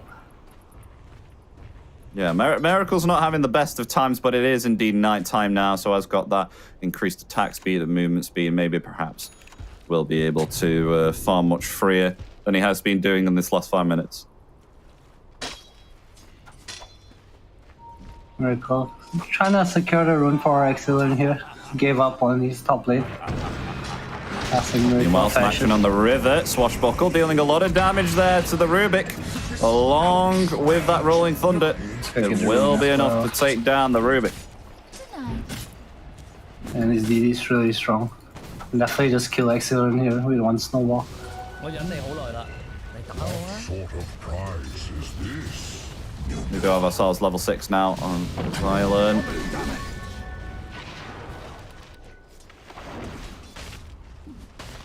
Double damage activated here. Maybe perhaps going to try something here with a Swashbuckle. Oh, focus fire coming out. Oh, but a nice shackle shot. They're going to potentially try and go for more. TP coming out. Sacred Arrow. It's not going to connect, but it'll connect onto Delol. Yeah, no javelin on Excellent, so not really doing much damage with the focus fire. Meanwhile, bottom. G-Croy attempting to go for Zeal here. Do they have a cancel for this TP? Oh, just about got away there. As G-Croy was casting that adaptive strike, but the cast time was too much. And top lane, Snowball on some Miracle has no backup here. Whereas the tag team not able to activate because of that crippling fear, but locks Miracle in place there with the eye shards, along with that rebound as well, but just ever so fast with thanks to those brown boots and the Hunter in the night. Miracle will be able to survive unless Delol wants to go for more. Snowball in around about 1 more second. It's not going to go for it. Yeah, the dispose kind of working against them there. And Miracle trapped with the shards, but a bit of miscommunication. Miracle will get the D-ward. Oh, wow, MD could actually get a kill here on the Mirana. She lingers here for a little bit longer. Swashbuckle dealing incredible amounts of damage there with the Blightstone. They're going to try and go around from the behind here, maybe perhaps try and find something. Still no Javelin, though, as of yet. Xyla He's going to be Dire's picking top up here tower is under attack. the power treads instead of a javelin. Trient might be caught out here. It's both the supports finding him. Oh, the sacred arrow, it won't connect, but the shackle shot will. And that will be a definite enough damage there to take down this Trient with the wild axes. Zeals will be able to pick up that kill. So, I guess I want to say interesting. It's not normal to see power trades on Wind Ranger. I like the item personally. I think it helps you farm and just it's efficient to switch trades for a power shot. We have HP as well, but definitely very uncommon. Meanwhile, first item Morphling will be building here looks to be a Lincoln's fit. Just for Roar and Shackle, I guess it is a really good Lincoln's game. Rubik Lift as well. It's nice to have. Top lane misses the shards. Miracle kind of baiting his body up here. Looks like he's gonna leave. Oh, and a nice little D-ward there from him, so I learned. But Jikro really has to be careful here because they're really laying in the pressure for this tower, but wants to keep it alive and try and abuse his attribute shift. They do have an observer ward underneath this tier 1 tower. Just have the Pango Meanwhile- TP if he really wants it. Yeah. And they have all circulated themselves on this top lane right now to try and pressure this tier 1 tower Spawn team have, and it looks like they're going to take it. As Red finishes off there with one big punch. That's the tier 1 tower gone. With that, a smoke play as well. MD and Delul want to try and find something. The smoke is going to break onto VVVV. There's a hard kill. As now the shards won't connect there. As now the Dark Ascension along with the shackle shot there and the sacred arrow. It will connect onto the Mangdang. Oh. Yeah, I wasn't And then a expecting that. Nicely played by Miracle. Waiting in the trees.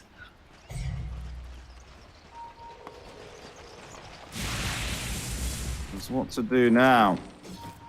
They potentially push this middle tower with the catapults. Is that possible? Another shackle shot onto Easy shot. the lull there. Radiant's Probably bottom not. Mirana, though, in some trouble.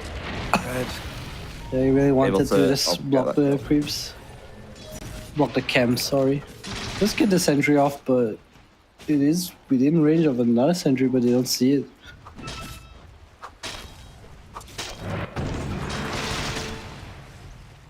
As Morphling being able to actually slightly recover now from this game, but that's a big, big stack there.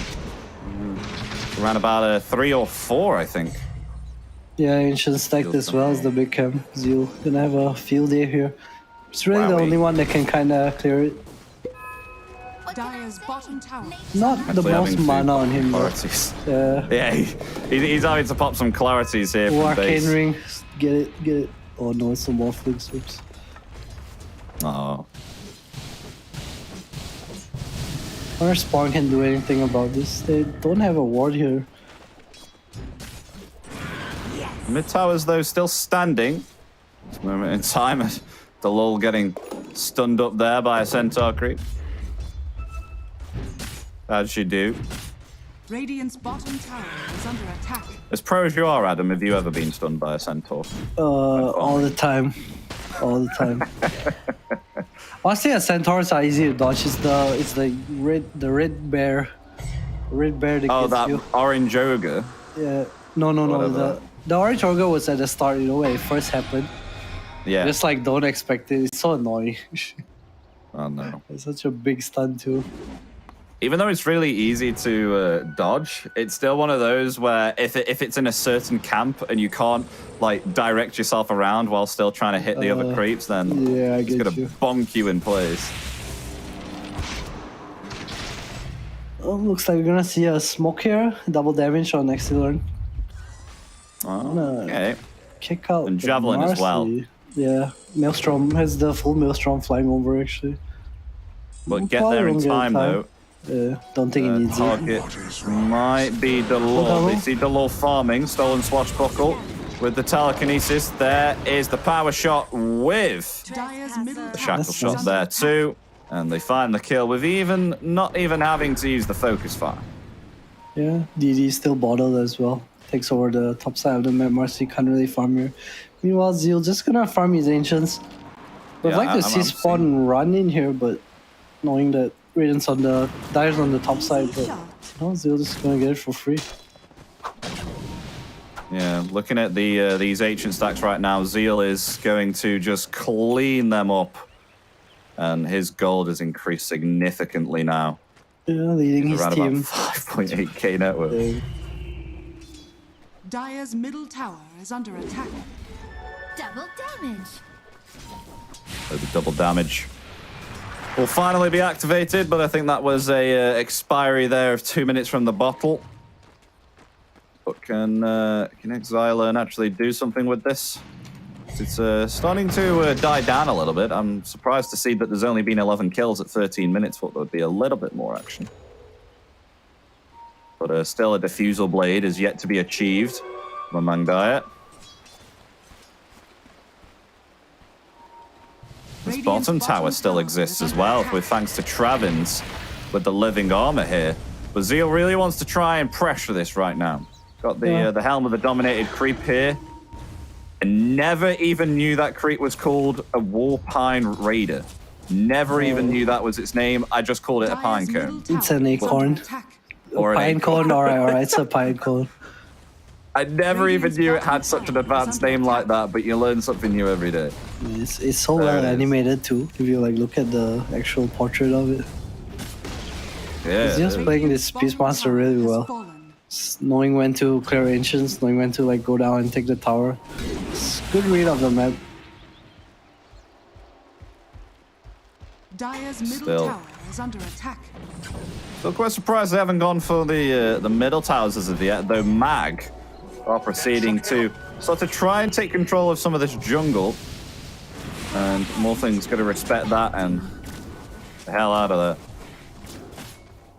They do have Diffusal on Pango now. RC 1k away from BKB. So their timings don't really sync with each other, I think. Spawn. I haven't seen Miracle in a while either. He's actually just come out of the Aether realm and he's got himself an armlet and is opting to go for the Agnim Shard next, which is really going to be handy to stay in those fights. Just eating a creep and getting back lots of mana and HP. Yeah, he has a portable creep with the Beastmaster as well, you know. No, just steal his golem or whatever he has. Steal a boar, steal a bird.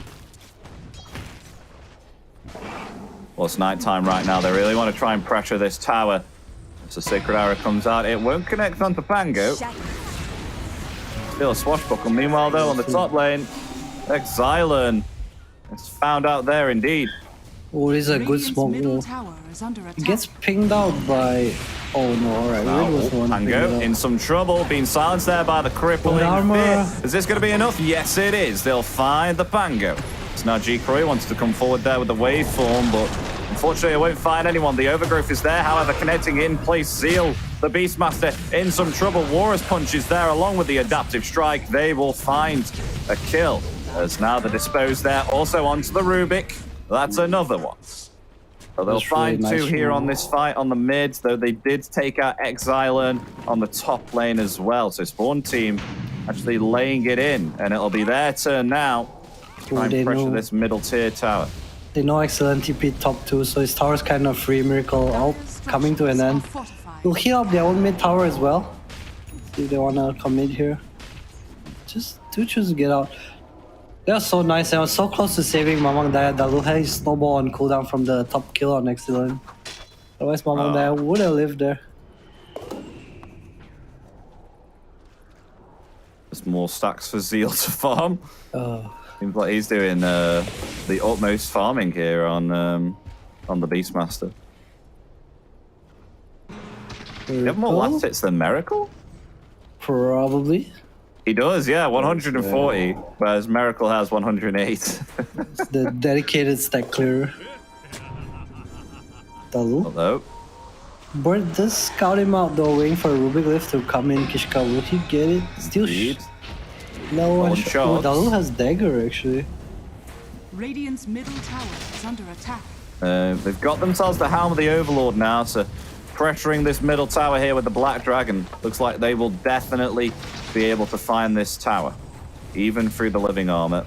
Yeah. So that tower about to be taken until Delol forced the game there, so we won't see that get taken down just yet. But Spawn team doing pretty well at the moment. They were able to take down Miracle quite a couple of times, which then he wasn't able to take advantage of the early game Hunter in the night, so he's had to stay behind and try and farm up, which then entails G-Croy, who's been able to get himself his Lincoln Sphere now, got himself a Yasha also, and is doing fine here, sitting comfortably atop of the net worth.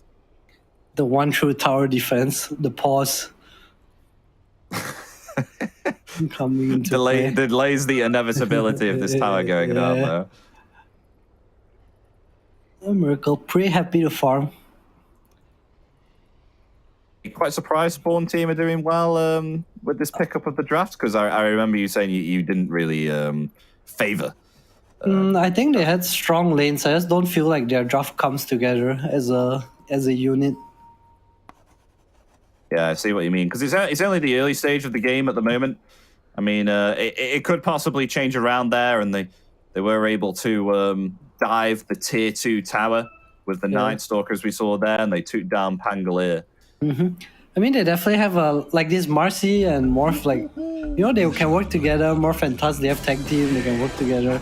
But their heroes just kind of want to fight their own battles in team fights, I feel. Whereas Myth Avenue, they have a lineup with like a lot of vision. They want to choose their fights. I feel like it just looks a bit more strategic to me, whereas Spawn looks more like, you know, we're going to do well in lanes and we're going to have good net worth on our heroes and win because of that. Oh, TP bottom, Delol, Blink Dagger with the snowball as well. Miracle going to try and maybe perhaps run away here with the Shadow of the Moonlight Knight, but it's not going to be enough as the Dispose is there with the Unleash. Miracle will fall. As meanwhile now a Primal Roar also being committed onto the Mangdaya, and then he will also fall too.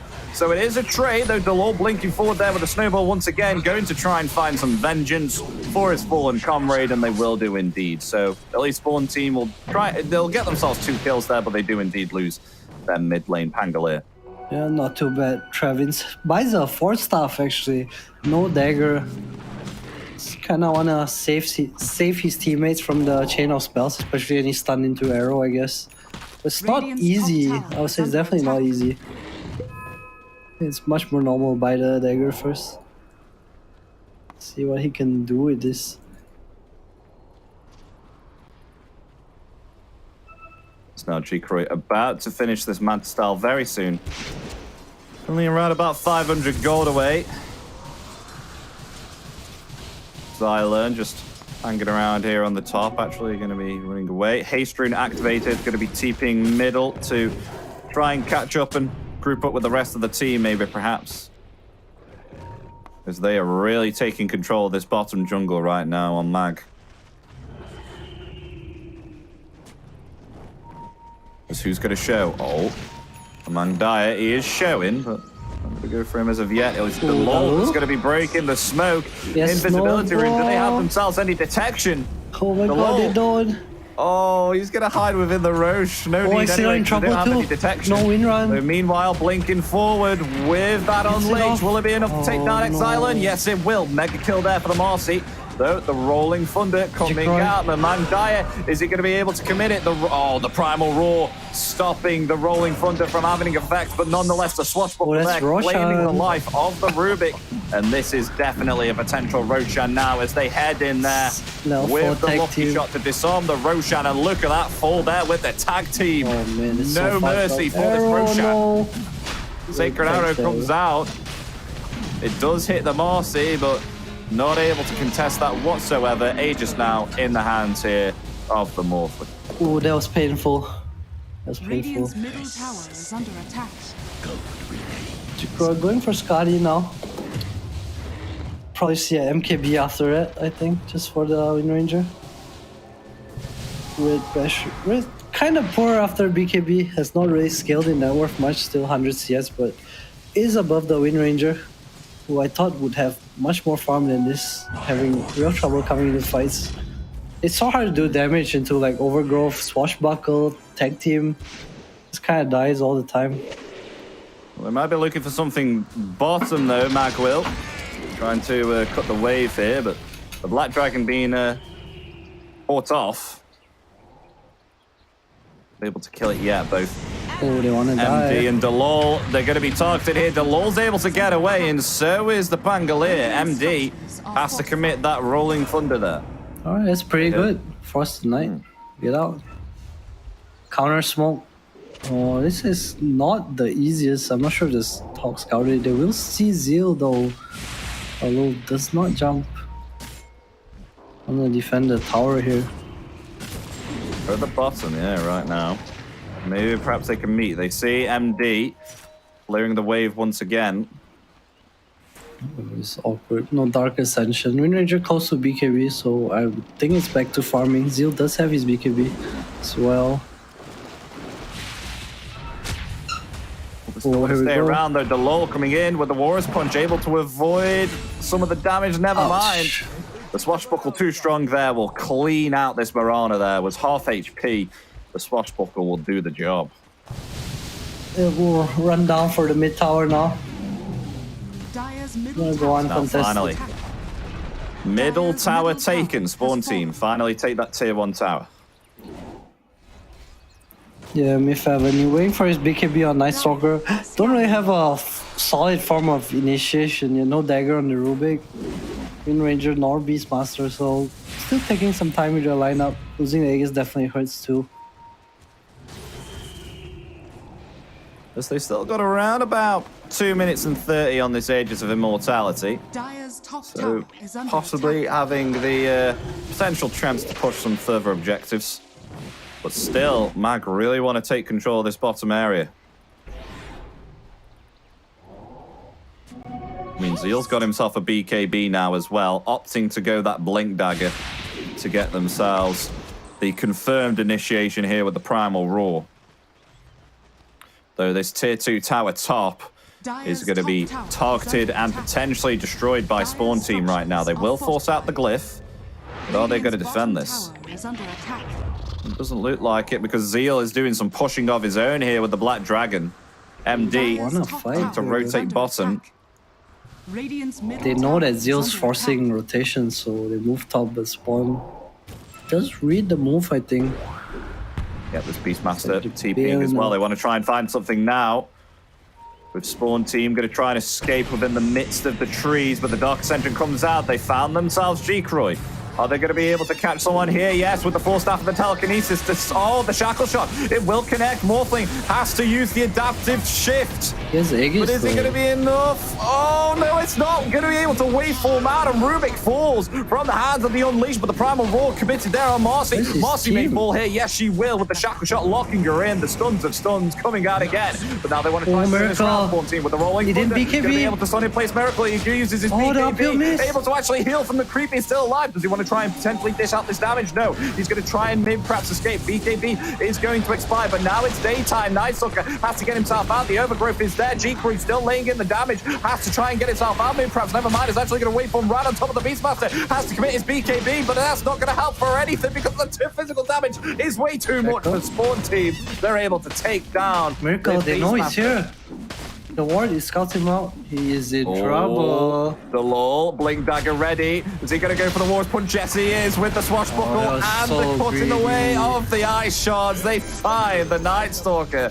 That was a little bit of aggressive farming there from Miracle and will pay the price. It was so weird because he knew there was a ward. He was getting hit while he was flying on top of the cliff.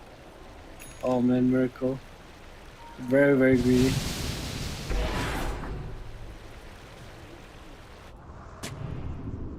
Spawn. Still ages Real far intact ahead. here for the Morphlin. Oh, never Yeah, mind. That little expired. timeout. Has the Skadi now though. Very strong. We saw even he didn't even lose the Aegis. They had like 4 heroes going on him. Couldn't really hard commit either. There's a Tuskar Snowball. Double force staff on the supports now too. Gem coming out as well among Daya. Not sure who purchased it on Red now. Has the Basher too.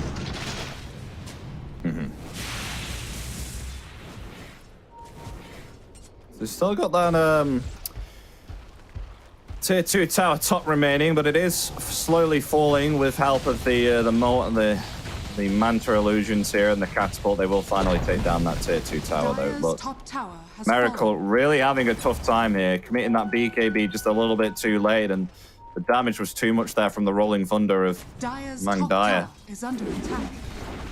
Speaking of Mamang Daya, close to his eggs, 1k gold away. It's gonna be a huge spike for him, so much damage. Is under attack. It's actually going to TP bottom. They want to try and defend this tower, seeing that it's been pushed once again. Zeal still staying around here in the midst of the tower, though the rest of Spawn team going to rotate bottom and try and give out some pressure from this tower. As the Lol blinks forward with the eye shards, will not be able to find anyone there, as Mag have already withdrawn from the area.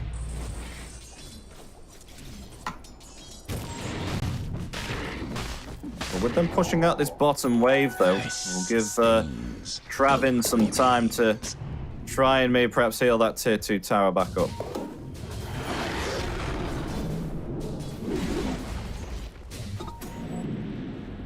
More farming coming guard again. Blink Dagger now potentially achieved for Zeal? Yeah. Zeal's got himself a Blink Dagger now on the Beastmaster. And maybe perhaps they're going to try and do something with this. Yes, they are. They will smoke up. Exilin going to try and TP middle to join his fellow comrades in the smoke gang, because now they're going to meet. As now they found themselves the Marcy. Oh, he lifts away. Oh no! Okay, turn. That by the telekinesis, but the shatter shots there. Nonetheless, they will have enough to take down the Marcy. Now they want to try and go for more, but MD has been able to roll himself away. Rolling Thunder is down. Marcy dead, down for 40. Miracle trying to scout out for more with that Dark Ascension, but to no avail. He will not find anyone. Nicely done by them. Red once again very low on the net worth, not really keeping up in farm, only as the Basher complete. Had a pretty good start, but after his BKB didn't really touch creeps anymore. A lot of eggs in the bag of Jikroy, who's not going for MKB, interestingly enough. Going for Silver Edge. I feel like he needs a way to hit the Dire's Wind top Ranger tower during is Wind under Run. attack.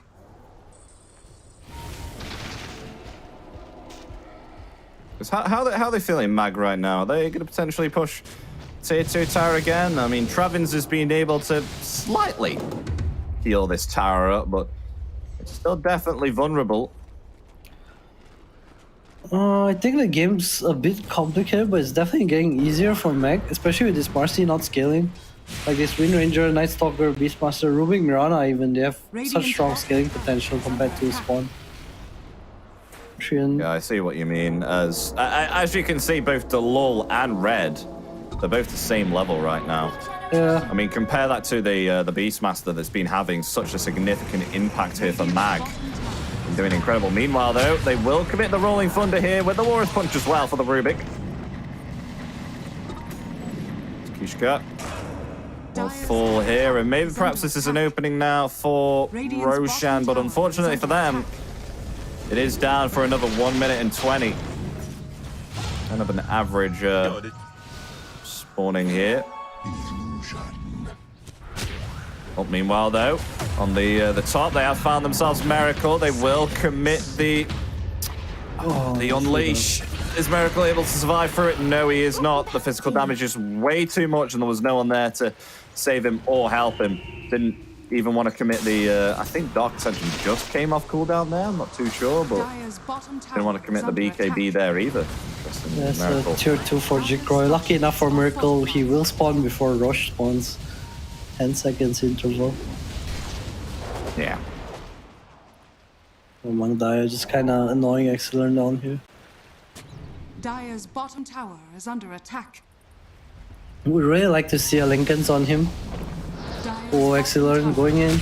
That's the Mindbreaker, but the snowball there. Is that going to be enough for Exilin? Going to commit the TP and try and get out. Where's the Swashbuckle? Oh, just not able to get that kill. Oh, that's no BKB for Rosh though. It's pretty significant. Will they scout Rosh? And that's Moonlight Shadow. He's there as well. Strian as well, no Blink Dagger. Chose to go for the 4-staff, has not really seen Farmer ever since. Philosopher's Stone on Dalu. It's pretty farm though on the Tuskar. Recipe away from BKB. One team, they're well aware that many spells and BKBs, they're down. They're going to go on the hunt. Oh, the double strike. Night Stalker will be the one that's hunted this time. As both teams get a smoke, where will it break? Actually moving away from each other here as Mag positioning themselves closer to the Roshan. They only see some Morphling Manta style illusions here, just pushing the mid wave. Trying to scout his Are they going to silver edge invade too. his spawn team? Smoke has Oh, double expired there now. damage. Going to move themselves back, but luckily for them, G-Croy is now being able to acquire himself a double damage, which is really going to play a big part in this. But they have just smoked underneath an observer ward, so Mag are aware of this. As they actually get themselves back, though, Mirana may have been caught. Yes, she will. G-Croy able to take that Mirana out within 2 physical attacks there with the double damage. And now it looks like they may perhaps move here for the Roshan. Mangdaya will have to TP and rotate, however, to try and push out this top wave, which has been this heavily... DD Morphling Roshan. It's going to die really fast. Let's see then. Oh my gosh, with the tag team there, Roshan's life expectancy around about 10 seconds. Actually, not even that. I'd say around about Kishka? 6. Oh, Kishka tries to blink in and tries to steal the Aegis. Did he get anything? Is he going to be able to get out? No, he is not. Valiant attempt, but will lose his life to the hands of the Morphling. And spawn. Every time Myth Avenue do like a good job of dragging the game, something just happens. I feel like RR didn't know they smoked there. It was so odd to me. Like Kishka was breaking the smoke, you know, there was like no pings on the map and Mirage was just kind of out of position. Croy wants to hit high ground here. Bounty.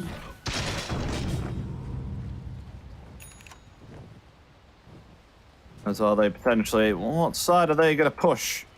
Right now, we've got ourselves Exiler, who's still farming up and pressuring the bottom. He's got a lot of money in his pocket. 4,800 gold on the Wind Ranger. Yeah, As meanwhile, Snowball trying to find the Black Dragon. They will get it. They'll finally stop this split push here of the Beastmaster. The Wind Ranger has the most interesting item queued up to me. Is he playing for the permanent shackle or what? I'm not sure, actually. So Shackle's around about 8 seconds right now. Lasts for, what, 3.8? Right, his talent makes it 4.6 and the Octarine makes his cooldown like 6 point something, I think. So it's basically 1 second-ish downtime. He finishes the whole Octarine. Has Lens as well, isn't it? Oh my gosh. Okay, it looks like we will get that. I mean, it'll decrease the cooldown as well of Wind Run. There's Morph really needs MKB, like why is he ignoring it? It's just Wind Ranger dies to like 1 waveform, 3 hits maybe. Let's see. Goes from 8 seconds to, 6 seconds. It's a seconds cooldown permanent on that shackle. Let's see, it's 20. Oh, he doesn't take the shackle shot duration actually. Okay. Going for the DPS there with the focus fire damage reduction. Speaking of Octarine, Mamang Daya almost done too. Very farmed on the Pango. So I didn't realize Zico is like 10k ahead of the game. Buying Hex. Okay, I like this. I like this much more. I like this Hex. Gives him a kill. Not gonna get it yet though. They're finally gonna pressure this final outside objective here. Spawn team will be able to take that tier 2 tower. They want to go for a wraparound here. And meanwhile, Zeal's found himself another Black Dragon and is pressuring the top lane once again. Though Spawn team are going to have no care to this. They want to try and pressure this tier 3 now. They're more than happy to trade a tier 2 for a tier 3. They'll force out the glyph.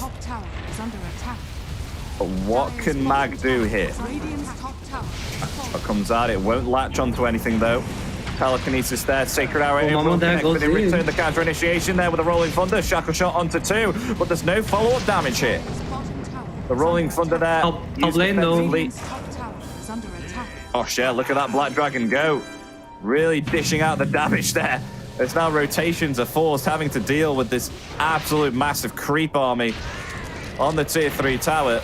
As now Delul tries to attempt to find this Black Dragon or Zeal for that matter. Radiant's top He has tower BKB is if he under wants to attack. buy it. Normal Daya has Doctrine complete as well. Mag, they're actually going to smoke up and try and find someone here. They may be able to get Mamang Daya. There's now Miracle coming forward here with the Dark Ascension. blink Oh, out. but the perfect reaction there. Will blink backwards. With that increased range there with the Octarine core, will be able to blink further away and save himself from certain peril. Chikroy camping with his newly purchased Scythe of the Vice. No one down here yet though. Just kind of chilling. Yeah, that'll be some big damage. That's it. This is I don't know if you've ever seen a Scythe of Ice on Morphling, but this is the first time I've seen one on him for sure. I think it's the second time I've seen it. I feel like this late game hex is pretty common on carries now. I've seen a lot of Nature's Prophet go for it as well. Yeah. It's just the state the game is in, I guess, you know. It's the it's the evolution of Nullifier not able to mute people anymore with silence. That is true. Everyone having to pick up a hex. I've had to do it myself. I've seen hex starting to become a lot more prevalent now for a lot of other heroes, whether it be carry or mid. Hex on the Beastmaster as well. On the Beastmaster. Yeah, oh, I chose to indeed. go that instead of Refresher. I like it against the Morphling. You found the Black Dragon though again. They actually committed Rolling Thunder for this Black Dragon. He has Spawn team, Octarine. They are. I gotta say though, they're really hating this this pressuring here from Zeal. Yeah, the Treant definitely keeping them in the game, the Living Armor, negating so much of his pressure. I feel like Zeal has done so much building damage. Dire's middle tower is under attack. That was Miracle though. He's got himself an Assault Cuirass. Still lacking a little bit of damage here though, with only having the Armlet and the Assault Cuirass. So we'll have to try and focus the back line of Spawn team, maybe perhaps. Who would you say would be the best target for Miracle to kill right now? Because as we know, he doesn't have the best damage against the Morphin. You definitely want the Tuskar dead. I'm not sure if you can though. Not the weakest for stuff, yeah. He needs a Nullifier or a Basher, I think. Honestly, you want Basher and you want to stick on top of the Morphling with the Beast Aura, I think, but it's really not easy. Miracle. Going to use the Dark Ascension here. They're going to scout out. Oh, what the hell? They The found Hex? themselves a Rubik. Rubik gone with that Hex. So Miracle going to provide the vision. They may have found the Marcy. The Primal Roar comes out. The Rolling Thunder in return. But Marcy's going to fall the buyback now. Want to try and come back to the fight. The Lul's dead as well. The Overgrowth connecting onto 3. Where's the follow-up damage? Going to try and maybe perhaps find Exile in here. The BKB is going to expire as the Hex comes out now with thanks to the Morphling. There it is. They find themselves the Wind Ranger there. Buybacks coming out left, right, and center. Wind Ranger still has her buyback intact, but they are indeed still going to go for more. Spawn team feeling confident, wanting to try and take this set of racks now. It's so odd to me that Morph doesn't morph into the Wind Ranger. He keeps becoming the Night Stalker. Like, I can't get it, you want silence, but isn't morphing into Wind Ranger just really, really good? That's one set of racks gone. Spawn team, no care in the world. They want to go for more. They're more than happy to force this buyback if so please, as they will commit the glyph there. But they don't have themselves any creeps. This is going to be that backdoor protection very soon. Top wave being pushed out. The mid wave, the Hex? still no creeps with the Rolling Thunder coming out. Oh, that's a nice roll. Daya. This is a Wind Ranger. Going to try and attempt a TP out. Oh, but the Primal Roar with that blink there, that'll be enough to take down Mamang Daya. Lovely blink and Primal Roar. Nicely done by Zeal. Does cost them a buyback though, Wind Ranger further from his Hex now, but it's one of those games where if Morph just gets Hex accidentally, he kind of just dies and the game ends. It's a double... Sorry. Yeah, I just want to say, during that fight as well, we had both Marana and the Tusk that brought back from that, and we've also had Rubik and the Wind Ranger. Back. So 2 buybacks between both teams. Alright. I feel like this first half on the Treant has not done too much. Or let's say it's G-Croy. G-Croy. He's hunting. Can he kill Miracle though? I think that's a hard kill. Into Shadow Blade. He's not it. Oh, the spawn finds He's gonna go nothing. for it. There's the Hex. Is that going to be enough damage there? 4 staffed away. The waveform and the TP, the Sacred Arrow. Oh no, it's not enough. Just able to TP away. That could have been such a good kill. That was But nicely they were done. so close. That's Roshan though, Meg. They have to go for it now.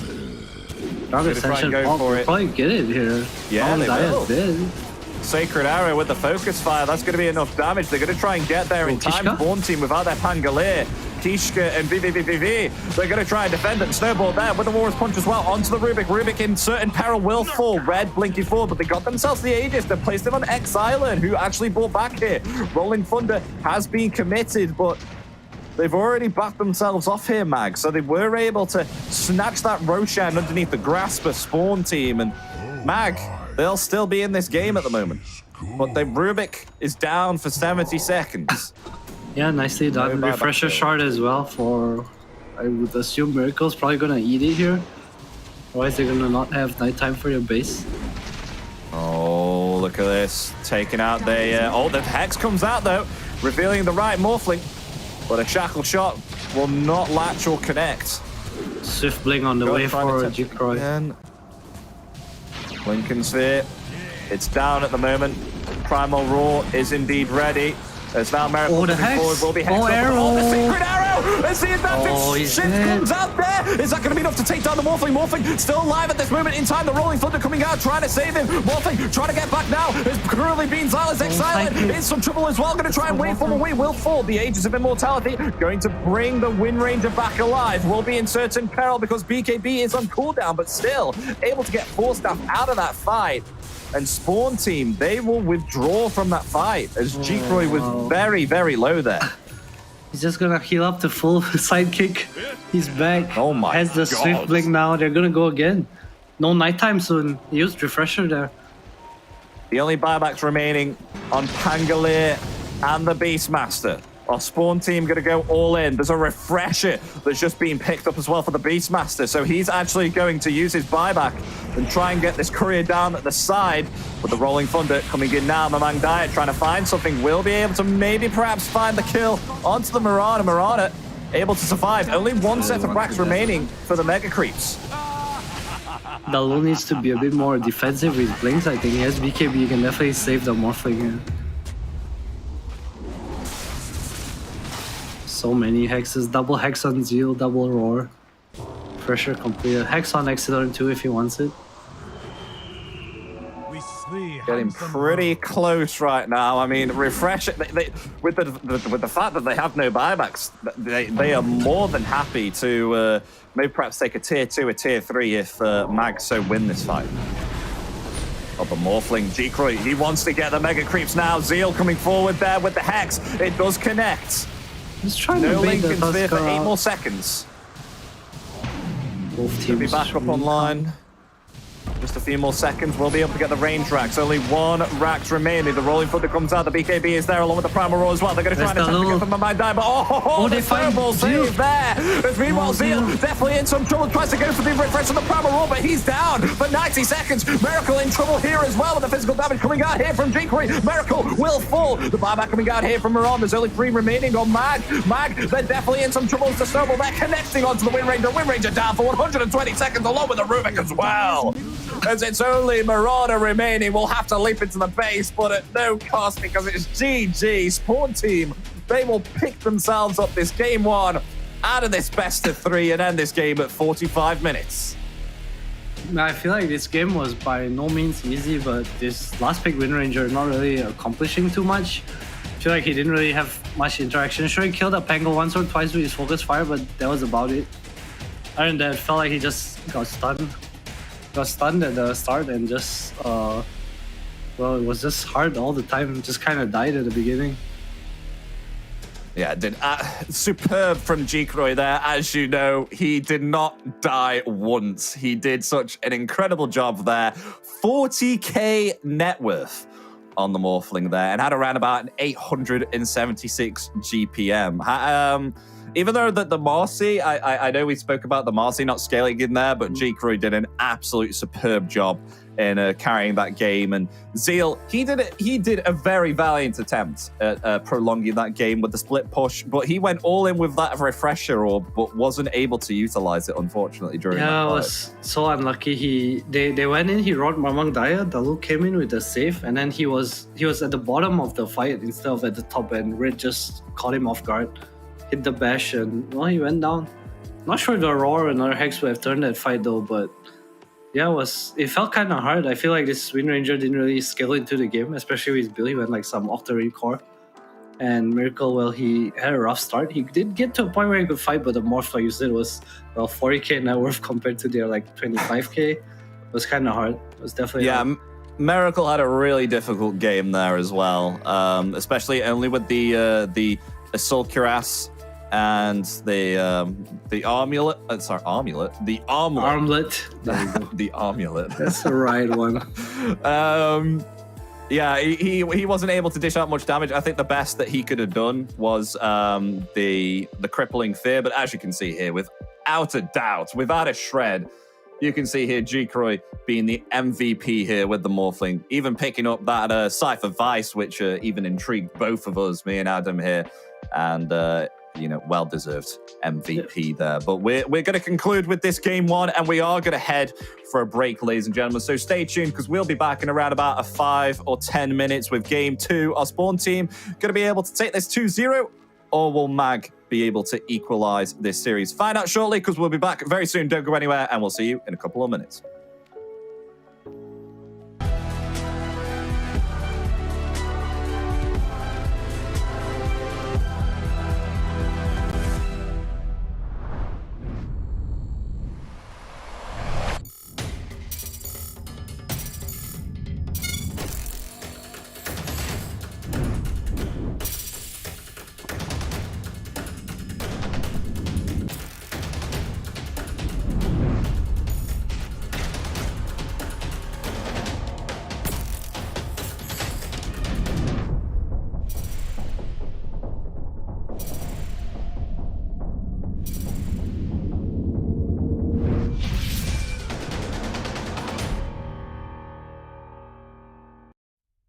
Three, two, one.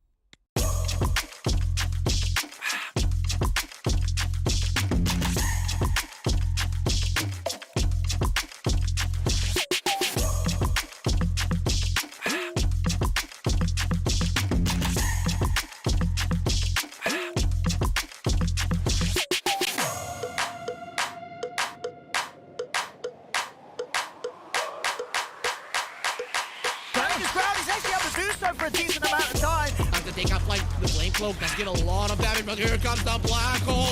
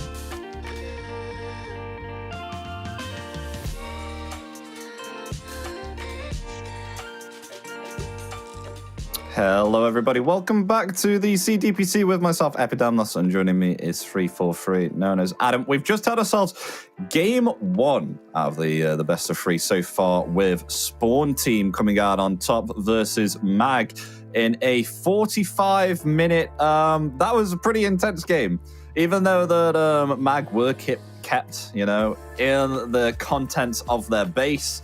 It was still quite interesting to see those team fights take place in that game one. Yeah, I feel like Myth, they managed to drag out the game, but they never really hit a timing where they were outright stronger or could take team fights. Red, I talked about the Marcy and him having low net worth, but every fight he kind of removed one hero. And I think other than that, Mamong Dai was super farmed. The Wind Ranger had trouble getting in to kill heroes. Overgrowth coming into play, as well as the Snowball from Dalu. Chose to go for a BKB. I actually thought he had the X queued up, and I thought it was like a big throw to not buy BKB because it's Night Stalker silence, but chose to go for a BKB anyway. Some clutch Snowball saves at the end. And Jikroy was just he was a monster. Didn't need Satanic as well, had Sidekick, and so strong. Yeah, there was no doubt in my mind that Jikroy would be labeled anything less than a monster, maybe even a raid boss at that point. When he didn't even die once. I mean, they attempted to go on him quite a few times. There was quite a few close attempts, especially with the attribute shift, but they just weren't able to kill him. And hopefully now we'll see wherever that hero gets banned or not, because hopefully we're going to be blessed with a draft real soon, and we'll see whether they decide to ban out that Morphling or they will let it slide through. So yeah, they first pick though. That's a pretty good pick. Bloody heck. So Lina. Yeah. Are they just gonna Beastmaster here? I feel like they will. Side of Marcy or Beastmaster.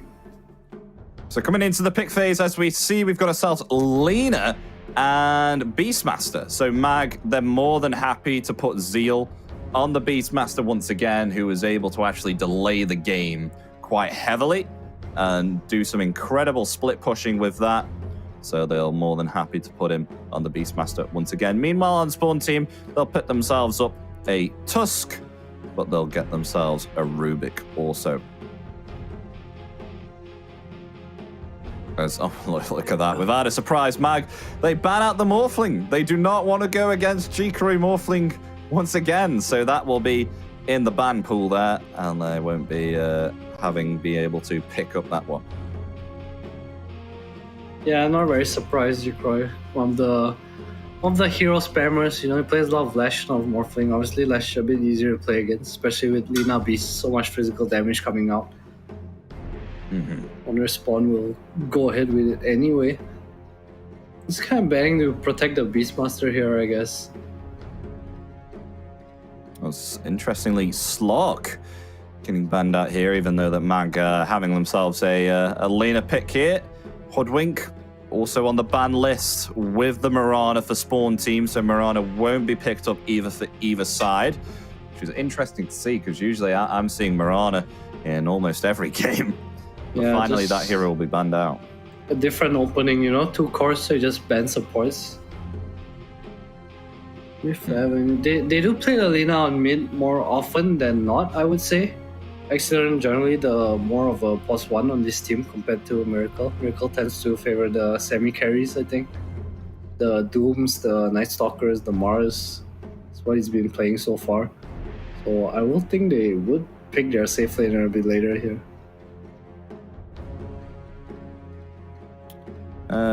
Quite a bit of time taking to envelop what they want to ban for the final phase before they get onto the second pick stage. Already Primal Beast getting banned out there from Mag.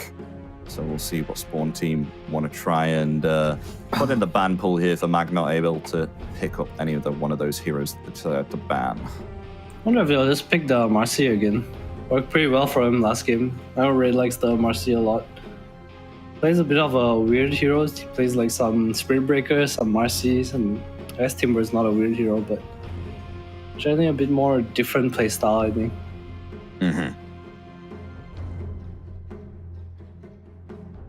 Doom. Okay, Doom gets banned here. One team not wanting to go against that. So now we'll finally see what they pick up. And indeed, it is a Marcy. So they're happy with what they had recently. They'll go with a Marcy and a Tusk once again. But maybe perhaps this Tusk is a much higher core position than we thought, because there is a Rubik out of here. But this may be a Marcy 4 or a Marcy 5. Maybe perhaps they'll try and switch it around a little bit here on Spawn Team. Yeah, I would think it's 90% gonna just be Red playing the Marcy.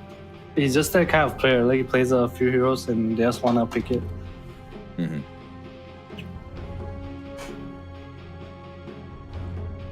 Now we'll see what Mag pick up here. And very interestingly, it's an Undying. Here that you don't see all too often. Originally, you did used to see this quite a lot with the fact that they did a patch quite a long while ago. Hint, hint, that that his decay is a lot stronger now and keeps intact some of the HP when he does use that. So we'll see that come out, and whether that be a position 5 or position 4. What do you feel like, Adam? I mean, they probably expect the 4 Tuskar and the 3 Marcy here, so Undying just good against double strength. I think Spawn should adapt to this, maybe put the Marcy with the Rubik and pick like a, I would say like a draw for the lane with the Tusk would be pretty nice. Or even put Tusk mid and just pick a carry and another support. They shouldn't fall into this trap where they're gonna play like double strength melee against Undying. You know, it sounds really hard.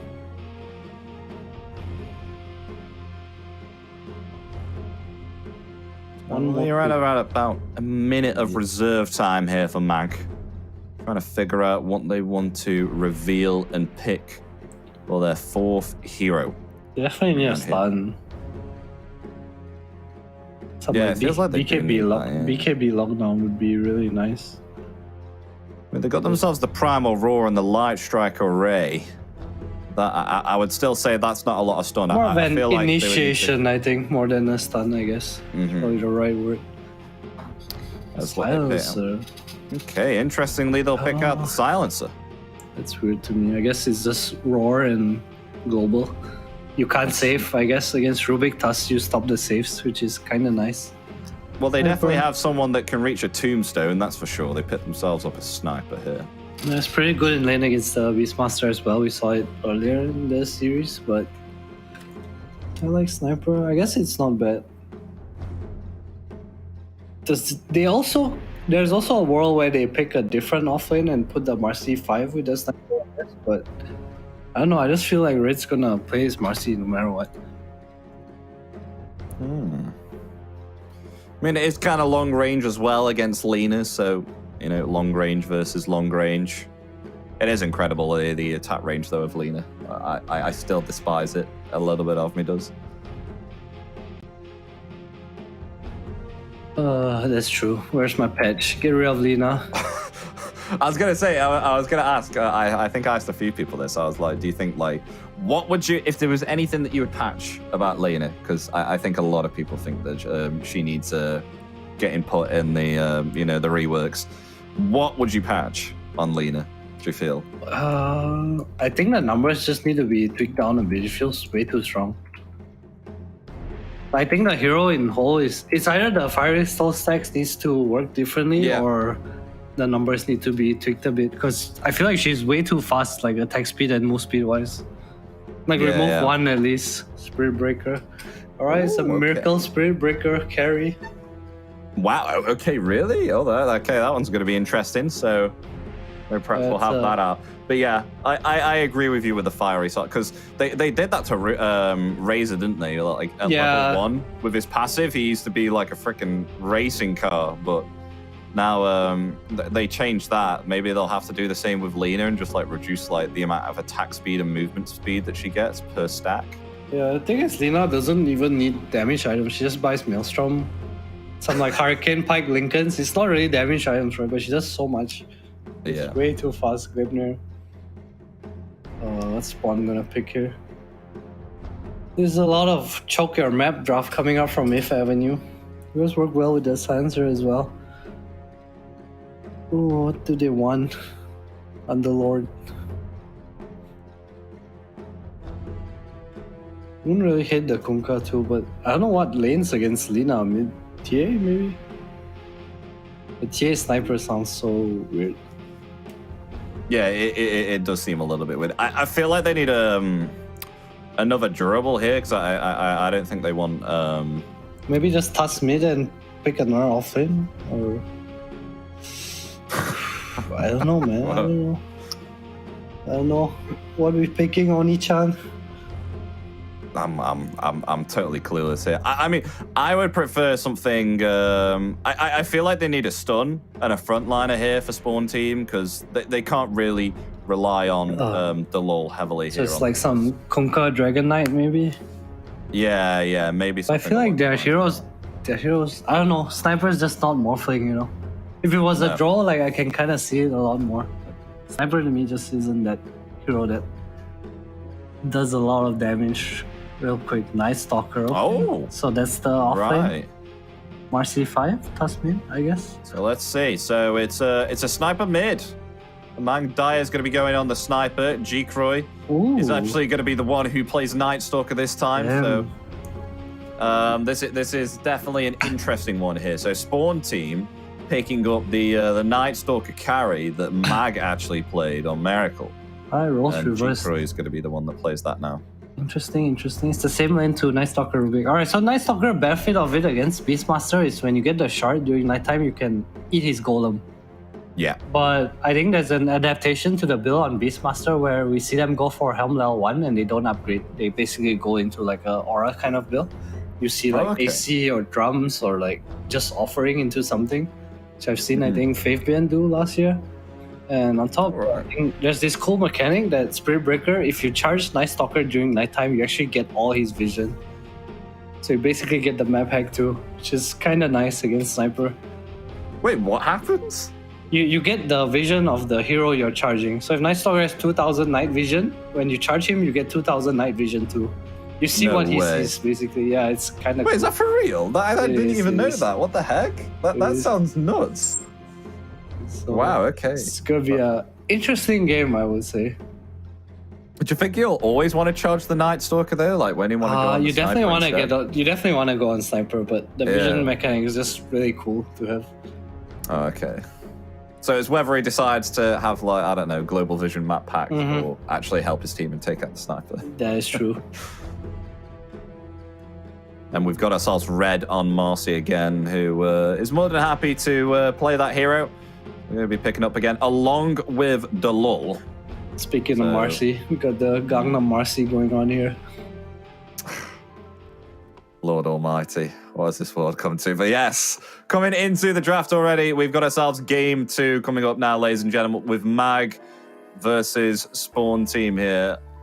Don't know if Mag are going to be able to equalize this one, but we will see nonetheless with game 2 coming up now, as the game will be hopefully going to you guys in around about a bit. Hopefully. Boots Undying. There we go. Oh, So yeah, both teams, they're going to try and position themselves to the mid lane as soon as fast as humanly possible. With Mang Daya interestingly going the sniper on the middle.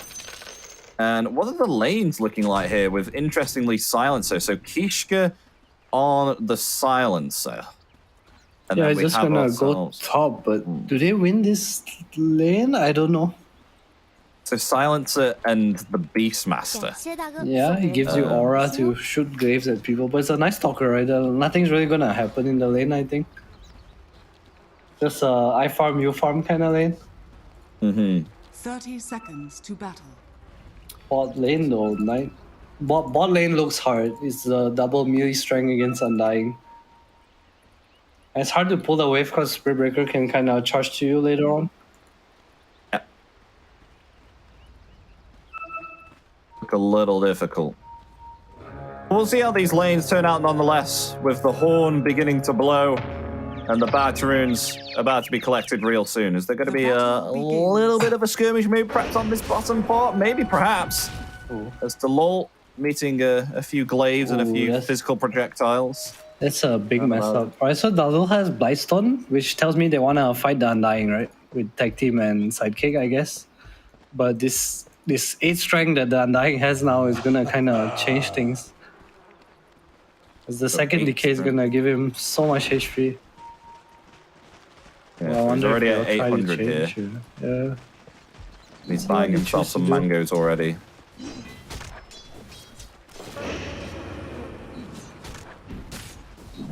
See how this one goes. How would you pronounce Undying's name anyway without like trying to trip up? I He's mean, like I triple- call him he's like RR quad because B. he's RR. He's what, sorry? V4. I mean, he used to go by RR. Ah. So I just call him RR. Ease of execution. I don't want. If I had to read it, it would be V. You know, with the exclamation mark. So you gotta hit that last one, the last V. Oh, okay. Well, they're actually going to commit here. Tag team. Well, no, I have that. I've got the R shards instead under lull. Because you have to say it really quick, so it's like V.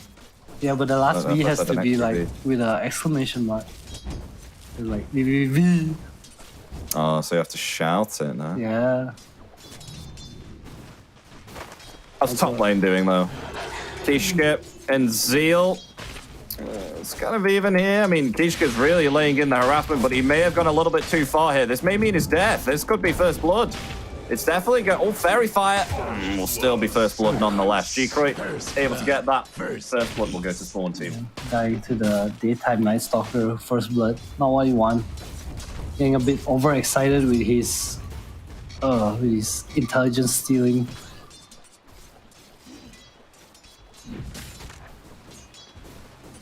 And how are things looking bottom? I mean, VVVV or is really laying in here with the decay, as Red is kept away from the creep wave, as you can see, really not giving the Marcy any chance of getting some last hits. And more mangoes are on the way to cause havoc within this bottom lane. Yeah, Marcy's still CSing pretty well, but Miracle obviously, I mean, no threat down here.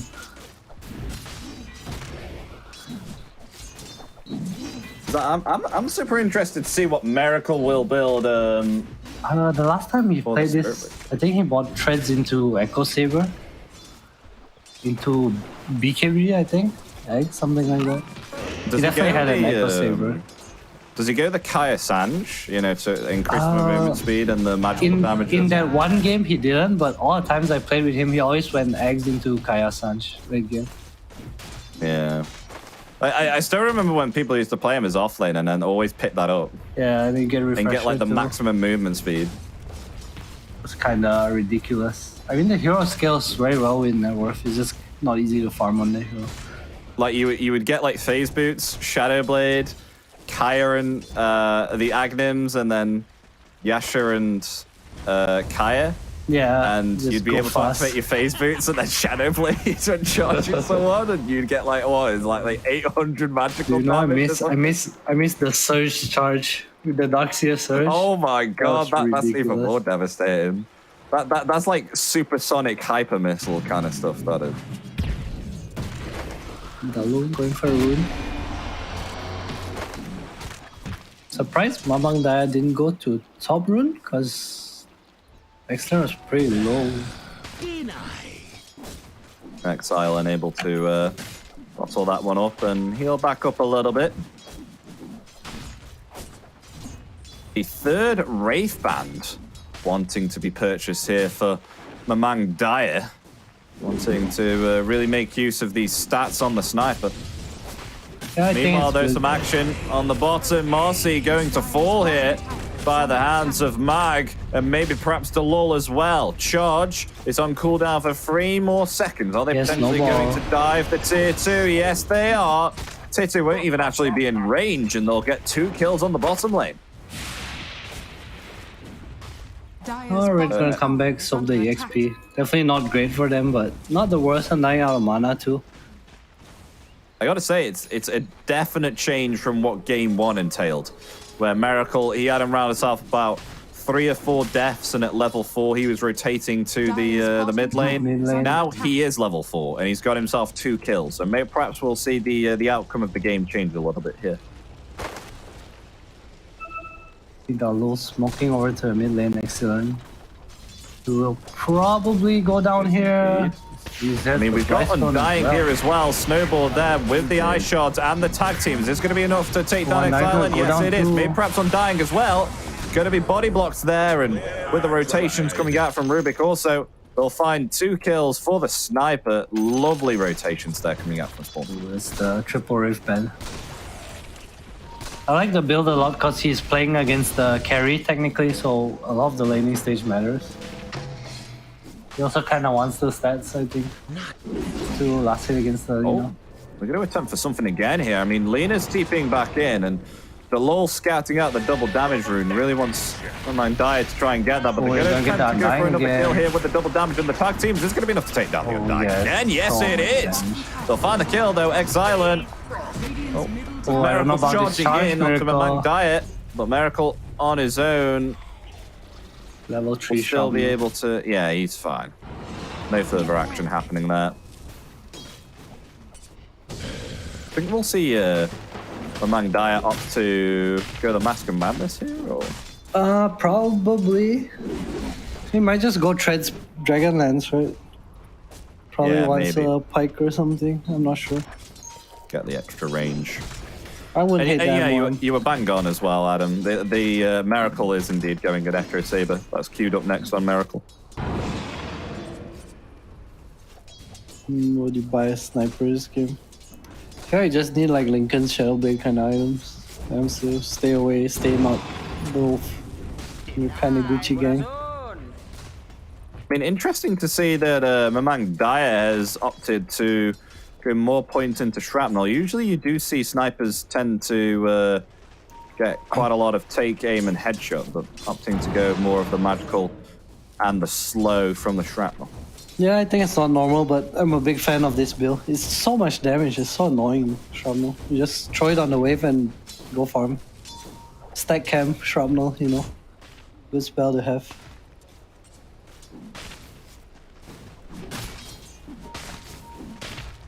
They're still doing okay though. Undying, hanging around here. I mean, how the heck do you get onto Mamang Dire right now? You Undying. Man, you don't.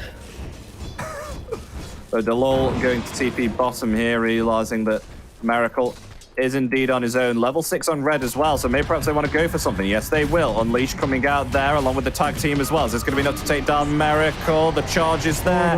The rotation with the light strike array. Will it be enough? Yes, it will. Miracle is going to be able to survive with the rotation out of Exile. Red has to get himself back within the trees. Maybe perhaps they'll be able to find the kill here onto Delol. Yes, they will. Delol down. The red was able to skirmish through those trees and use the rebound to escape beyond the tier 1 tower. Very nice rotations coming out there from Mag, but that leaves the top and the mid lane for the taking. The Zeal being chased here by Travins. Oh, the stag, the shrapnel. Up the stacks. G-Croy, got him. Oh, do I like the TV? I feel like it was 50-50 even though they got killed on the Tuskar.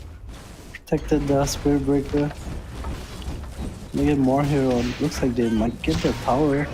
Oh, the Mang. Oh, actually TPing down to the bottom. They may find the kill onto Undying. Yes, they will. That's a kill for them there. Red able to pick that up onto BBB.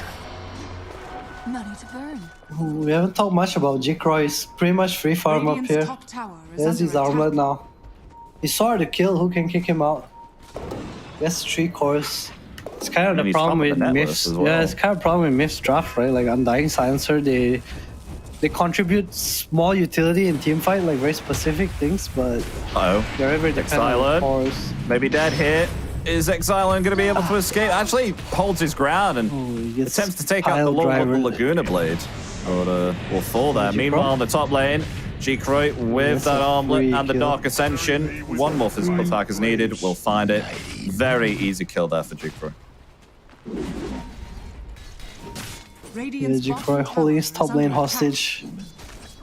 4.7k net worth. Wait, is he going to go for something else? G-Croy? He's going to try and go for the Undying. That's another kill. The damage. Double kill. That's around about how much damage is that? Armlet. Oh my god, that's like it's like plus 70, plus 80. 220. Tower is under attack. Yeah. Well, it was a lot of damage, man. It was a lot of quick damage too. Radiant's bottom tower Because the has face boots fallen. now on his way to short Dire's top lane. structures are Will they fortified. defend this? I feel like they should defend this. Is that normal for you to have 220 damage at 10 minutes? I mean, with all the Marcies and the Night Stalkers, they're kind of normal. Or can Bielina have 100 damage but hit twice as fast? Dire's top Yeah. tower has fallen. Never actually realized that how out of control Dota has got throughout the years in regards to damage If availability. everyone has like- 200 damage, technically it's still balanced. Okay, fair enough. Sniper. No MOM, going for Dragonlance. Want some stats.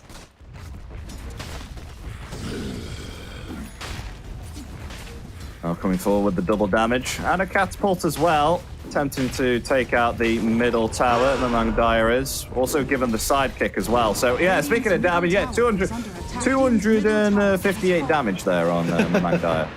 Who's now going to attempt to rotate Exiled in some trouble here with a snowball and the tag team as well. The Light Strike Array will land successfully, but the rebound coming forward, it won't connect onto Exiled. Able to avoid the eye shards as well. As Lena going to be able to get away. Zeal going to try and attempt to TP out. Is he going to be able to TP for it? No, he is not. Will fall from the incredible amounts of damage being outputted there from Spawn team. There's the lull. Getting a little bit too close for comfort there. Maga going to try and find something here.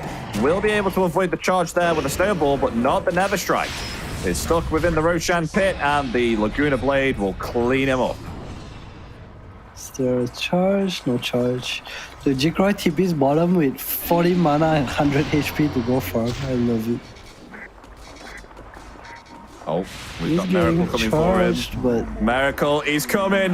He's coming. Is he going to be able to stop the charge? No, he doesn't have enough mana for Void, but actually, Miracle stops that charge. me as Armlet too. He basically has 1k HP. Look at his HP regen, man. It's crazy.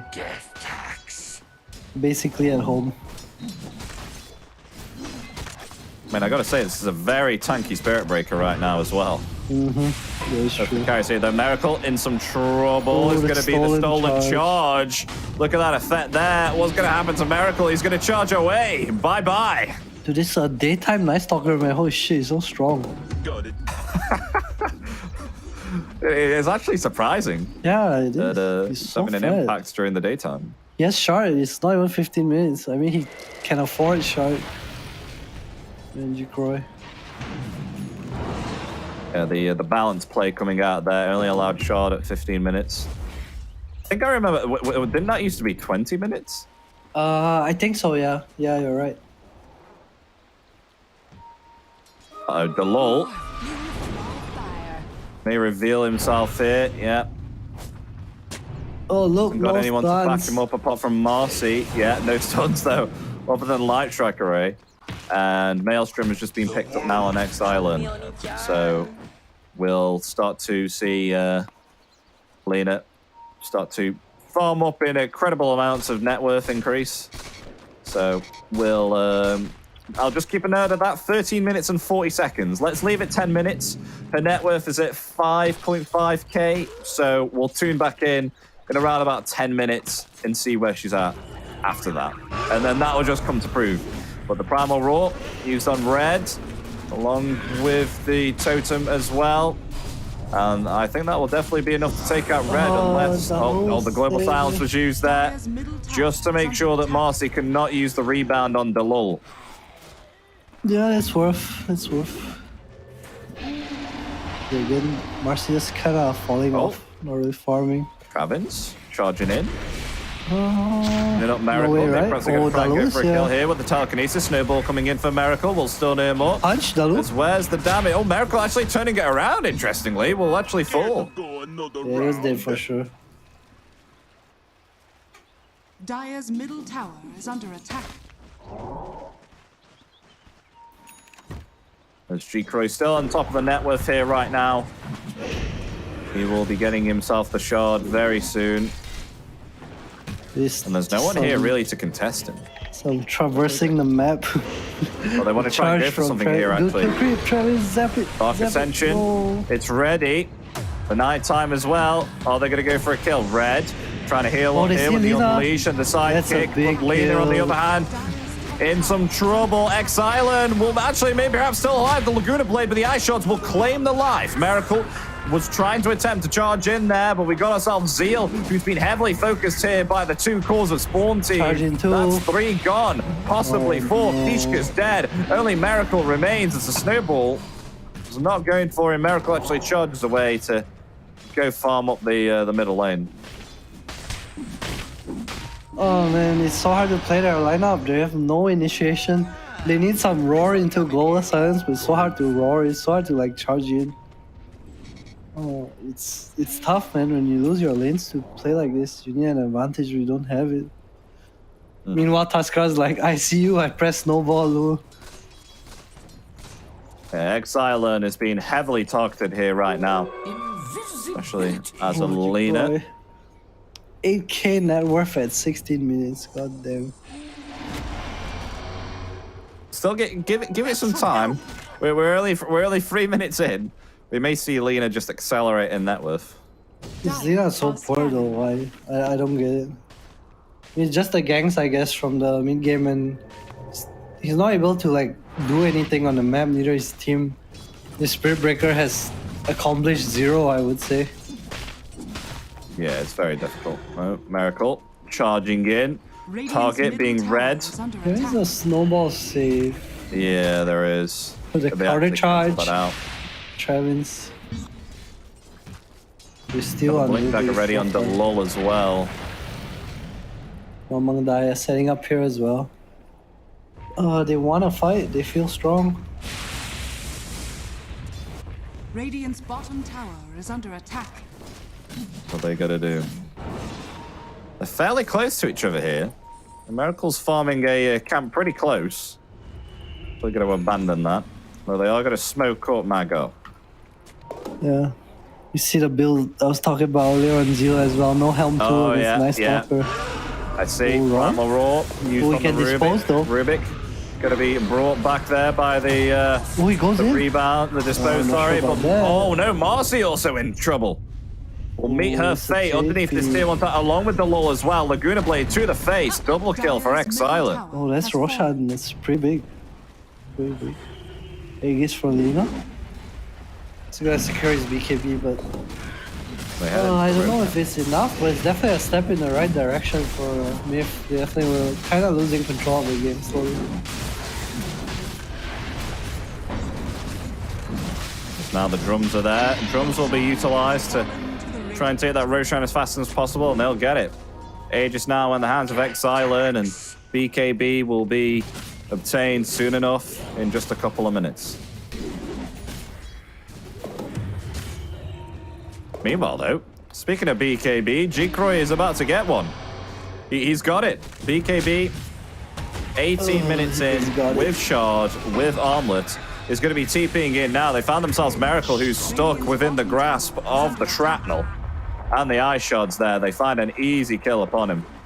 As now they go for a smoke, trying to maybe perhaps find something more, even with this Aegis of Immortality in the hands of the Lina. Radiant are scanning.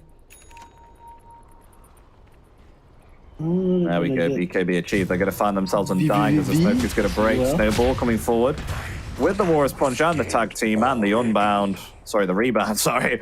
And they'll obtain that kill. What did Mamang Daya buy? Crystallis, look at that. I love this. No Desolator, thank you.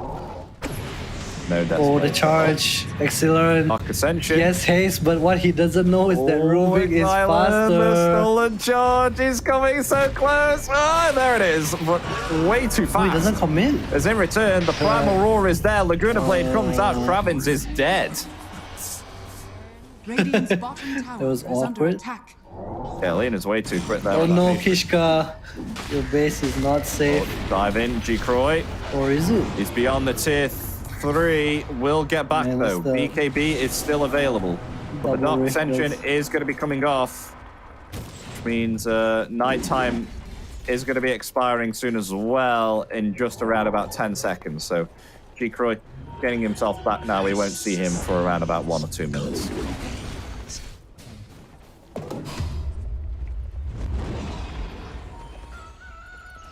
Smoke coming out from Mag. Once again. Going top. Seeing that Delol is here on his own. Break the smoke though. Go around the outpost. Charge coming in. Delol. Gonna try and blink away. Snowball comes out in return, but the Never Strike is there, bringing Delol back.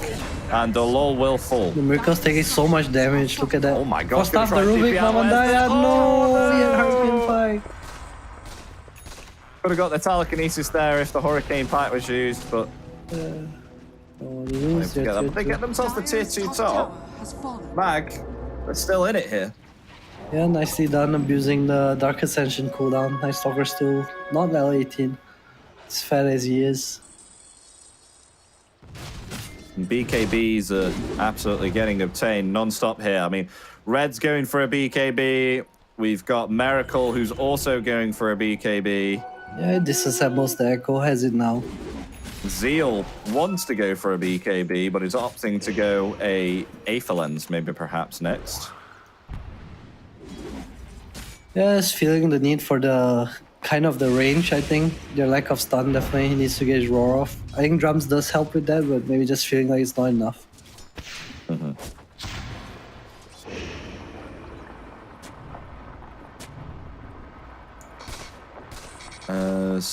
Just farming, we're all just farming. Curious to see what Mamang Daya will go for. Maybe just X-Island's been able to catch up a little bit, Adam. Well, look at that, 11k net worth. Yeah, Wheelina baby.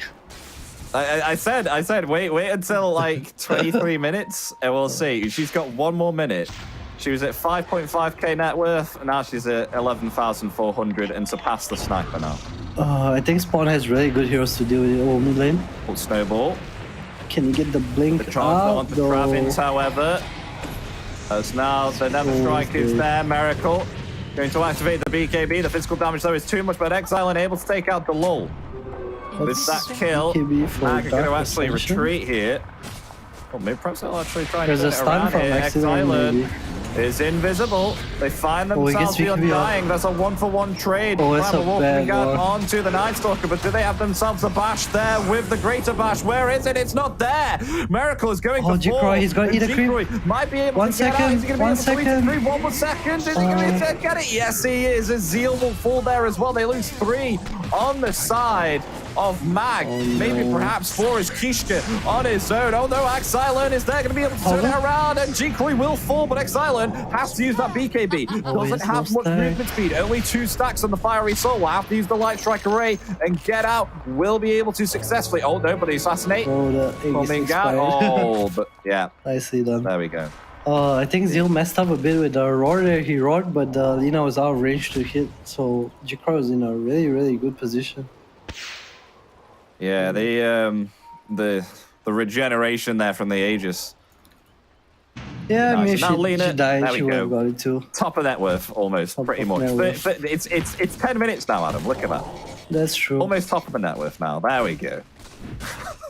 All right. That just points a significant highlight. 10 minutes in, Lina was kind of mid net worth. Maelstrom pick up a few kills here and there. Now top of the net. Yeah, but that's because you're comparing Lina to the not Linas, you know.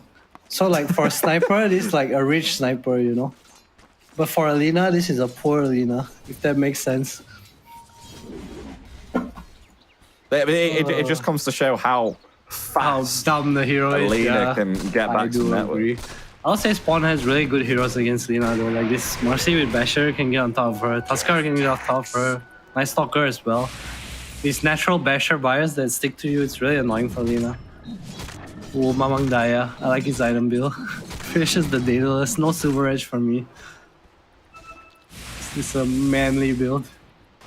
See how this one turns out. He has the option to go with a shard as well. I don't know if you want to get that as a sniper. He definitely wants the Lincolns for a roar and the Spirit Breaker.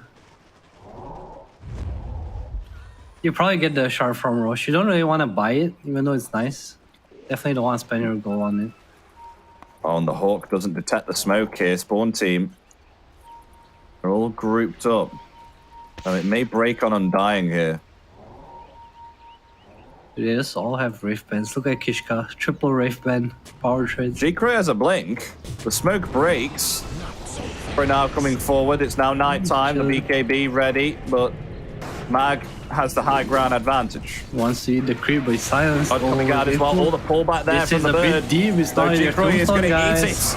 As now the Undying is gone. The Primal roar onto them on the Marcy. Marcy very low. Gonna have to run back. Will still survive, but the Laguna Blade and the insane magical damage coming out here from Mag. It's just too much for Spawn Team to handle as they lose both G Croy and the Lull. Red has to get back with insanely low HP, and Mag, they win that fight.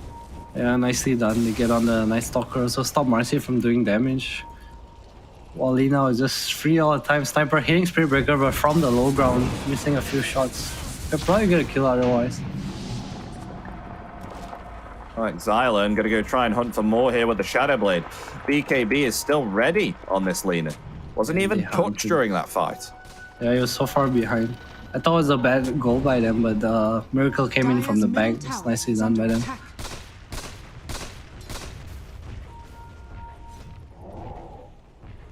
As Agnims is next on the agenda now for Miracle. So that will be the next item for the carry Spirit Breaker. And BKB has been achieved now as well on Zeal. So actually opting to go to the BKB first before going the Aether Lens. Yeah, I like this. Make sure he can protect himself, get a roar easier. Especially the Night Stalker has dagger now. He needs his Basher or AC. Choosing go for AC looks like it. There's too much BKB control right now. They don't have enough tank, I would say. I need a bit more cleaner about how they start fights. Charge on to Marcy. Granting some vision there of the rest of the team as Miracle was actually charging in with the Marcy.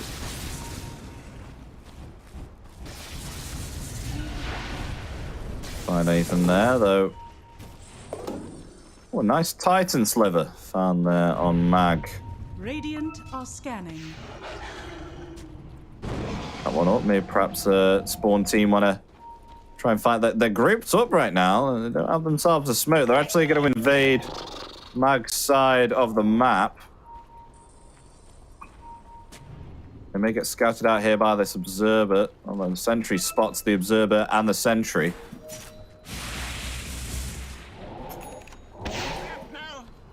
Yeah, Spawn, they look like they really want to fight, not really farming as much. Marcy, I really want this Basher. I think it's really important. Put Basher, Blink. They have eggs on Miracle now. Big timing for him. Does not have level 20 yet. Yeah. Although, oh, just able to grab that double damage, find the kill on Undying. They want to try and utilize this double damage, maybe perhaps. They're actually going to head into the Rocha. Oh, that's big. Second Roche. I mean, the Undying has buyback, and they have the tier 1 tower. He is going to buy back, but he's TPing to the outpost. Oh, they don't see the Hawk. There's a charge coming in. They see everything. They get everything in time. Aegis now in the hands, though, of G-Croy. They're still going to try and attempt for this. Oh, my God, Lina! So close to death. Has to BKB and full staff away. Lina, that is Lina gone.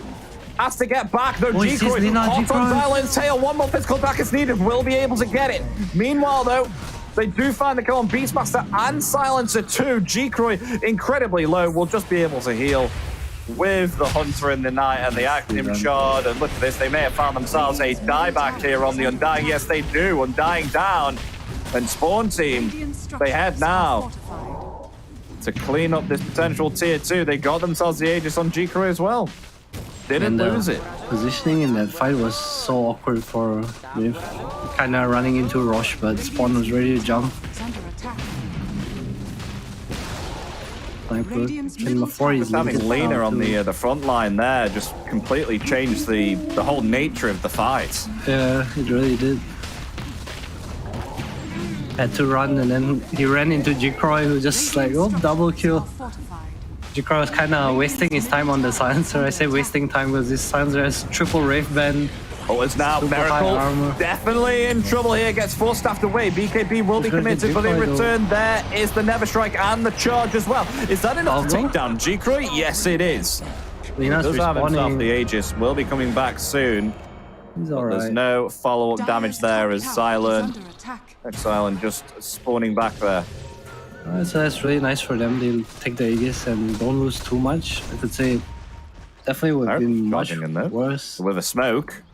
Went in for Red. Red going to be charged up and stunned there. Though G-Croy is there also. Miracle on his own, but the rest of the team coming in to enforce him. Let's try to find more, but G-Croy and Red, they've already got themselves back. Lina stun on the Rubik as well. That's pretty nice. Are they still going to go for this though? It They are. They're looks charging like forward. They're going to go for the... Yes, Dark never Ascension, mind. don't have to be no, careful. Dark Ascension Yeah. blinking forward. That's going to be Undying dead straight big away. stun. The Light Stolen Light Strike Array actually stunning up the Beastmaster. That's Beastmaster They dead see as well. Kishka, they see Only Miracle. 3 remaining. Miracle has no BKB. He needs to get himself out of there now as Kishka also in trouble here, in peril. No 4 staff remaining. Will just be punched in the face by G-Croy, and it's a triple kill for him. Just absolutely turning it around there with the Dark Ascension and the Blink Dagger and just saying, hey, you guys, you're hitting me, I'll hit you.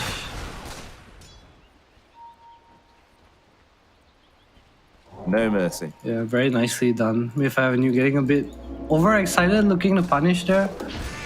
Maybe feeling a bit pressured. It's kind of getting harder to take fights. Night Stalkers has this Loud 22 now, has AC flying out. Lina forced to go for a defensive item in the Hurricane Pike. Definitely going to be lacking damage soon. Very dependent on the Beastmaster Aura and the lockdown coming out from Roar.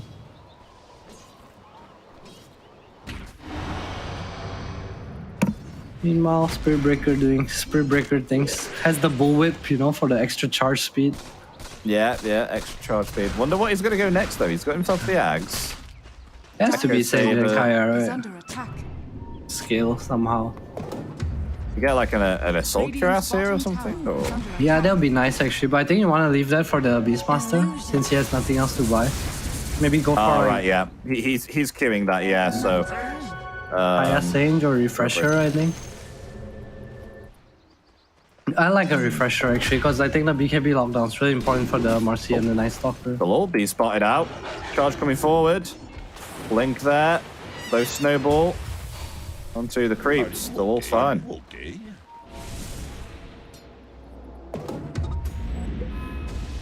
Not cut that outpost there. I don't know what Miracle wants to go for himself. Still hasn't got anything in the quick buy as of this moment in Shadow time. Blade queued up. Oh, there we go, yeah. He's going Shadow Blade.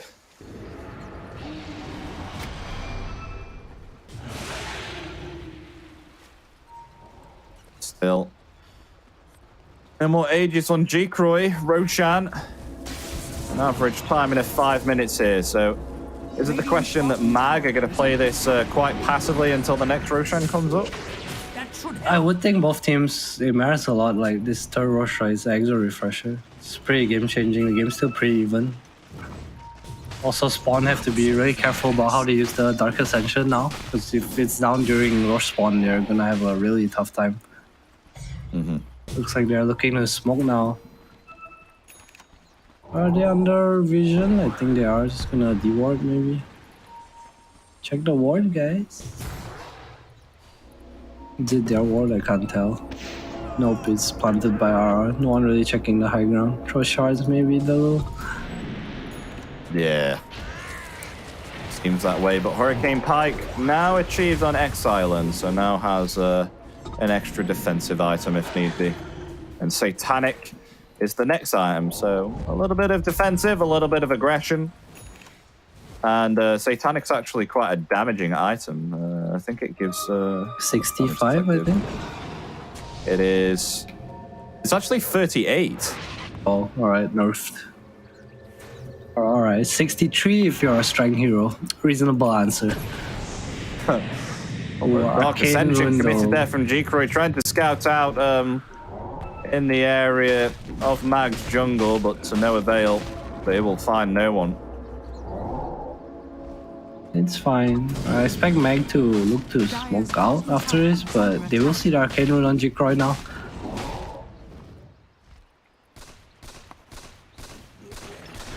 Ah, yes, I see, yeah. Among Daya, Swift Blink queued up. Would like to see him just go for like some Barfly Satanic, like some man-up item build. I think it's very hard to always want to play for positioning in this type of game. Actually opting to go for the swift blink on the sniper for that positioning. He has sidekick, and his Night Stalker kind of hard front lining for him, and can't be ignored. Oh wait, G-Croy. Maybe initiated on here. The Primal Roar is there. Where's the damage? The charge coming out. The Global Silence is there. Is that going to be enough damage to take down G-Croy? Yes, it is. With the Never Strike, they finally take down this Night Stalker. As now they want more. Yes, buyback though. The charge. He's going to charge right onto Mamang Dai, but then lovely telekinesis there, stopping the charge. Defensive charge won't be enough. There's Exile and a Miracle still hot on their trail, coming forward as the charge is there onto Travins. Travins in some trouble now, will be found with thanks to the Light Strike Array. As now the TP there from Red will be able to get out. Delol trying to TP out in the trees as well. They'll only find 2 here on Mag, but a very nice initiation nonetheless. Yeah, Roshan spawning soon as well. Excellent. Probably gonna go check it after his wave. Also, he's attacking now. It's an Invis rune. This is pretty big if they get a rush off of it. Refresher or eggs, I guess. Does eggs matter? I guess eggs doesn't really matter. Is it going to be a fast Roshan though? Oh my god, imagine if you're Myth and you get eggs. Whoa. It's sad. Whoa. What's the blessing? What's the blessing? Oh, 5 seconds left. 3, 2, 1. Refresher or eggs. Oh, it's a long spawn. Oh. 2 minutes 10 until the Roshan is back up. Meanwhile, they'll take a easy tower there. But bloody hell, the Miracle, Jesus. He just darted up 1,225 movement speed. I'm quite surprised by that. He just shot off like a rocket. Yeah, they really need to kill him in fights. Can't be allowed to like play around. Mamang Dai will suffer if he gets to... Oh, he's got the level 20 talent, which increases his Charge of Darkness move. Yeah, but it feels like it charges it by like 3x. 3 times. Oh. You has a dagger. You should play the skill as well. Satanic complete on the Lina, so some big items coming up from Myth. Meanwhile on spawn, nothing too new, just a basher on G-Croy and Red. So Basher obtained now, and actually, interestingly, G-Croy has the Spell Prism as a neutral item. Is that to decrease the cooldown it's here just the cooldown, Dark Ascension? Yeah. Is it good though? 12%? I feel like this is like has been like a long time argument, right? Like, is cooldown better? Because cooldown technically makes it's better in the game, but like for that fight it's not better, if that makes sense. Like once you press your alt and the cooldown's in effect, you want a different item, right? You want some damage or something. Yeah. I know what you mean. But the Smoke Kit, DD Lina team, they do have the high ground. DD Lina is well aware of that, but the blink forward, they're going to try and find the kill there onto Sansa, was not able to use the global. Will fall along with the Undying as well, but can they turn it around? They find themselves the kill onto Delol there. G-Croy falling very low, going to try and eat a creep, but still being stunned up there by the charge of Miracle. Miracle being heavily focused here by the damage of a Dyer, and they will find the kill. That's 3 gone. As now they pursue for more Exile with the double damage is still being pursued here, will be revealed there by the Dust of Appearance. Going to use actually the Satanic there to dispel some of that. The bash! The bash from G-Croy! Exile is going to fall! He's down for 90 seconds. The buyback here from Miracle. This could be a disaster right now as the Ice Shard's locking him in place. There's the Dust of Appearance. Miracle is just going to die. It's a dieback as they also find the Beastmaster as well, being pulled back there by the telekinesis. There's just a double kill there for G-Croy, and it may look to be they've just completely lost the game here, maybe perhaps. Oh, they have lost the game. No buyback on Spiritbreaker, no buyback on Lina. Zero as well, no buyback. They all bought out for a fight, and well, DD Lina, it wasn't enough. Just got bashed. What can you do? Yeah, they're going end. Spawn team, they're going for tier 4s with all 3 of the cores with no buyback. What the heck can you do? Snowball on the Undying. Goodbye, Undying. Tombstone. Oh no, actually, maybe Delol. Nah. Delol's dead. Oh, Kishka's the carry now. What the heck? Dude, this hurts. Kishka. Oh no, the global silence is there. The BKB as well. That will be able to take down Silencer. All of Mag are dead. The glyph comes out, but they're going to try and still defend this. 25 seconds remaining on the Beastmaster. The Death Sniper. This is when you buy it here, but GG well played is called. from Mag and Spawn Team. They'll take themselves game 2, what looked to be something of an equalization game here for Mag. Spawn Team just turn it around within one fight after a really bad positioning there from the low ground and the high ground. And, I mean, Spawn Team, they take themselves game 2. They do indeed convince. I would say pretty convincing performance from J-Croy. I'm impressed. He was on form today, 8-0 Morphling, and what was the score in this game? Alright, he was 14-3. J-Croy was. Yeah, my god, he was owning. We're around about 630 GPM as well. Don't know how much damage he did. Let's see. It was around about 30. Very close to Sniper, actually. Sniper, Mamang Dai, he did around about 34,000. And G-Croy did about 30,000. So both of them doing incredibly well there. And dealing with that. I don't want to tell you how much damage Miracle did, though. I don't want to know. It's okay. It's okay.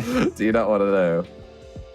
But yeah, MVP actually going to Travins here. Yep, that's more than respected there, especially with some of the telekinesis plays that came off there with some of the 4-staff plays and the spell steals. So very well played there to Travins. He is your MVP. Yeah, charge steals. It felt like it worked against them all the time. Once he got charged, they just kind of ran them down with the Night Stalker, the Marcy, the Tuskar. They just kept going in, and I talked about this Silencer Undying duo. They just felt like they couldn't do anything, right? They were like very reliant on their cores having a good game and being able to give pressure by themselves because they're just there to kind of support you, right, in a way. Yeah, I think what will stay with me was when Travins was charging Xylan underneath the tier 3 tower at bottom, and it was like, who can match the movement speed when Xylan had a haste rune. Oh, that was some good stuff, but unfortunately they weren't able to catch up and get the kill. But nonetheless, Spawn Team, they still take it, and they get this series. They win the best of 3. And that's a 2-0 for Spawn Team. So unfortunately, Mag will lose this series. But we do have ourselves another game coming up very soon. But let's speak a little bit more about what happened there. I was quite surprised with Kishka actually manning his ground there and actually almost possibly taking out G-Croy, but activated the BKB and stuff like that. But what do you think went wrong during that team fight? Because we saw that it was potential for Mag to try and come back within that team fight, but it kind of just went downhill from there. I think the Graphs would say, the Graphs would say the same thing. I mean, Mag had what looked to be a 70% win probability, and that just snowballed down from that one team fight. Wait, which fight was this? It was the team fight where they went above the high ground near the river. The DD? Was it the last fight? I think it was the DD. Yeah, so I think what happened was they went uphill. The Undying, they really wanted a fight, right? Undying goes uphill, and they kind of get a kill. And then Marcy jumps onto Lina, but as the Lina backs off to try to space, the team was still fighting. And they need to understand that, the Lina was kind of their machine gun, and they need to just fight with the Lina. If Lina backs you back, and then Miracle kind of dies and they get chased down. Travins with another charge steal, and then G-Croy with the blink first hit bash onto Excellent once again. Mm-hmm. It's just hard, man. It's just hard. Oh, and we've just been told we've got an interview with G-Croy coming up. So hello, G-Croy. Can you hear us? Yeah. Hello. I can hear you. Hello. Good. Congratulations on your game, winning 2-0 versus Mag. How are you feeling? Thank you. How are you feeling about that 2-0 victory? I'm feeling so good right now. Feeling so good. That's good to hear. You should, man. You played so well today. It's a very impressive performance. Dude, where's this Night Stalker from? Where's the Morphling Lash G-Croy? Yeah. This new Night Actually, Stalker. Night Stalker is an idea from our coach, Sundabule. He's a good drafter and a good coach also. Credits to him. Yeah, I like your draft these 2 games. Yeah. I want to ask about Red actually. His hero pool's a bit different compared to normal off-laners. Like he plays this like Spirit Breaker, maybe Marcy and all. Like how do you guys get that into your game? I think because Red is like he plays like every offlane hero, like almost every offlane hero. He plays a lot of pops. Like all his Dota Plus hero is like so big the level. Okay. How was your? How are you feeling during game 2 of that? Because we did see that Mag were somewhat coming back a little bit, but I just want to know how you were feeling during that last battle, because obviously, of course, they did try and attack you from the high ground there, but then you guys were like able to somehow win the entirety of that team fight and just take the game completely of that game too. I think because they spoke to us, right? But I'm a Night Stalker. I'm just press ult, and then they all got C, and then my team is just hit, stun, everything, because we got all the vision. Because that's a great pick. Yeah, it was a really nice draft. I wanna ask, you guys gave the Lina in game 2, right? Do you feel like you just had heroes ready to deal with the Lina? Like, do you think the hero has been a bit more figured out now? I feel like Lina is not winning as much as before. Of course. Our coach is like giving all the option to fight against Lina. Like this Marcy offlane is also good, and yeah, so much way to kill Lina later, even if he's I fat. agree. It felt in the game that the Lina was just running away a lot of the time. Yeah. But yeah, that was absolutely great stuff there, G-Crow. You actually really impressed us there with your Morphling. Like, you were MVP in game 1 of that. You didn't even die once, and it was something that we didn't see very often with a Cypher Vice picked up. I think it was like the second time Adam's ever seen it on Morphling before. But yeah, that was really good stuff. But thank you ever so much for joining in for the interview, G-Crow, and like massive ups for yourself and the rest of the team on that victory. Okay. Yeah, congrats. Thank you also. So yeah, with that, G-Crow coming in with the interview and just giving us some insight there as to how it all unfolded there, with Spawn Team winning themselves a 2-0 victory versus Mag. Absolutely superb job there from not just himself, but the rest of the team as well. But we are indeed going to be going for a break. I think it may be possibly an hour until the next game, so you can get yourself ready and do what you need to do, because we've got ourselves Army Geniuses versus UD Vessuwan. That is the next best of 3 series coming up next. So hopefully within around about, hopefully-ish, just before an hour, or around about that time frame, we'll be back with that next series coming up. So hopefully don't go anywhere, stick with the stream on, and we will see you for the next best of 3.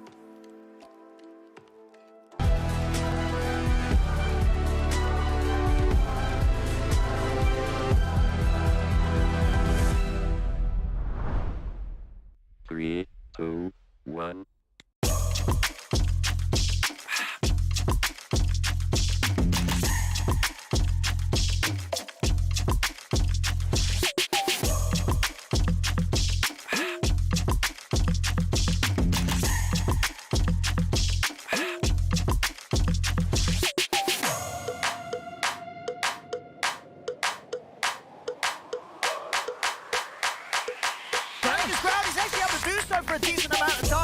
They got like the Blade Cloak that get a lot of damage, but here comes the Black Hole.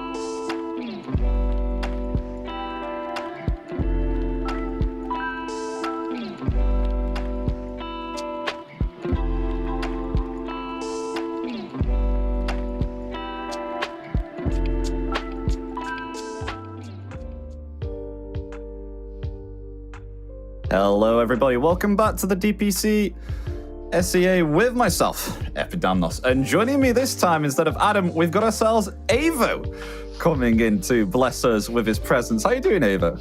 Hello, I'm glad to be here, Epi. First time with you. I feel like I've traded up from Richie, so I'm doing pretty well. It's a good day. It's a good day. And we also got a really, really nice match in front of us, right? It's Vessuwan versus Army Geniuses. Vessuwan, a team that with a lot of promise, maybe a little holes, but a lot of promise. And Army Geniuses, one of the staples of Division 2 as well, one of the hype teams from Indonesia. So very, very excited to watch both of these teams duke it out against each other. And Vessuwan as well. They were previously a Division 1 team, is that correct? Yes, they were. Yes, even though it was a considerable change in the roster, et cetera, but yes, they were a Division 1 team before. They did not do well in Division 1, which is why they're here in Division 2. They're trying to recover a little bit. For a little history, of course, Epi, our lovely man who's now doing C, so glad to have you here, Epi. Vessuwan, they are a team that is well known among the C fans, at least the players themselves, right? Because when you look at Thai Dota, these three of these players, the supports and the offlane, they're like the veterans. The supports especially are the veterans of Thai Dota. So while you have these Masaros, you have Jackie, you have these new guys, incredible, right? Incredible players.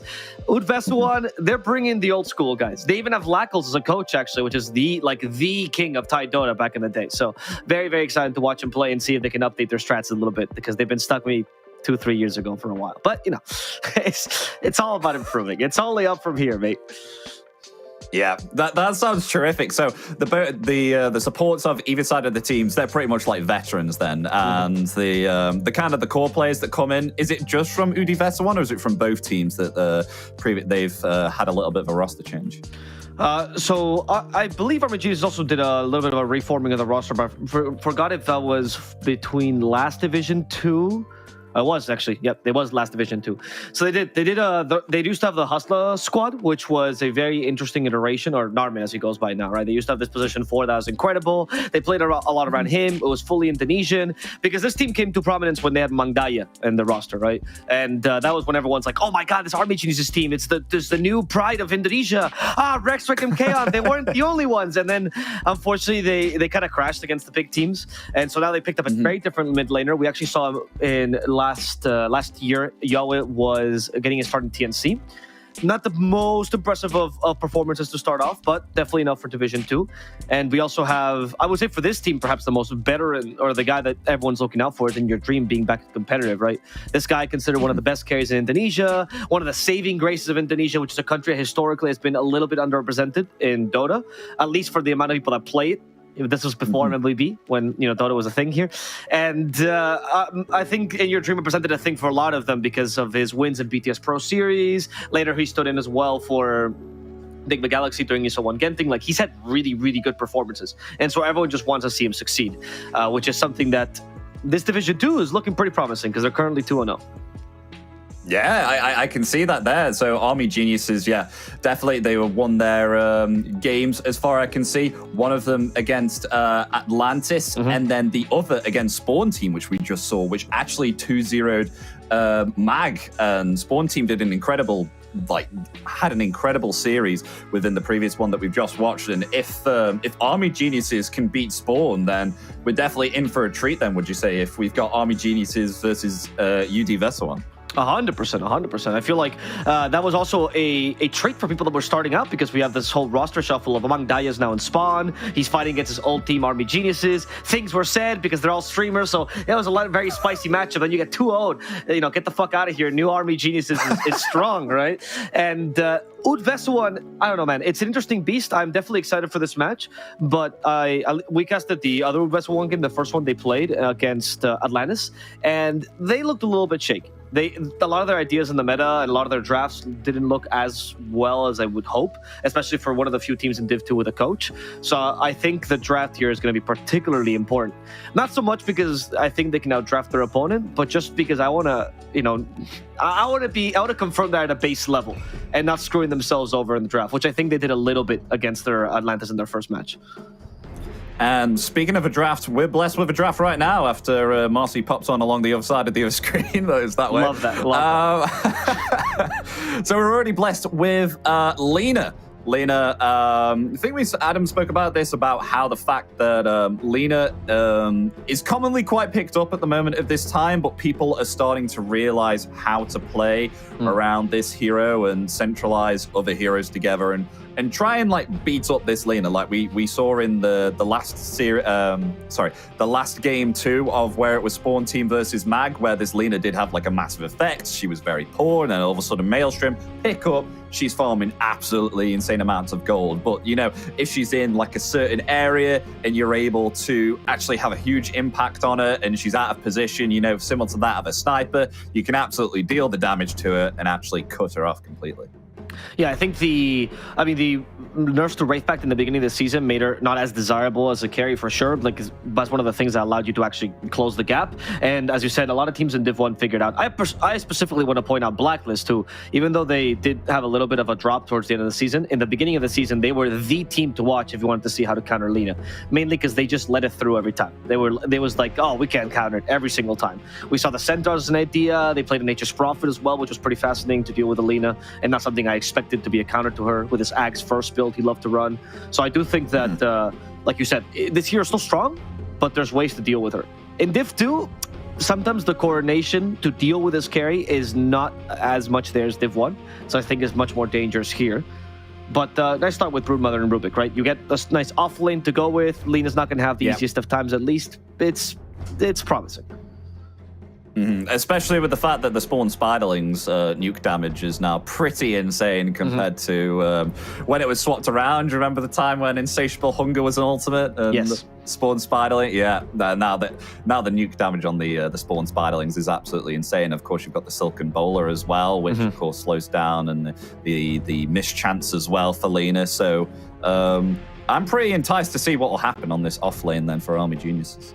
Yeah, I agree. Like, the Insatiable Hunger now being a lane spell allows you to actually trade with Lina kind of efficiently. Like you said, the whole point is, can I get to Lina? And then when I get to her, will she just beat me 1v1, even though she's supposed to be ranged? And the Broodmother is one of the better heroes to do that. Lina takes a while to get her area damage, because obviously you skip stats. Light Strike Array is not enough to clear Spiderlings, so you're probably going to get booted out of the lane, which is nice. And Broodmother is, at least as she's played now, is a big aura carrier, right? Usually go for pipe, and against Lina, you could even consider Crimson Guard, honestly. So you have a lot of itemization to go against this hero. Broodmother, the third, fourth item usually feel pretty weak. Like, you go Ags or Scythe of Ice, and like, fine, you're adding to your team, but it's not this big pipe timing they usually get in the beginning. So just transitioning into full auras with Crimson Guard after the Greaves and pipe would seem fine to me too. I do like the idea of Army Geniuses. Only concern is, if I'm with Vessuwan, I'm thinking, I put the Legion Commander in the carry lane, obviously still off lane. Overwhelming odds completely deals with Broodmother, and in the lane, the what's it called? Moment of Courage is much stronger than Insatiable Hunger. So, if Wood Vessuwan is clever, I think they can deal with this Broodmother threat pretty easily. Yeah, I think they I'm sure that they picked up that Legion Commander as soon as the Broodmother was let through, and they picked that first pit right. Yeah, that's why I'm a little bit. That's why I think Army Geniuses will still have a little bit of trouble. I'm interested in the Rubik factor as well, though, because obviously Rubik has good stats. I don't know if you've seen this. I mean, of course you've seen it. You've been casting these games. the new Rubik. Sorry about that. The new Rubik build, right, where people take advantage of this base stats, where it's like, oh my god, four base armor and a ranged hero seems kind of incredible. You go for the mech, and these heroes are a little bit better at trading with things like Legion Commander, for example. So it's not a bad idea. Clockwork is another one of these brawlers that is being used a lot. Just good base stats, nice damage, easy to get at you, and of course, probably the most classic of Lina counters, with the added bonus that Snapfire also gets screwed by Clockwork. So I love this pick, actually. The new Axe build is also cherry on top. Cherry on top with what the Clockwork Agnems? Yeah, the new Axe, I think the Rocket Flare thing. Have you seen the Rocket Flare spam, the triple Rocket Flare. It was 3 seconds cooldown, and all of a sudden you have vision. On top of that, you add Spiderlings. The world is yours. The map is revealed. It's like you have Byakugan, right? Not the map fact. And I think it works well with this kind of strategy where you have nice ganking potential. Now with the Light Strike as well, you're playing a lot of the information game because you want to push out the waves and always take the fights you want. This is a good team to secure that for you. And discovering where the Lina is at the beginning of the fight, very, very important. I like this. I think it's a good draft by Army Geniuses. Yeah, I gotta say, Army Geniuses, the draft here already with the Clockwork and the Leshrac also. They're picking themselves up the Broodmother. It's a little bit 50-50 ever since they picked the Legion Commander in, because as you said, the overwhelming odds could absolutely perish those spiders. But yeah, the Leshrac is one of the strongest heroes within the meta at the moment, which is, you usually see it on the enemy team all the time, and it comes out insanely strong. When it's on your team, it doesn't. It turns out to be like something like squishy. I don't know if you've had that problem, but yeah, for sure. It's one of those things, which is why I like him combined with the Aura heroes a little bit as well, right? Like that combo allows the Leshrac to kind of scale a little bit easier, right? And that's why Broodmother's great. And on top of that, you then have the timings of like this. I like to call it ladder timing. When Broodmother like hits her timing right before Leshrac hits Bloodstone +1, and then Leshrac hits his timing. All of a sudden, you always have a strong core hero to play around. Sorry, I got a little bit distracted. The puck now. Are you just revealing 3 cores this early for this team? I know. Oh, I was going to say so they pit themselves apart. Obviously, of course, they have themselves the Dream Coil there as well. Maybe perhaps they are thinking of a. I don't know if this is common, but moving the Lina to a support, maybe perhaps. Right. I mean, if there's a team that would do it, it's probably a team with oldies that have done this before. But I am also a little bit surprised by this because I don't think the Lina is that great as support right now. They're thinking it's going to be a Legion support. Interesting. Oh, okay. Yeah, that was the other thing that I could have possibly considered, but I haven't seen that all too much. But they pit themselves up Templar Assassin on Army Geniuses now. So really, not many of the heroes having much armor from what we can see on UD Vessuwan, apart from the Legion Commander, who may be able to pick up, like, I don't know, some face boots and a blade mail, but some incredible amounts of both magical and physical damage coming out here from Army Geniuses. Yeah, and you actually needed like that extra burst of damage. You have a lot of consistent damage. If team fights are long, Battery Assault, Diabolic Edict, Pulse Nova, whatever Rubik steals, that's going to be enough damage to be able to kill them eventually. But in the beginning of the team fight, how do you take advantage of all the vision that Broodmother's Spiderlings give you and the Clockwork Rocket Flares if you don't have someone that can burst, right? So now with TA, that's problem solved. You have someone that can jump the Lina. Her activation timing is really good because this synergizes with Broodmother's timings. So you're actually in a pretty good spot here. And the laning is strong enough. No matter where Legion goes, whether it's off lane or safe lane, whether it's support or core, the TA or Broodmother can, deal with it pretty decently. So I don't mind that.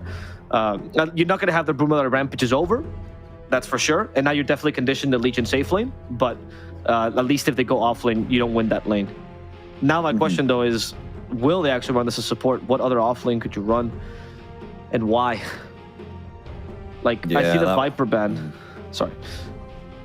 No, it's fine. I'm just trying to think whether they, if any other offlane that they could have. Doom. Oh, okay, they pit themselves the Doom. I was going to suggest Centaur in there, but they do pit themselves up the Doom, so they have themselves. I do like the Centaur. I think that's a good idea, actually. The Doom is decent too, but I don't know if that justifies this lineup. Okay, so what would they, the Lina... Okay, so it's Lina 1. Yeah, Lina 1. And Puck 2. Uh-huh. Okay, so this could be... maybe they're deciding where to move if the Doom's going to go away. No, they'll put it as position 3. Okay. So Doom going to be position 3. That means it's Legion Commander 5? Uh-huh. Wow. I mean... Okay. Whoever they give more farm priority to, I don't care much, but the lanes definitely have to be Legion, Lina, Doom, Snapfire, right? This melee range combo is important.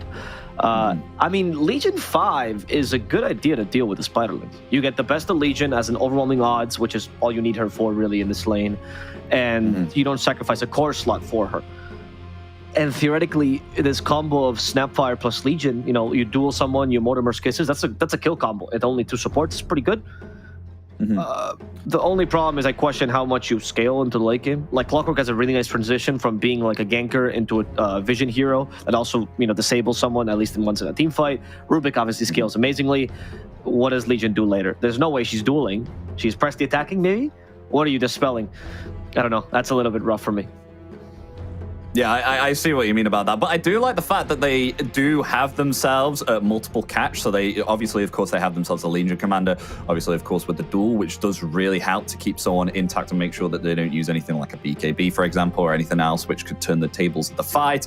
And they've also got themselves the Dream Core and potentially Blink Dagger Centaur Stomp from the Doom there as well. So they've got multiple areas of heroes on, what is it, like the safe lane, the mid lane, and the off lane, at which they can all jump on these heroes. So I really like what they have here on Vessuwan. But then obviously, of course, Army Geniuses with their Brood and Leshrac and the Templar Assassin with their really strong nuke damage and potential spikes as well, with how we said that obviously, of course, Brood has this spike, and then from there on out, that's Leshrac when he gets himself the Bloodstone. So pretty interesting picks from either side, and I'm excited to see how this will turn out. I think it's going to be a very interesting match because there's a kind of clash of styles.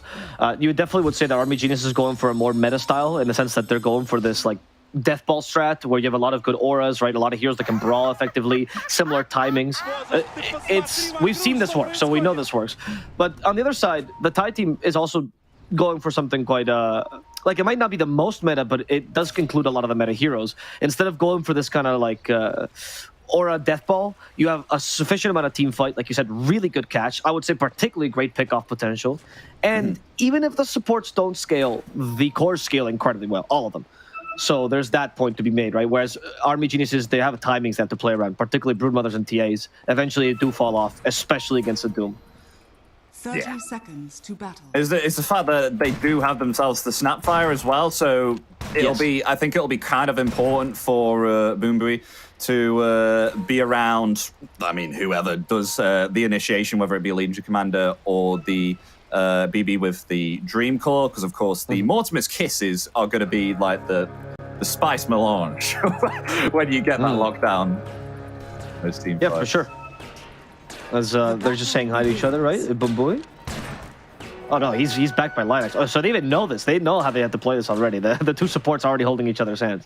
But you're right. You play around these kisses early because even though I guess you can also play around Doom, but the combination would be you need a little more damage to the Doom, right? Because your Lina won't get online early. So like you said, maybe you Doom someone, you also Dream Coil them. Because the real counter to Doom is just walking away, and you have to prevent that somehow. Legion doesn't really have much of that unless you duel someone. Yeah, I know exactly what you mean, but let's see how Clockwork will come up against this off lane here from UD, as it'll just be kind of a little bit difficult to get through the crit wave. As you can see, both Doom and the Snapfire just hiding within the creeps, so Varus cannot use that battery assault. We'll finally use it now. Meanwhile, on the mid lane, both mid laners really harassing each other there, both of them around about mid lane. It's only 1 minute in at the moment, so hopefully once the levels go in, we should see the lane start to change around there and some spikes start to happen. Yeah, I mean the mid lane is, I think, a very important matchup, right? On one hand, you have, I would say, the win condition. I think Lesh is even more important than TA in this game particularly. And on the other side, you have essentially the real space creator, right? The more versatile one. Not this combo with Mortimer's, because his puck can just get solo kills. But here, even though I know BB is particularly good on heroes like the Ember, like the Spirits are one of his bread and butter, he's also good on these more, you could say, easier mids, like the DKs, right? The more traditional ones where you just stay in lane and fight. Yahweh's Leshrac is one of his signature heroes, probably his best hero, arguably. So I would give a little bit of an edge here. You've already seen a couple of nice splitters that actually hit the puck. But there, BB, showcasing you can also avoid them. Well done. That was a nice phase shift. Just proving me wrong at the right second. Thank you so much, BB. And meanwhile, on the safe lane for UD, Linax is really having a bit of a difficult time here on the Legion Commander, only at level 1 at the moment, putting the points into overwhelming odds, but not yet many opportunities to be firing that spell as of yet. And as we were speaking about the trading between a position 4 and a 5, you can just see Rubik having the time of his life, just watching back the Legion Commander there. You know what? Like this Rubik has been actually the bane of any melee support players for ages. Because before it used to like play Ogre or a Bat, and you're like, guys, I'm so strong, I'm so strong. You know, I have all these stats, I have this damage block, nobody can beat me. All of a sudden, Rubik comes by with an incredibly high base damage, a nice armor, decent movement speed, and really good attack speed and animation, and you just can't get close to him. He just beats the trade every single time. Fate Bolt also helps that, right? So it's kind of nullified all these picks, and I think Legion, while uncommon, falls into that pool of what do I do now? So she's just trying to pull. Now she's trying to win the pull wars, but obviously it got warded. Just in time, I think she'll now get a small camp pull if she wants to do it. Yeah, really trying to get those. I mean, committing 2 sentries here already to make sure that there's even a camp to pull right now. Yeah, Jokam even wins that war, right? So it's like Lioness just can't get a shot in the poor man, and now he's just being attacked by the Rubik. Let's say you play this matchup as well, right? You keep him to the side. Sure, Rubik can't harass Lina, but he wouldn't get to that anyway. But you make sure that Legion cannot deal with the Broodmother, and that she can last it freely. Yeah. I'd say KMP doing quite well in regards to obtaining those last hits, though, because even though that Lina's a very fast physical damage dealer, once, obviously, of course, she's got her fiery stacks. Around about the low levels, it's I do find it myself quite difficult to actually land some CS with Lina. Whereas compared to, obviously, of course, Broodmother's attack speed, how she's obviously a melee, very close, able to deny things quite well.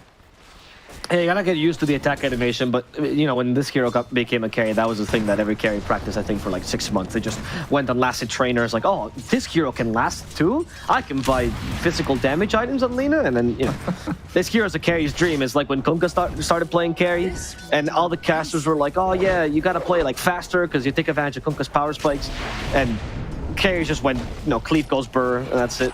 Lina's very similar. But we'll see how this goes, because the harassment is still very strong, especially when Lioness goes to pull. KMP does have a tendency of playing really aggressively in the lane, and they just try to punish it. Luckily, it's just Broodmother and Rubik, so you don't really get much out of it. But in level 5, I think, or especially level 6, like you said, when that spawn spider links comes out, you gotta be more careful, KMP. Meanwhile, TNT and Boombi on their grounds. Got the hill boulder there, and actually dealing quite a bit to Clockwork, so well, actually respect that. Was trying to push them away, deal some damage there with the battery assault, but they weren't having it. Yeah, it's difficult to get a kill here. You have the Cookie always has mobility, so he didn't even go for pointing cogs yet, right? That's the right build. In this lane is just not going to do you much. He goes for the battery assault harassment. Yeah. It's the, they perhaps will try and turn this one around. The battery assault doing its job there, TNT really having to respect that and heal up there from the Iron Branch and Tango. That was pretty cute. I love when teams go, can we kill him? Is he just dead? And then they realize, oh, no, he's not. He calculated this better than we did. In every trade in Dota, there's one team that just made the mental math a little bit better than the other. If you see, TNT was actually trying to use the Hurl Boulder right there. It was like 1 second off coming off cooldown, but he realized he took a little bit too much damage and didn't have Infernal Blade to really stop the Clockwork from going after him. I mean, it's pretty nasty to see how much damage level 2 battery assault can actually do to some of these heroes on the lane. Yeah, Doom is usually one of the better heroes. Oh, sorry, mid. Yeah, they're going to try and contest for the power room, but it actually spawns on the bottom, though. Nonetheless, Snapfire going to fall to the hands of Yoit with the Lightning Storm, and BB will just be able to get out with the jolt of the Illusory Orb there, but a First Blood nonetheless. And Army Geniuses not only getting a First Blood, but snatching that power rune as well. Lioness comes in. I'll help you, Puck. Let's push out this wave. 1 overwhelming odds. That's her contribution to the team fight. Well, they could try. This, of course. Yeah. Oh, yeah. Never mind. I saw that they had Dream Call, and he didn't have himself any mana, so but there was far too many creeps there for BB to farm up. Just saw loads of gold in his eyes. Yeah, you also got to get rid of this catapult somehow, right? Because you can't really let Lesh do any damage to the tower. Especially these days, the Leshes go for a lot of builds at max Lightning Storm, or at least takes 2 points in it. So you no longer see the super Diabolic Edict build, which means that any help is welcome in this lane. Because Puck wants to rotate, Yaya wants to push the tower. These things can happen at the same time, and that's what the Puck has to prevent. It's one of the difficulties of this matchup. The lane is fine, but the rotation now becomes really hard, because you really got to guarantee a kill if your tower will take free damage. And speaking of rotations, Yuri on the track, heading bottom. Brood going to be reaching level 6 very soon, so I'm going to be able to get the spawn spiderlings and They're actually grabbing the crit wave here and taking that out with the Pulse Nova, as we can see. Lena already moving away from there and heading to the jungle. As meanwhile, Legion Commander in some trouble. Lion Axe going to be stunned up there by the Split Earth, and they will find the kill. And potentially the tier 1 tower as well. Yeah, good rotation by Yao. He realized Puck was kind of frozen, like we were just talking about. He couldn't really leave unless the support came to cover him. Snapfire was on her way, but it took her a while. Takes advantage of this instead, goes down bottom, helps take a tower, which speeds up the Broodmother's time as well, taking over this lane. And because Broodmother nowadays, they're played with auras, allowing her to take this tower, or helping her to take this early tower, is much more valuable than it used to be. Because you don't want to leave her solo. You actually want her to scale and play with your team in a deathball start. So this is actually a really nice play by Army Geniuses. Now they're 2k in advantage. And if you're Oud, you're thinking, what part of the map do I play? We can't really push mid. We kind of want to get a gank. Pati is a really difficult gank. Maybe try to find the supports and rotations. And you're seeing Boomboy and Lion X just trying to find any space here. They go for a smoke now, seeing if that's going to work. Smoke right in front of Joker. Yeah, nighttime vision, I think. Oh, okay. Maybe they did. Maybe they saw the particles. I don't know. Nighttime vision gets you really cocky. Up top, though, there's an attempt at a kill as well. There is indeed. Snapfire Cookie will push TNT out of the cogs, though they do land themselves to Scatterblast. There's now, Dream Coil landing onto 2. Can they do anything with this? Oh, they can't. They're being slowed down, actually, by the Phasonic traps, but nonetheless, they will find the kill onto Clockwork.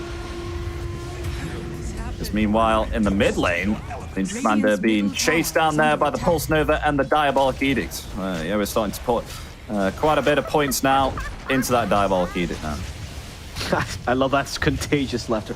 I gotta commend both teams. They actually made pretty interesting plays here. So on one hand, Vessuwan, they tried to go for a smoke gank, but they don't waste the TP on Puck because they know opportunities are kind of sparse and far in between until Legion Commander gets duel and you get Mortimer's Kisses. So by preserving the TP, BB always preserves the right to punish any sort of aggression like what happened top. However, Army Geniuses, they realize immediately what happened top was most likely a mistake, and they go for a play mid instead by using their 2 pushers, who after all put the most pressure because if you defend against them, they kill you, and if you don't defend against them, they take your tower. So it's a win-win for Army Geniuses. They're playing the map a little bit more proactively, but it's also because their draft allows them to. Oud doesn't really have the option to do so. They just need to wait for the leanest timings right now. Oh, and Yoey gets the Illusion Rune as well, getting the Power Rune on the Rivet. And with that, they also took the tier 1 tower middle, so very nicely done there from the Leshrac, proving that it is his power hero. Yeah, and I wonder what is this build that he's going for? Just straight Bloodstone? That's Soul Booster immediately? I guess so, huh? Looks like it. I mean, this is the straightest path to becoming online, so you're gonna match the TA's timings. I mean, sometimes let's just go for like an intermediate item, you know, the hood that can eventually turn into the Eternal Shroud. But no, yeah, just as fast as possible, keeping the cloak for later. And with this, you match the TA's timings, you match the Broodmothers as well. If you get this at the same time as Greaves, all of a sudden the Death Ball will become kind of unbeatable. I want to try and go for a Templar there, but these Sonic Traps actually really dealing quite a bit to UDV because, as you saw there, Puck was actually slowed down heavily by the trap, so couldn't even get into range to throw down the coil. Meanwhile, though, they are going to go for the Clockwork as the Scatterblast and the Illusory Orb land perfectly upon the Clockwork, and they'll find themselves another kill here on the top lane. Yeah, but Clock is a dead laner anyway. Like, he's supposed to kind of die a bunch here, delay your push as much as possible. Right now, they don't have any... Like, you just don't have any pushes. Even a pointed low shredder here would go a long way, but they don't even put that because they don't have the option to. As a result, RBGS gets to defend this tower for a quite long time, and now they might even counterattack. They're actually putting a lot of defensive resources into level 6. Hook shot onto the Doom, pushing him back. The Mortimer's Kisses, though, will be back in return, but the stolen Rift from Rubik stopping the Mortimer's Kisses, and they may actually find the kill here onto Doom with the meld. Is that enough? Yes, it is. They'll find 1 kill, maybe potentially 2. Snapfire going to try and use the Snapfire Cookie to jump into the trees, but it's not going to be enough because Templar Assassin going to find the kill there also, and Army Geniuses. They'll find 2 and defend the tower. They're styling, man. They're really styling now. Look at Yaoi just going straight for KMP as well. Oh like, they feel strong and they show it. That play as well, like 2 supports plus your carry, not even your offlane or your mid, who are usually the gankers in this scenario, allows them to get their items. Their timings are much more important than yours. You just got Dragonlance, so you're fine, and you still get the kill for TA. No time wasted. Now TNT kind of comes back top, but it seems purposeless. Oh, it does seem a bit risky there on his own. I felt for him then. I was a little bit worried for his safety, but just look at the map right now. Before that change, you can see that Army Geniuses, they're pushing top. I mean, Broodmother is controlling the whole of bottom right now. I mean, where else can UDF just farm for resources here? Yeah, no, they're trying to take mid, but... Ooh, that was a lovely phase shift there. The Waning Rift as well. This may be enough for BB to get away. We'll use the Illusory Orb. Oh, but the Telekinesis and the lovely Split Earth will actually be enough, but they turn it around here with the Light Strike Array. Is it enough to take down Yowie? No, it's not. Yowi's still going to be able to get away, but is Lonax faster to get a duel? Yes, they are. Is it enough? Yes, it is. And Linax will survive, and they come back with the duel, so at least they'll get a Vengeance kill for their fallen comrade. Yeah, not bad, honestly. It's mid for mid in the end. You got to support as an extra. Pretty good. And also, his Army Genius that was initiating. That was a nice counter kill. Good response by Oud. KMP had to join, but I think it was a worthwhile fight. You always join the winning fights if you're the carry, of course, get a little bit of farm. I don't think the dual damage will ever matter in this game, but it does make Lionex happier. And, you know, moral support is also important here for the poor guy. He is old. You don't want him to have a heart attack. He's like 30, right? Which in Dota years is 120. So Lionex really needs all the help he can get. And now he's back to farming. You see, this is the confidence in him. He finally got Tranquil Boots. This makes duel easier. And now we'll see what build he's going to go for, because I actually have no clue. I don't know what he's supposed to build. I'm interested in it. I don't know if he'll go something like, I don't know, Glimmer Aether Lens to just keep the press of the attacks up and the overwhelming odds. I'm not sure myself. And then like extra range for the duel, or speaking of Legion Commander, in some trouble, going to be Light Strike Array to the face as DB will get the kill. Nice little kill there on Lionex, but still not a big deal. Much like the Clockwork, he's the dead laner here. He's just trying to shove out this lane. It's whatever. It's just Army Geniuses trying to answer, trying to get to punish them a little bit. Unfortunately, that tower down bottom is already down, whereas in top, you still have the tower for Army Geniuses. So that's a little bit of an advantage for this team, who has now much more map control. And we have Desolator timing on TA. Bloodstone, I think, is coming on the Curry. Yes, it's on the Leshrac as well. And the Greaves is also coming from Broodmother. Oh my god. Linax actually TP'd here and has been scouted out by the Spiderlings. We'll use the press of the attack, but is it going to be enough to escape? Yes, it will, with thanks to the overwhelming odds level 4. They actually get the coil onto DB, but the stolen moment of press the attack, be able to push away, but Boombi is taking too much damage there from the Pulse Nova. Will finally fall. They'll get one, and look at this, they're sieging beyond the tier 2 tower here, and it looks like they'll be able to take it, making use of that Desolator as well, and that's the tier 2 tower gone. All right. Pretty easy here for Army Geniuses. They're just playing around their timings. I actually don't think Oud has any option. I don't think you really can fight this, I'm honest. You kind of have to split push a lot, open up the map, hope for ganking opportunities. You just don't have the team fight to match the enemy team, and you don't have the items either. Cower in fear. Maybe take a tower. We've also got the Guardian Greaves now on DB as well, 16 minutes in. All those auras now, it's going to be much more difficult to take them out as a group if DB is enveloped within his team. So they're actually looking for KNP. There's the Split Earth. It will not connect. The hook shot will onto 2, catching 2 within the cogs. Is it going to be enough to take him out? I mean, the Clockwork will fall, but nonetheless, double kill for Yowie on the Leshrac. Incredible performance. That cook shot was amazing. That's why the Lina's countered. She just has to fight till the end.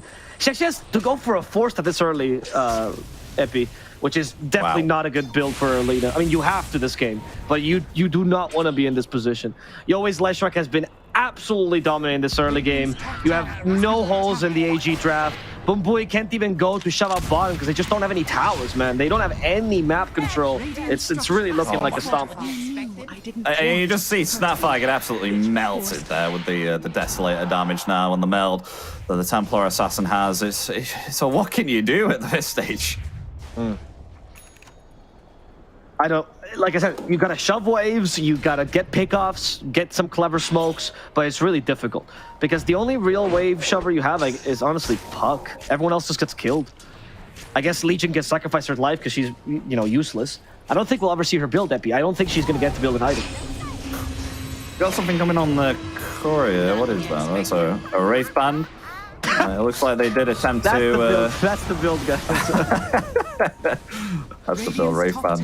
Many Wraith Bands, and then, as soon as it hits 25 minutes, what do you know? Got like around about, 10 armor from 5 Wraith Bands. Right, this is the strategy. You go for Trenko Boots, 5 Wraith Bands, and Shard, and then you have infinite amount of armor, and then you pray Leshrac is not nearby, and then maybe you get away with your life.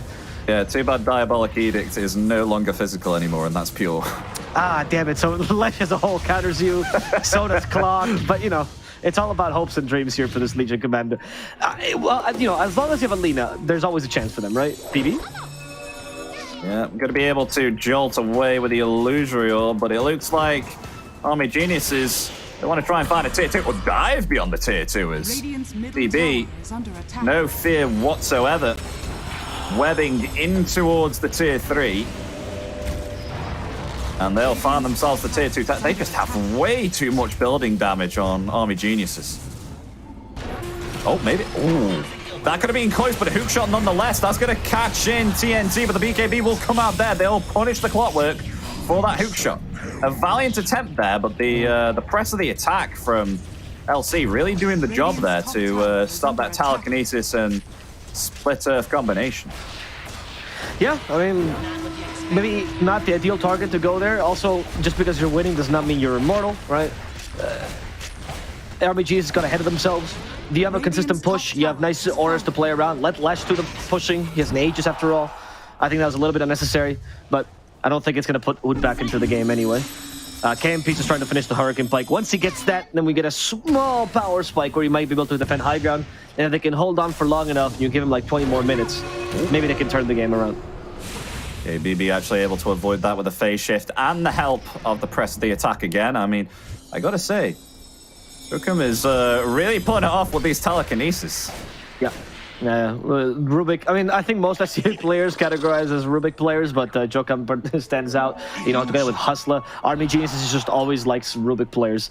And this game, I think he has had more use with press the attack than the Legion Commander, if I'm honest with you. I think he's done much more. I gotta say, I have seen that on the other side, to be honest. So I 100% agree with you. Yeah, you just trying to adapt here. I don't really think it's fair to blame Lionax unless he's the drafter too. Then yes, a little bit of blame. But it's just a really tough game. And the 2 support combo, all the issues I had presented themselves and manifested themselves tenfold, right? A lack of ganking power. When do they get their timings? They're playing around Lina. Eventually, if KMP gets the farm, we'll see. But for now, this draft is not. It's just not playing. It's just really difficult for them. I mean, you can see that with the fact that all 3 lanes are pushed out. Yeah. And not just that, but Army Geniuses observe a ward almost on every lane to see even when, like, UDV even attempts to come out of the base. Yeah. I mean, they have 2 observer wards observing each other right now. That's the ultimate baller play. Like, we don't even need these, right? We're just going to put them down. I think BB is now the key hero and until obviously Lina gets her items, because he is the only one that can, like I said, particularly shove waves. He's been doing a pretty good job of it, but every time they go to high ground, he has to go back and defend, which makes this job 10 times harder for him. Yeah. Still around about 2 minutes left on this Aegis. Well, UDV will just try and wait that out. Gotta be careful though, because Army Genius is starting to group up, may perhaps want to try and utilize this Aegis now and take the tier 3 bomb. Okay. I mean, you still have 1 minute on the Aegis. Looks good. Doom. Oh, however, Doom coming forward there will be able to utilize the Doom there and the Dream Coil with the Mortimer's Kisses as well, but they're not dealing a lot of damage. TNT will still try and affect and chase the Templar Assassin, but Templar Assassin's still alive. They will take down Doom. Actually coming forward, is that going to be enough to take down Templar? Yes, it is. BB. A lovely jump there, and they do take that. Oh, the stolen Doom, though, however, will find BB. That's 2 down there on UDV, but a lovely Snapfire cookie along with the Scatterblast as well, and the duel that will take down Yoey. KMP in some trouble though, however, from the battery. Assault will finally fall with DB hot on the trail as well with the Spawn Spiderlings. Takes out Lion Axe also, and it's only the Snapfire remaining who will be decimated by these Spawn Spiderlings. There we go, double kill for the Brood, and now they'll attempt to try and take this bottom set of racks. But the buyback coming out from Legion Commander with the overwhelming odds, wanting to try and take out those Spiderlings. She has Wraithband, mate. Careful. Oh, Wraithband. better watch out. The TNT coming forward there with the Blink and the Centaur Stomp ready. Hook back in around about 3 more seconds, but the Spiderlings actually cancelling that Blink Dagger there. So not able to pursue and chase, but they'll keep that tier 3 tower still alive. I do like that fight. I think Jokam is played incredible. You know, true Indonesian pride there. He's the terbaik Rubik here. This man pretty much turned a fight that Army Genius was a little bit sloppy with. I don't know if you saw Yoey in the very beginning. He's like, why not snap the Dream Coil? I got to advance 2 extra centimeters for no reason. Putting him in a difficult position, couldn't help his teammates. The Greaves was fantastic, and they played on TL really well, but they positioned themselves such a way that Dream Coil kind of nullified them completely. So if it wasn't for that stolen Doom, I actually think that teamfight would have been completely in Vessuwan's favor, which is impressive. Like, again, for a team that's so far behind, the fact that they can still fight toe-to-toe, really well done. But Jokam really showcasing why he's not going for the mech build, right? Obviously, you still have Broodmother, so you wouldn't go for it anyway, but he's not going for auras. He's not that helpful Rubik. He's going for the solo kill Rubik with the Ag's Aether Lens, the old school position for Rubik, and I think it's worked out for him. Meanwhile, though, BB just able to avoid that splitter, but going to try and get away now with the illusory draw. Oh, no. Maybe perhaps going to survive. No. The Pulse Nova able to reach the tree line there and take out the puck. Down to 40 seconds. The auto attack revealed where he was. That was very interesting. I was not expecting that. Yeah, because when he jaunted, right? He jumped into the tree, should have been out of vision, but with the auto attack, they could just follow through. They just followed where Lesh was attacking. That was very interesting. Maybe he could have gotten away without that. Hard play, though. He just died to the Lesh solo, pretty much. We'll be back in around about 20 seconds. It looks like this tier 3 tower may fall. Yeah. But that's definitely gone with the Diabolic. Oh, never mind. They have a glyph. Can't forget the glyph. Utilize that, but they're definitely going straight back in. Yep, Yoey. You have a second one now. Finally take this down. And there it goes. Just the racks remain now to try and take out. They're going to still stay and try and take this, but Doom coming out onto Yoey. They want to try and go forward with this, but they're trying to disengage here, Army Geniuses are. Knowing that the Doom is down. Not the way that UDV wanted this fight to go. Yeah, why didn't TNT activate BKB before he wanted? That was odd. Now he has it, but he has no Doom. Go. Now the BKB timing. Oh, Light Strike Array as they come forward there. Now the BKB gets committed. Oh, but the Purge from Rubik once again saving Yoey. Wow, and KMP with the stolen Laguna Blade as well. Jesus Lord. SG, oh my gosh, gets wiped out there by the meld from the Templar Assassin. Rubik is just styling on him. That's incredible. What a play by Jokam. Immediate press the attack as soon as he broke the coil, so good communication between the team as well. And on top of that, the Laguna Blade, you know, for good measure, for flashiness. Mwah. And that's Laguna, of course. So then Laguna's helped with the Axe as well a little bit, so that's going to do a little more damage. I mean, coming out with these pressing attacks and saving Yoey all the time. Yoey's had so much spells thrown at him, and he's still surviving. I mean, still a little bit low here. Press the attack is there. Healing him back up. Their mid set of racks now in peril. I mean, what can they do? They don't have Doom. It's on cooldown for another minute. Radiant's middle barracks are under attack. What can you do? I mean, you watch your 2 racks fall, pray that they don't have enough push for your 3rd one. That's it. Maybe the enemy team disconnects. Okay, being around about 20 seconds for TNT, so once that comes off, maybe perhaps able to utilize a Centaur Blink Stomp, but still, you gotta be super careful with the Rubik having stole press of the attack. This is really playing in the hands of Army Geniuses. I think Jokam is just gonna keep it to spells. He has Laguna Blade and press the attack. But by the way, sorry, but I had the old Axe interaction like an idiot playing Toilet for too long. Oh my gosh, that was a big Laguna Blade. Oh my lord. They didn't kill him though, thank God. In fact, now he might die. Puck is searching. They can kill the Rubik and stop him from getting pressed to the attack, it'll be big. KP though. Some spell stolen there. Okay, so he lost him now. Yeah. Oh no, they found themselves the Lina. Lina in trouble. No BKB here, only a Hurricane Pike. There's Boomby trying to take out the Rubik, but meanwhile KMP is just being pursued slowly but surely by the Diabolic Edict and the Pulse Nova, but no more mana remains. Uh-oh. Oh no. Go Yowie. No matter. The physical attack and the Rocket Flare will be enough to take down the Lina. Alright, KMP's dead, but at the same time, you lost Jokam, which is pretty important for this fight. I actually don't think they can... I mean, they can try, honestly, but it's going to be less safe, right? The Doom now has his Doom available and the Host Stomp. I don't think he's going to... Sorry, the War Stomp. I don't think he's going to mess up the BKB timing this time either. It's a pretty free BKB usage here. You're lacking damage, but you do still have Kisses, so you could go for a Hail Mary play if you're very threatened here by DB.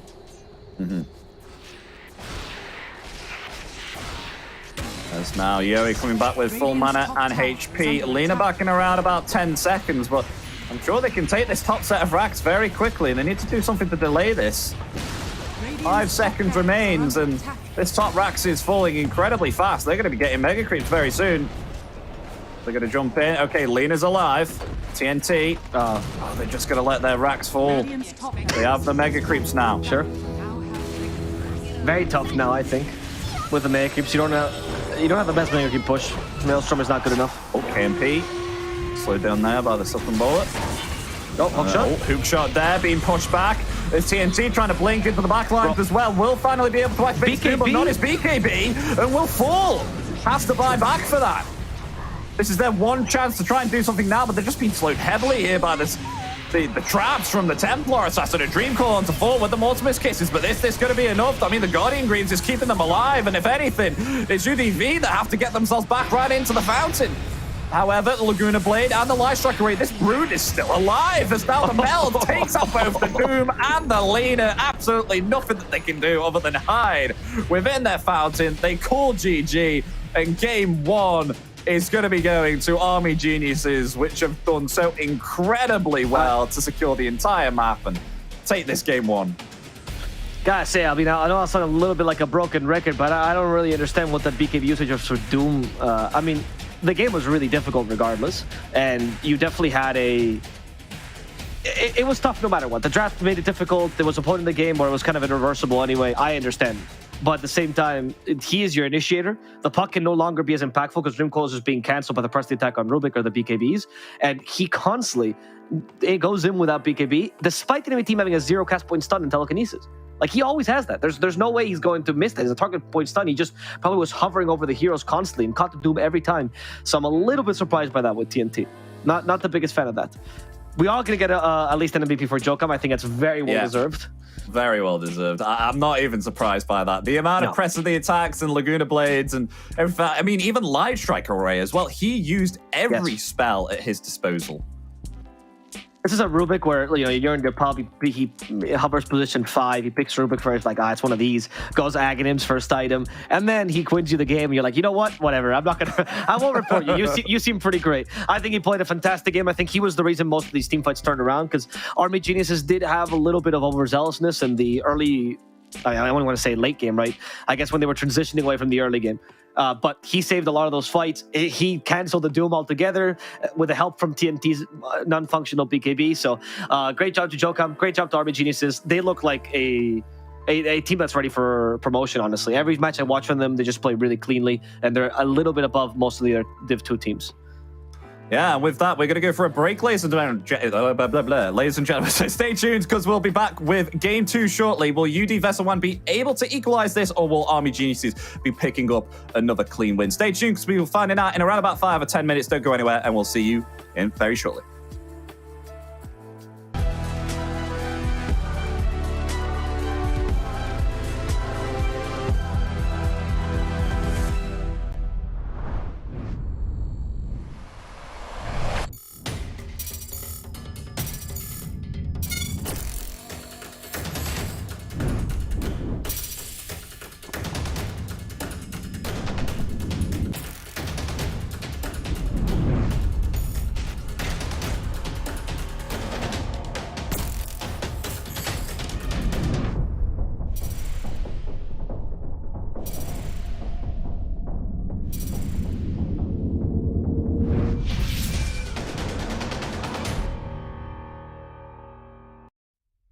3, 2, 1.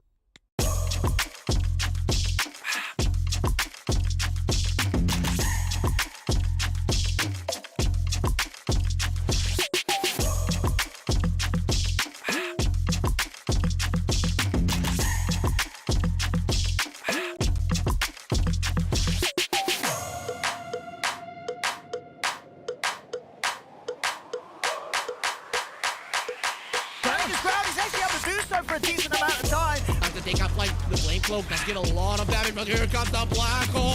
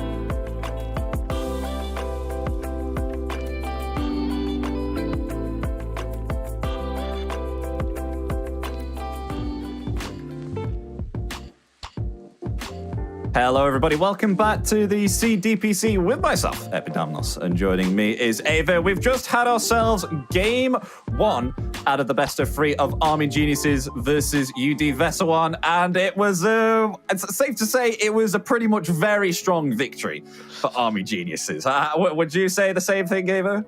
Yeah, it's very pleasant to watch a team play well, honestly. Look, we're all fans of these crazy barn burners. We all like Fnatic, but sometimes you just want to watch good... sometimes you just want to watch a team that, like, they know what they're doing and they got their timings right and they play perfectly, even if it ends up being a stomp. I do feel like Vessuwan was outclassed there, but when you look at Army Geniuses, you know, if you can predict everything that's going to happen based on the draft as to what the game is going to be like, right, that means they played the perfect game. All right, when we literally draft starts, we talk about the item timings, we talk about the auras, we talk about the importance of the Leshrac, and how they're going to be playing around that. That's exactly what happens. They execute the perfect plan, and it all goes as if there's not really an opponent team. It looked like a PvE game, honestly. But that's impressive, because at least it means Army Geniuses has a good shot caller, which is something that a lot of Div 2 teams struggle with, especially without coaches. It means that this team is ready for Div 1, which is obviously the ultimate goal. So I like them. Maybe we might see some inconsistency here, but I don't think so, because they looked really good in their first game and all their series until now. Yeah, I got to hand it to them as well, because a lot of the bans coming out from both Army Geniuses and UD Vessuwan were quite common heroes that we do see and have like a big impact within the game. But nonetheless, Army Geniuses still come out with a draft that after all of those bans, you think, wow, that is still pretty strong. And they delivered. It was like less than 30-minute game that they won that, and it was super impressive. Yeah, sometimes we always talk about with Richie, I think we always say about the fact that now that we have a very different format, Div 2 teams have to evolve separately from Div 1, which makes it much harder for them to evolve. Because obviously before, you'd play in pubs with all these Div 1 players, you talk to them commonly, like there was a much more exchange of information. But nowadays, not the case. And you can really tell the teams that, for example, I think UD has figured out what heroes are good, and that's fantastic. But I feel like on the side of Army Geniuses, they figured out the essence of the meta more so than the heroes, and most of the time that's better, because if the heroes you like you said, are banned, doesn't matter, you know what you're going for. You have option B, option C, you know what they're going to do, you know what roles they have to fulfill. Whereas with Vessuwan, sometimes, like with the Legion Commander support, I feel like they're kind of poking in blindly a little bit and seeing if it works. Yeah. Do you think the picks and the bans will kind of be very, how do I put the wording of this? Very influenced from game 1? I would think so for UD Vessuwan. I think they're going to rethink their strategy, and we're already seeing the bans. Broodmother is we don't want to deal with this, we don't have an answer, and then Lena's like, guys, they might first pick it. We can't let them have Lena. We also don't have an answer, which is not particularly great for Vessuwan. I really like, though, that Army Geniuses bans the Rubik. Shows how much they value it, right? It's not Jokam that's good, it's just the hero is fantastic. I like that as well. They like the concept of the Rubik.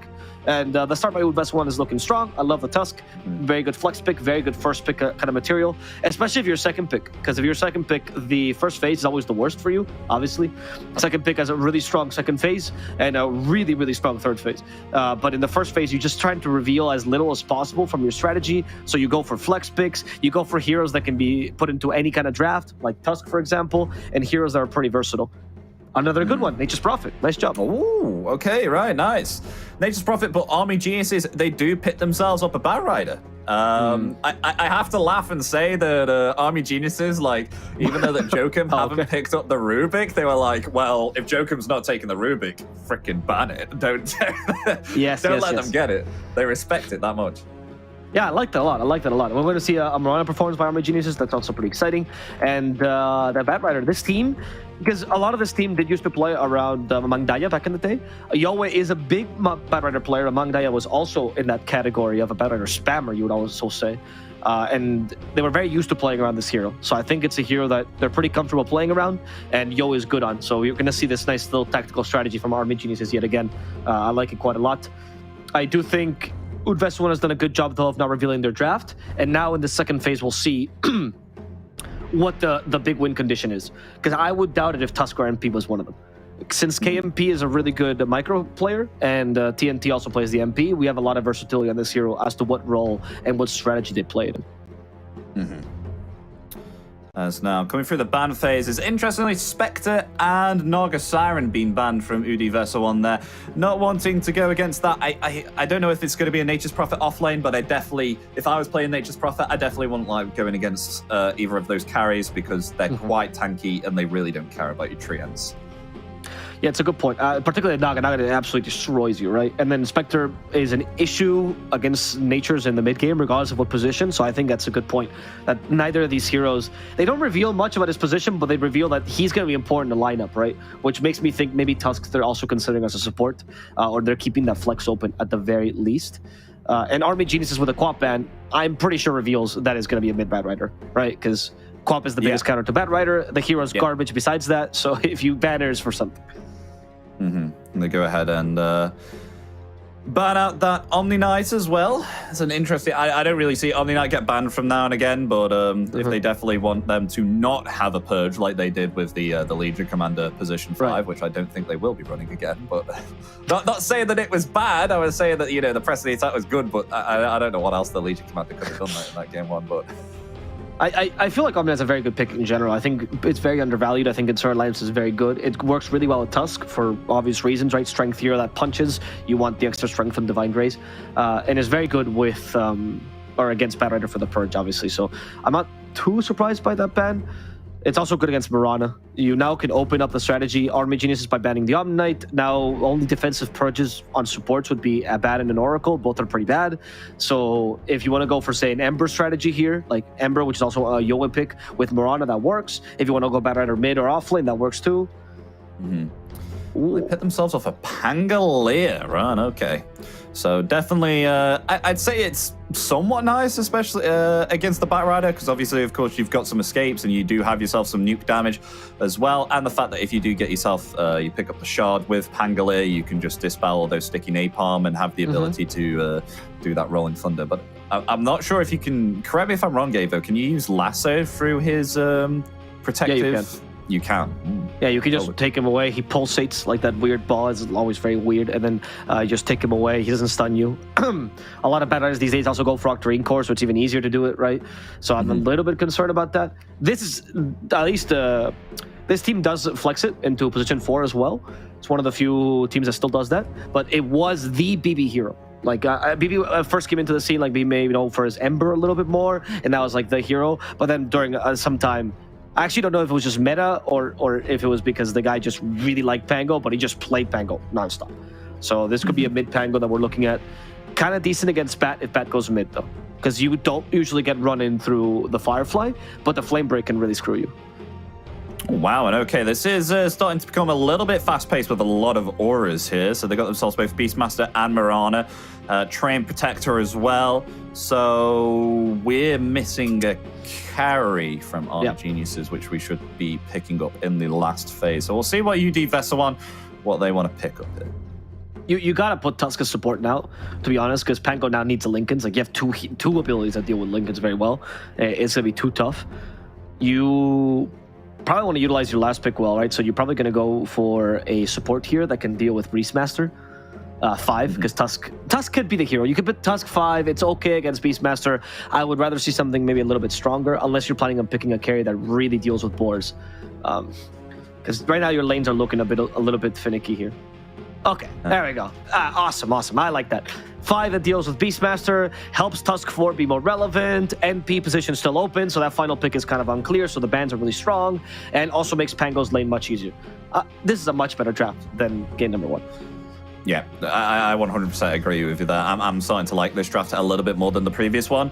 I feel like it was kind of mixed up and jumboed up with the fact that some of the heroes were quite banned, but starting to get a clear head now, UD Vessuwan, of what they want to do after playing the first game with Army Geniuses. But bans come through. Viper ban on the side of Army Geniuses. They don't want to play against Ursa here on UD Vessuwan. I think that may be because of Ursa Earthshock can jump through tree sprouts, so maybe perhaps they don't want that to go against Nature's Prophet either. I mean, he's in general pretty good against Nature's Prophet because you usually pick Battle Fury, but I actually just think, like, when you're doing these bans, right, because you have the advantage, you're seeing Army Geniuses, they don't know what position NP is going to go for, so they have to ban whatever they think is worst. So they think Viper is worst, you got to say, okay, so what are they planning? Most likely heroes like a counter by Viper in the offlane, or safe laners like a counter by Viper in the offlane. So Ursa and TA are the first two that come to mind. As a TA game, it feels meh. I mean, it's fine, but it's not the best pick. But Ursa, like you said, has a couple of advantages. Pretty good against Pango as well, because you can enrage through that Rolling Thunder and mess up his timings a little bit. He can also dispel the Frostbite later on, which is a nuisance for the Crystal Maiden. So it's pretty interesting. Oh, that showed up like Bane for me. Okay, Night Stalker as the last ban. What are they thinking if it's Night Stalker? I actually get a little bit confused now. I mean, because it's in your dream. I almost want to say PA, but that hero's almost non-existent these days. But I'm just surprised by the Night Stalker. Yeah, PA. I don't feel PA is the best ever since. I feel like that the whole part of Dota now is to make sure that your carry can farm, but also your carry can join fights early on and not just be this kind of farmer. Which is why you really don't see Medusa anymore either. Yeah, exactly.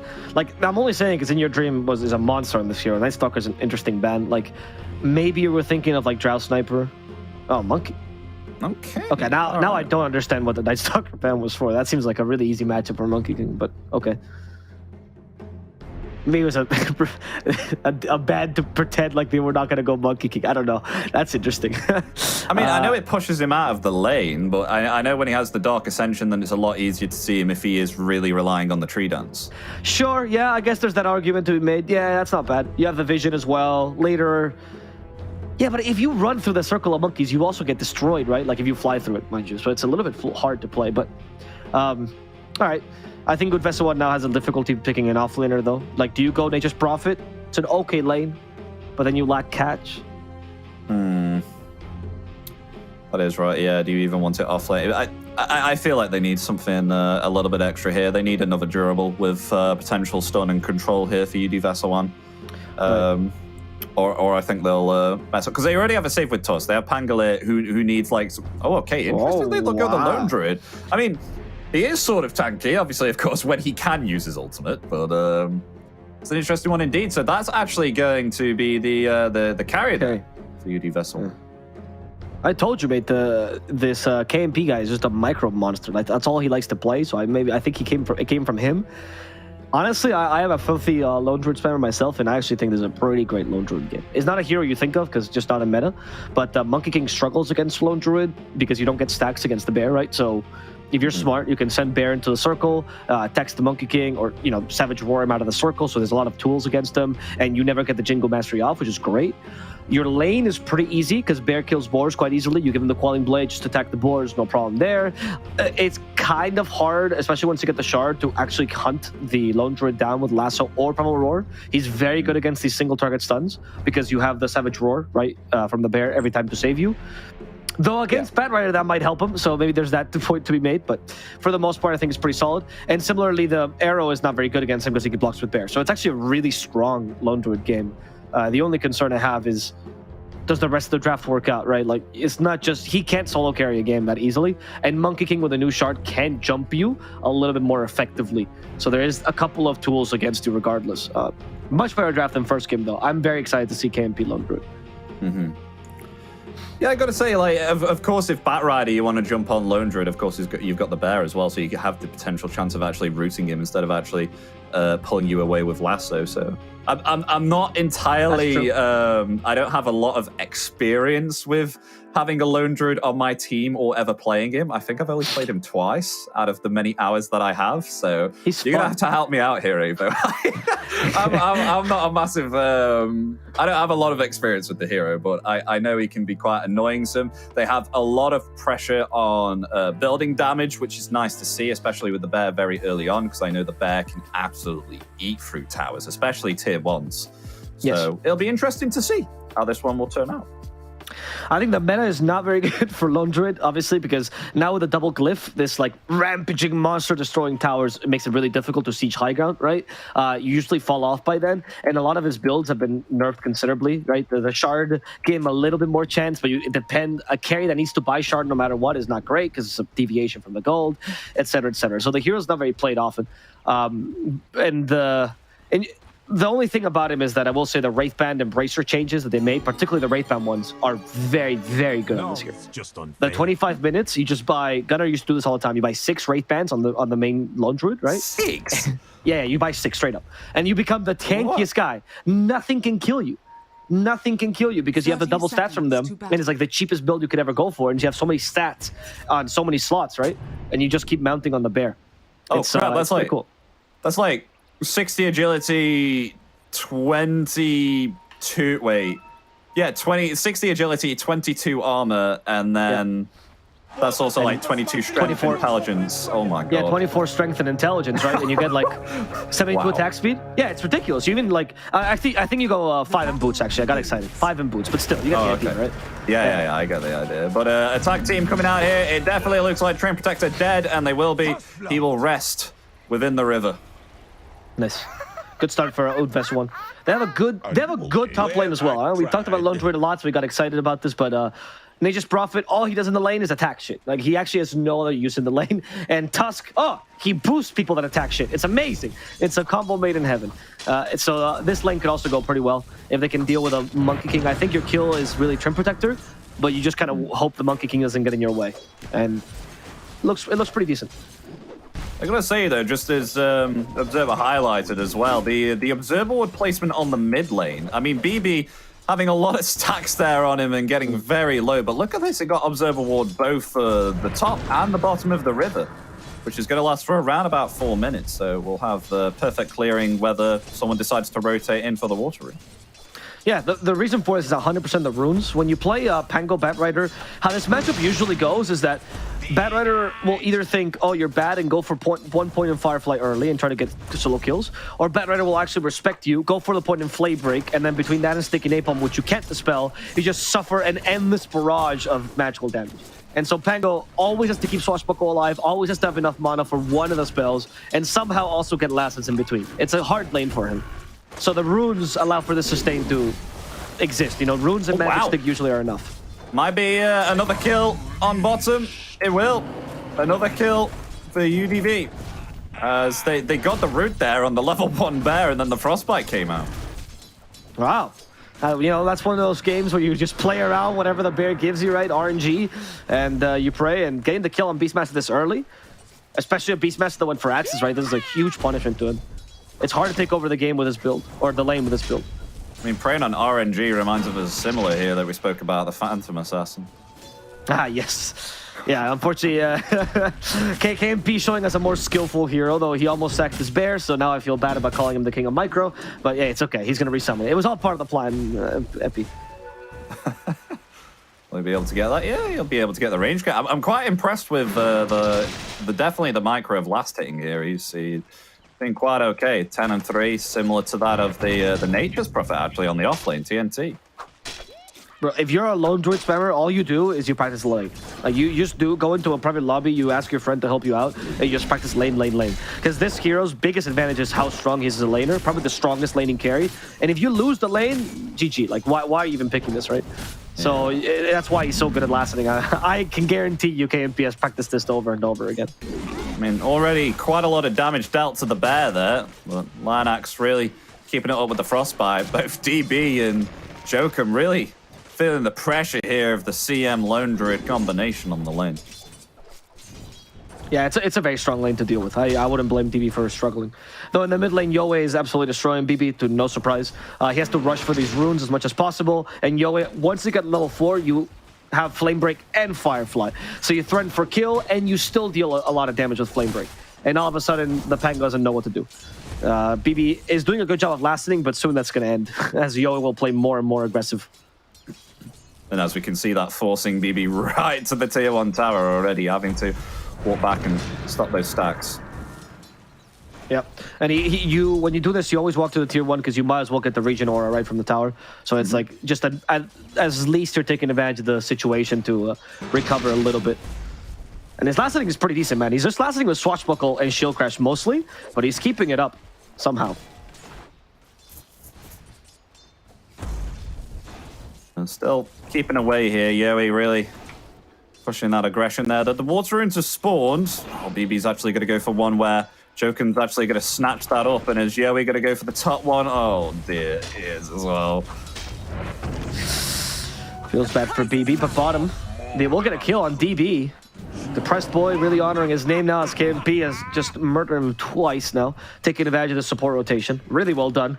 And at least, you know, if you're not going to win mid, Pango will still recover. But if you can still win the side lanes, then you're golden, honestly.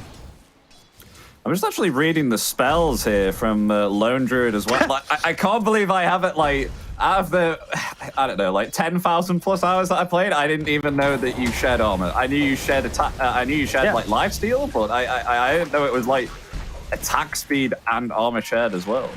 What do you think the? No, it's you give base attack speed and you give a percentage of the armor, right?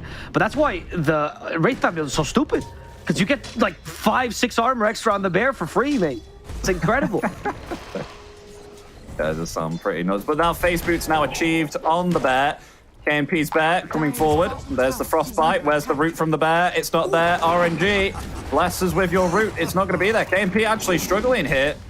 We'll have to run back because the wild axes are indeed there. Going to have to get back. Jokum being hit by the bear here also. Going to run back. Maybe perhaps they can find a kill here onto Jokum. One more physical attack is needed. They'll find it. The root's there as well.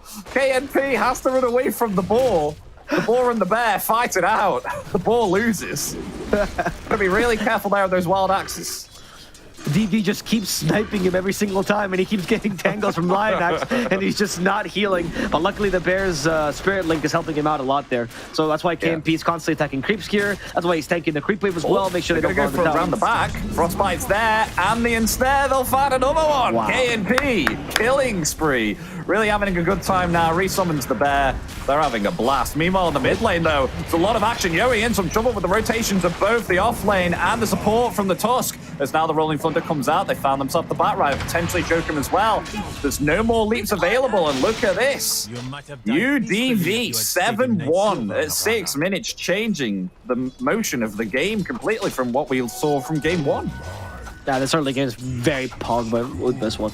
They're playing it really well. Rotations are on point. They know what lanes to play around. It's like night and day from last game. I think Army Geniuses, this Lone Druid pick kind of caught them by surprise. They don't really understand the strength of this bottom lane as much as they want to. And as a result, they have a difficulty understanding where to put the resources here.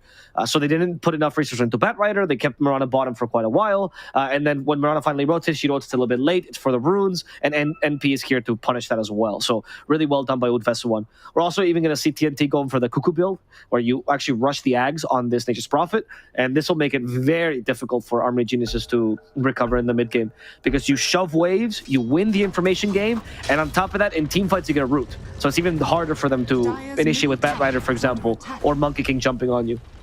And that's one of the advantages as well with having one of these comfort heroes that are not very commonly played at all. That people don't play against it so often, so they kind of forget over time how to play against it.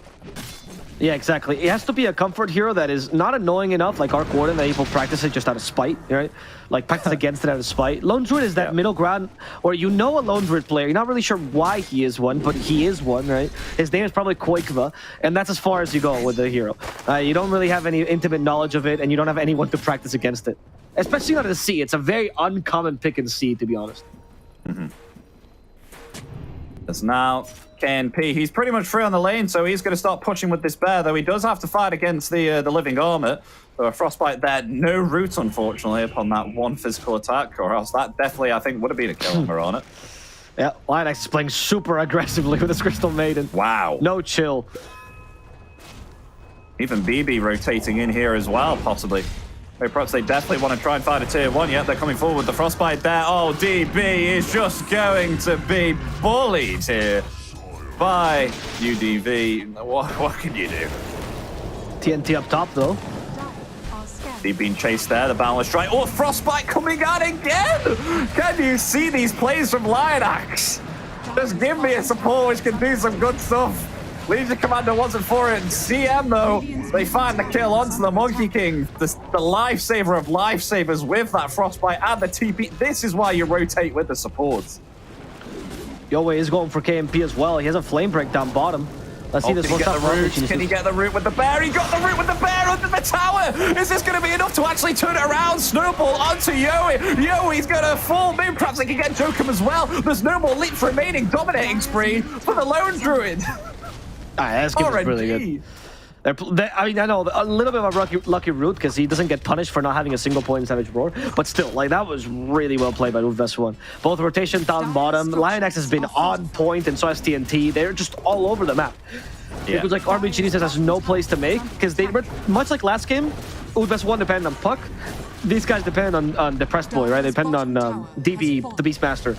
And without him getting his helm, all of a sudden you don't take tier 1 bottom. Your game plan kind of is a little bit askew now, and you need Yoey to get his travel boots. He's your second point here. And if he gets travel boots, maybe you can play around him, but it's a little bit harder for sure. And Monkey King won't have the space. As he just died. He just got rooted and dead. Got it. I can't believe what I'm seeing right now. Radiant's middle tower is under attack. We're going on at it. Got the Mask of Madness on the bear. Maybe perhaps we'll look to see a Desolator. I think Desolator would be very nice on the bear. Look, with a bear thing, it's like, you know, you ever hear the people that complain about pineapple on pizza? It's very similar with lone druid builds. Nobody knows why they're so passionate about them, but there's the people that build attack speed, like Mjolnir and MKB, and people that build tower push, which is Desolator. And if you're one or the other, you will never change build for some reason. It doesn't matter what looks good in this game. It's just we're gonna see a glimpse into KMP's true psyche this game. I also think Desolator is incredible. I personally like it better here, but I'm also one of the Desolator builders, so you know, maybe someone will tweet at me and curse me. Well, I tried. Take it. Did you drop a neutral ion? Yes, he did. Yes, he did, yeah.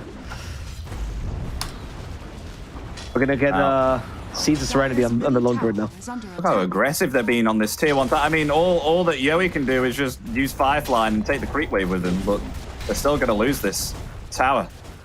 Yeah, they just flip positions, dude. Oh no, Beastmaster. Oh dear me, just getting annihilated beyond the tier 1, underneath the tier 2. Just so much control right now. Dire's middle tower has fallen. Man, this poor Beastmaster. He's just trying to farm his helm. He just wants to creep. He wants to be like Lone Druid, you know? He wants a big creep to follow him around. Instead, he got his garbage boards. They're still level 1 as well. They're using Freezing Field to take down the Roshan here as well. They're committing everything to their disposal as much as they can, and they'll get themselves possibly an 11-minute Roshan. Do you ever miss those times where people are able to get Roshan before the game even started, Ava? Oh, you can still do that. If you talk to Lyrical, that's all he does when you play with him. He goes, guys, I have a new level 1 roast strat. And he laughs and you go, okay. And then you always lose right after you get the level 1 roast. It's never worth it. But he, you know, something about his laughter and how genuine it is, it makes you play it again and again and again. And then on the 6th loss, someone goes, Gabe, please stop. It's never going to work. And then you disband the stack. And that's it. That's the day for him. But it's weird how much he loves those. You can still do them. It just gives you like half. I think it gives you like a third of a level. It's so bad. It's so stupidly bad. Did they make a change to that then of how now it scales with experience much more, but the early level is really bad. The experience you get from Roche is not worth it. Yeah, so that's mainly the reason why they don't do it. But it's very fun. In fact, I would say that, you know, the baits in Roche, will let you let someone die to Roche and then you pretend like you're doing level 1 Roche. Those still viable. The Alliance strat is still a thing you can do. Radiant are scanning. I guess it's the wow factor though that really makes you want to do it though. So when the enemy team's like, oh, what the fuck? That's mostly why you play Dota, right? You make the other team question their sanity. That's why I play anyway. It's mostly a sadist game to me. It's not really a matter of winning or losing. It's more about how much pain and confusion you inflict. Well, meanwhile, though, Overgrowth only connects onto the Crystal Maiden, and they have got Lasso onto the Nature's Prophet as well. That will actually be 2 kills that they'll clean up there for Army Geniuses. So at least, you know, they get something out of that, and they're starting to get back some kills now, though. Jokum, jumping around here, will be able to avoid both Pango and the Lone Druid with the leaps. No more leap charges, but able to get away. I love that play, by the way, though. I gotta say, it always reminds me. One of the first players to ever do this was Seb, fucking mad. When he used to play this Beastmaster 4, actually, back in the day when I was on Sigma International, some other team. And he used to play Travel Boot's first Beastmaster and just gank around the map by doing that. Speaking of Beastmaster, he's going to be found again with the rotations and the tag team and the Warriors punches everywhere, rooted to the ground by the bear. Goodbye, DB. And I think his second alias is literally what he is right now after how many deaths he's had in this game. Yes, I think that's what DB stands for as well. I don't know. Depressed boy. yeah, exactly. As now the Wukong's command comes out, but the Frostbite is there. The Linax is going to be chased by Jokum. Doesn't have any more. Oh, the Battle Strike and the Sacred Arrow, along with the Primal Spring, actually found the kill. Yeah, it's pretty good. Like I like these small kills they're getting. You got to go for ganks, and they have many more options to cut waves as well. Between Beastmaster, Monkey King, and Bat Rider, you actually have much more options than last game what Vessuwan had, and you also have this Boots of Travel ganking play that I was talking about earlier, where you either TP to a Hawk or a Bear, and as long as there's someone already waiting with it, you're most likely gonna get a kill. So well played, Army Geniuses. They're stabilizing the game a little bit. It's not the stomp that it was last game, but you haven't, managed to turn it around yet. Vessuwan is still much stronger. Radiant's bottom tower. We have Deso there as well. Yeah, there we go. It was the Deso. It was the Deso. I like this guy. Is that of your approval then? Yes. Never buy MK. No, I'm kidding. Matumban used to be an MKV buyer, so I respect all styles. But I do like Deso a little better this game. You want to play fast. Meanwhile, Rolling Thunder. Going to find vision there of the Train Protector. The Primal Roar actually coming out onto the Tusk. Where's the Snowball? Will come out there and return. Buy some time, but I definitely think Bumbri is definitely dead, along with BB as well. BB will fall the lasso onto KMP. KMP needs to change to true form, but too much damage will impact that and will not be able to actually gain that extra HP. And they've already lost two. Maybe perhaps they can find a third. Linax trying to attempt to run away, but cannot do that at all. Will melt into the ground, and they've actually find free, and they'll defend their 2-2 Tower Army Genius. That was a really good team fight, man. That was really well played. Did you see that cute play? Oh, wait. BB just got a kill here. Oh, BB. He did. They're going to try and chase him now. The Battle Strike coming down there. Has his swashbuckle in one more turn. One more cooldown. 1 second. Oh, they're not playing a turn-based game. What the hell? Yo, Snowball coming forward. There's the Warriors Punch as well, but Boomgri looks to definitely be dead here once again. Okay, yeah, we'll be found out. Yeah, and at least they saved the BB there on the Pangolier. Yeah, I wanted to comment because I thought it was a really cute play, very clever by Depressed Boy. In that team fight, he whirlwinded. I forgot what he was hitting there. I think it was the CM, but he whirlwinded whoever he was fighting to make sure that the Rolling Thunder had to go change directions to get them. It was the Tusk. He whirlwinds him before he dies, so he can keep hitting him on the side with the creeps, and Rolling Thunder only stuns Beastmaster because of that. So that's a very clever use of the Wildwing Reaper. And then we also saw it as a 4-staff earlier, so very, very good use of this creep by Depressed Boy. In general, though, the idea of that teamfight was incredible. They really punished KMP, who is just playing this on a nice edge. If you're a lone druid, you're thinking, oh, I'm ranged, I can hit from afar. It doesn't do much damage, but it's just pure efficiency. But the reality is, you want a true form before Shard. Because when you have Shard, you have save with the bear. But until you have Shard, once they lasso you, you're done for. So if you're not true formed, you're going to die for sure. And that was a very risky play by him. Yes, exactly. I'm not a big fan of doing that. I think next fight he probably true forms at the beginning and just like doesn't hit with a hero, and it's fine, right? You don't need to hit with a hero. It's 70 extra damage. Let it go. We'll be able to TP out. I think they were trying to find the Bat Rider there, but Bat Rider actually TPing top, and Nature's Prophet TNT actually going to rotate bottom, get the hell out of there. So both teams playing on either side of the map apart from Monkey King. This is a... what's coming here? Oh, BKB. Wait, no. Echo Saber. Yeah, Echo Saber, and then BKB. He'll disassemble that into BKB most likely. So, okay, so is he thinking BKB and then what's the other item? Mate Slayer? No, that's useless. Orchid? Oh, it doesn't even work into Orchid anymore, so it's just Mage Slayer, huh? Don't really see much of a use, honestly, for the staff here, but we'll see what he decides to do with it. Yeah. Oh, and Linax wanted to jump forward there with the Tumbler's Toy. And get a root on Yowie. Well, that BKB was achieved, because with this BKB pickup, Bat Rider is definitely going to have so much more sufficient impact when in these team fights now. Yeah, and it's very important that you get this before the Savage Roar comes, right? Because now you BKB initiate, because he's not TNT. And even if he Savage Roars you before you last swim, no big deal. Like, you got him. So the timing is actually kind of perfect here for the Batrider. If they killed him here, it would have been They're disaster. actually going to rotate forward. Snowball onto Monkey King. Has been able to get off the Wukong's command and survive. And the Balustrade, that is big. But the Rolling Thunder is bigger. And they'll find the Monkey King. Yes, Monkey King versus Ball. It's a matter of size here. What is... Jokan was thinking he was going to make a play. He wanted to get MVP for game 2 as well. Rivalry MVP, mind you. Oh, wow. Look at this, though. Finally, DB making use of that Helm of the Dominator, summoning that Troll and getting the Skeletons and causing a lot of havoc to that Tier 2 top tower. Well, he's already half HP. And how far is he away from getting that Helm of the Overlord? Still a little bit of a while away, but going to try and TP. Where's the root? Oh, he has the Fear. And that is DB dead. That is the 7th death now. He's actually only 200 gold away from the Helm of the Overlord. So that kill is really significant. Now you delayed even further. Now it's going to that moment where it's an unacceptable timing. DB. I'm going to get a kill here onto Mirana. No mana for the leap at the end of that entangle from the Nature's Prophet. Yep. That's why this build is so good on Nature's Prophet, right? It gives you all you want. You has you the information game, farm, and team fight. I love it, honestly. I'm glad that Cuckoo showed this to the world. This Ag's first build. Only on offlane Nature's Prophet. Don't do this on carry. That would be griefing.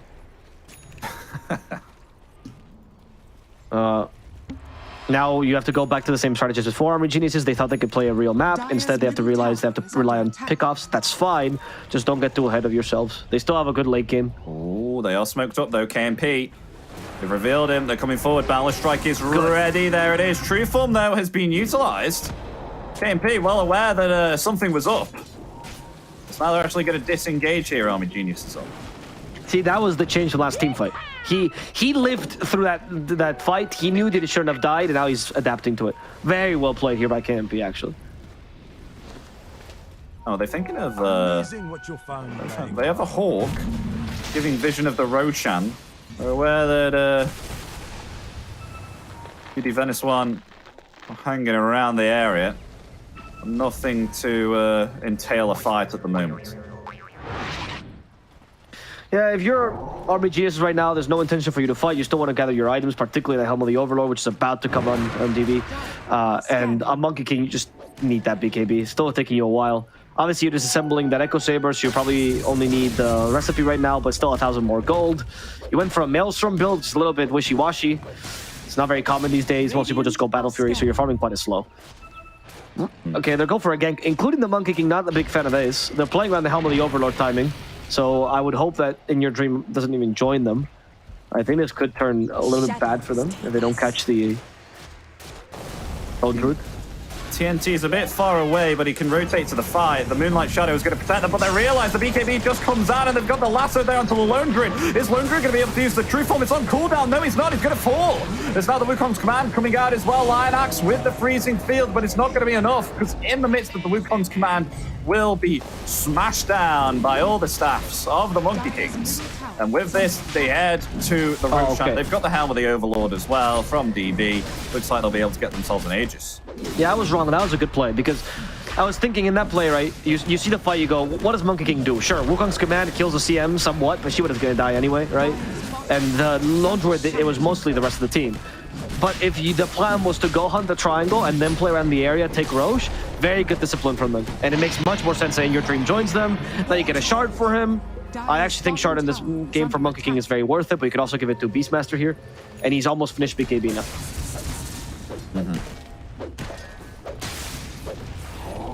So now if you're Vessuwan, you've realized these team fights a little bit harder. Lone Druid is a dangerous target. Maybe you're thinking, let's build some save. Alternatively, you're thinking, let's just go fight ourselves, right? If we get the jump on them, they can't respond well. It's Army Genius is the ones having the initiations here. UDV, they want to try and turn this around here and for them to be the ones to initiate here because they keep on going for KMP anytime his True Form's down or he's not able to activate it, and that's what's causing the significant wins of the team fights currently at this moment. Exactly. It really is just a do or die, sink or swim around KMP, right? He's the only hero. Eventually, Pango I think becomes a secondary hero, maybe even Nature's Prophet. But right now, it's just they're just not impactful enough, mind you. Especially not against a farmed up Bat Rider, who's even decided to go for 4-staff. So if you see Yoe blink 4-staff, right, full mobility build, not the Octarine core, but you see sometimes, or 8th lens usually into like 4-staff, into blink dagger, into Octarine. Instead, he just wants to catch Lone Druid. He knows what his role is. Monkey also has the BKB disassembles Echo Saber. In your dream, I hope he does that. Please. Let's see. The timing is very important as well. Yeah, it's a tree on a tree. It's treeception, guys. Well, meanwhile, we do have a Gleipnir now on TNT. Maybe able to do some magic. I was scared. This isn't a very in your dream play, you know. He flames his teammates, he goes, puts his headphones on, music, and then does whatever he wants. But this is a very good play. BKB now ready. Now you go for another smoke if you have one, and you go for a 5-on-5 team fight. And they found themselves a double damage as well. Oof. The MV play now. Double damage means either smoke or you go for a rotation for a tower. Radiant's bottom tower is under attack.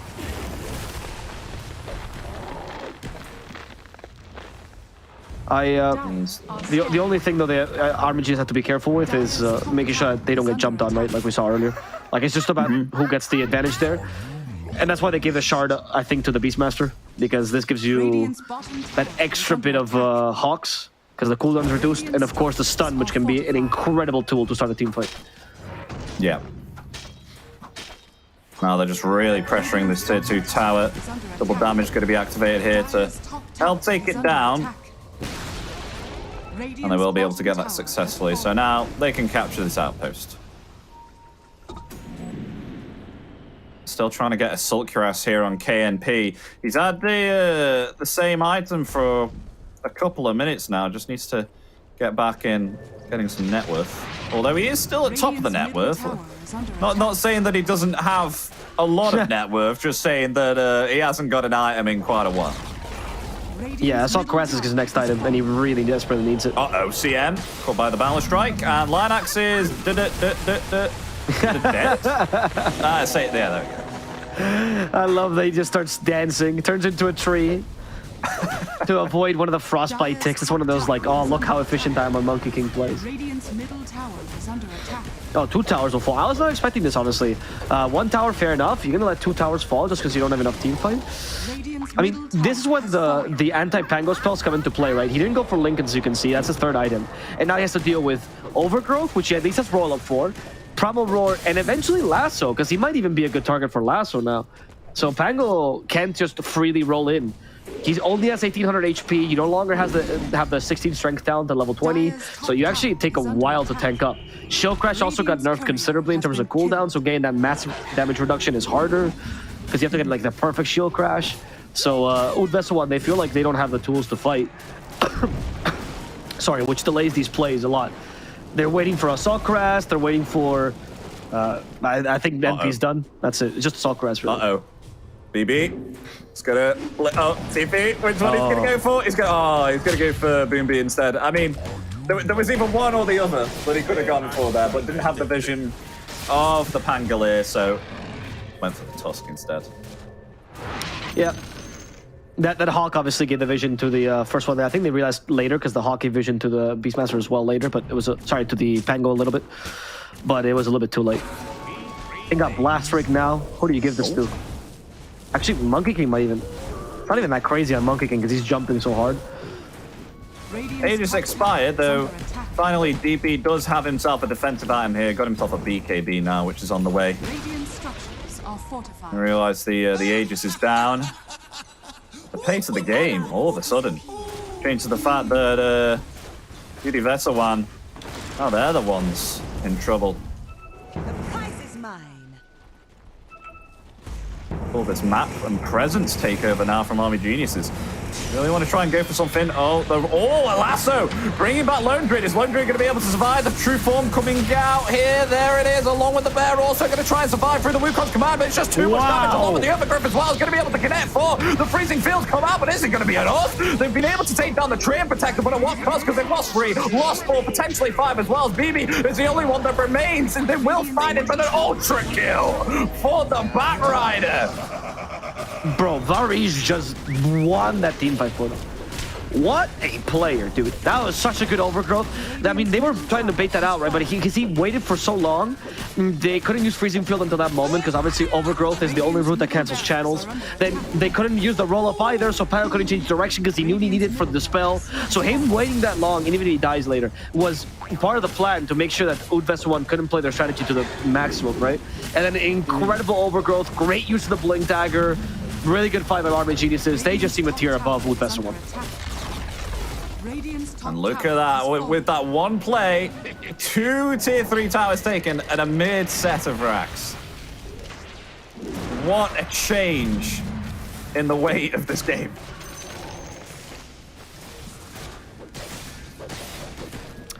I don't know what Vessuwan has left now, honestly. You don't have a carry that scales well against this Monkey King, like I mentioned, right? You really got to figure that Savage Roar off before he gets the BKB, and now it's harder. The Pango does scale, but he's going to find a hard time not getting caught out because they have so much catch. And on top of that, you also have an Nature's Prophet that is just stealing farm from the carries at this point. Like, the information game that I talked about with the Ags is cool and dandy until you have 3 creep waves, and the carries can only access 1 because the Nature's Prophet is taking the other 2, right? And that feels pretty bad. And that only happens if you start losing by this much, which is what Army Genius is allowed. They choke them now. The scan to initiate. Oh, they cut the blink and the lasso again. What? There's no escape. KNP down for 50. And the bottom set of racks free for the taking. That was incredible. they scanned, like, they're literally the perfect carry they could have ever picked up there. Wow. BB. Blink forward, BB with the rolling thunder. Oh, but look at that, the primal roar. But actually, they're still in it. They're still trying to defend. The BKB, though, and the Ballast Strike coming out onto 2 there, along with the Wukong's command, and the Overgrowth catching in 2. That is both Tusk and the Nature's Prophet dead. The Freezing Field coming out there from Lilax, but it doesn't really do much to Yowie as he just sits in it and possibly finds the kill. Yes, but Yowie getting kind of low there. The buyback coming out from TNT now wants to join it back. The buyback from Lionax as well. Coming back to the fight. The Sacred Arrow will land onto BB. They're only going to potentially go for more. They don't want to defend this. They want to wait for the rest of their team to get back. We've got ourselves now KNP. He's back alive, but he doesn't have his bear. It's back on 5. Yeah, I mean, without bear, you obviously can't fight and search after them. Armored Jesus will just... They can take a chill pill. Honestly, you've taken 2 sets of racks. Is usually the win condition in most lineups. If they want to, they could force one last team fight because they're so much stronger than the enemy team once their cooldowns are off. But they can just wait for Roche. This is a long Roche, so it's 1 minute and 30 seconds. But they can just afford to wait for that. There's not much recovery options for Vessuwan. They kind of have to go for a Hail Mary play. I think that involves a smoke while these skill builds are still on cooldown.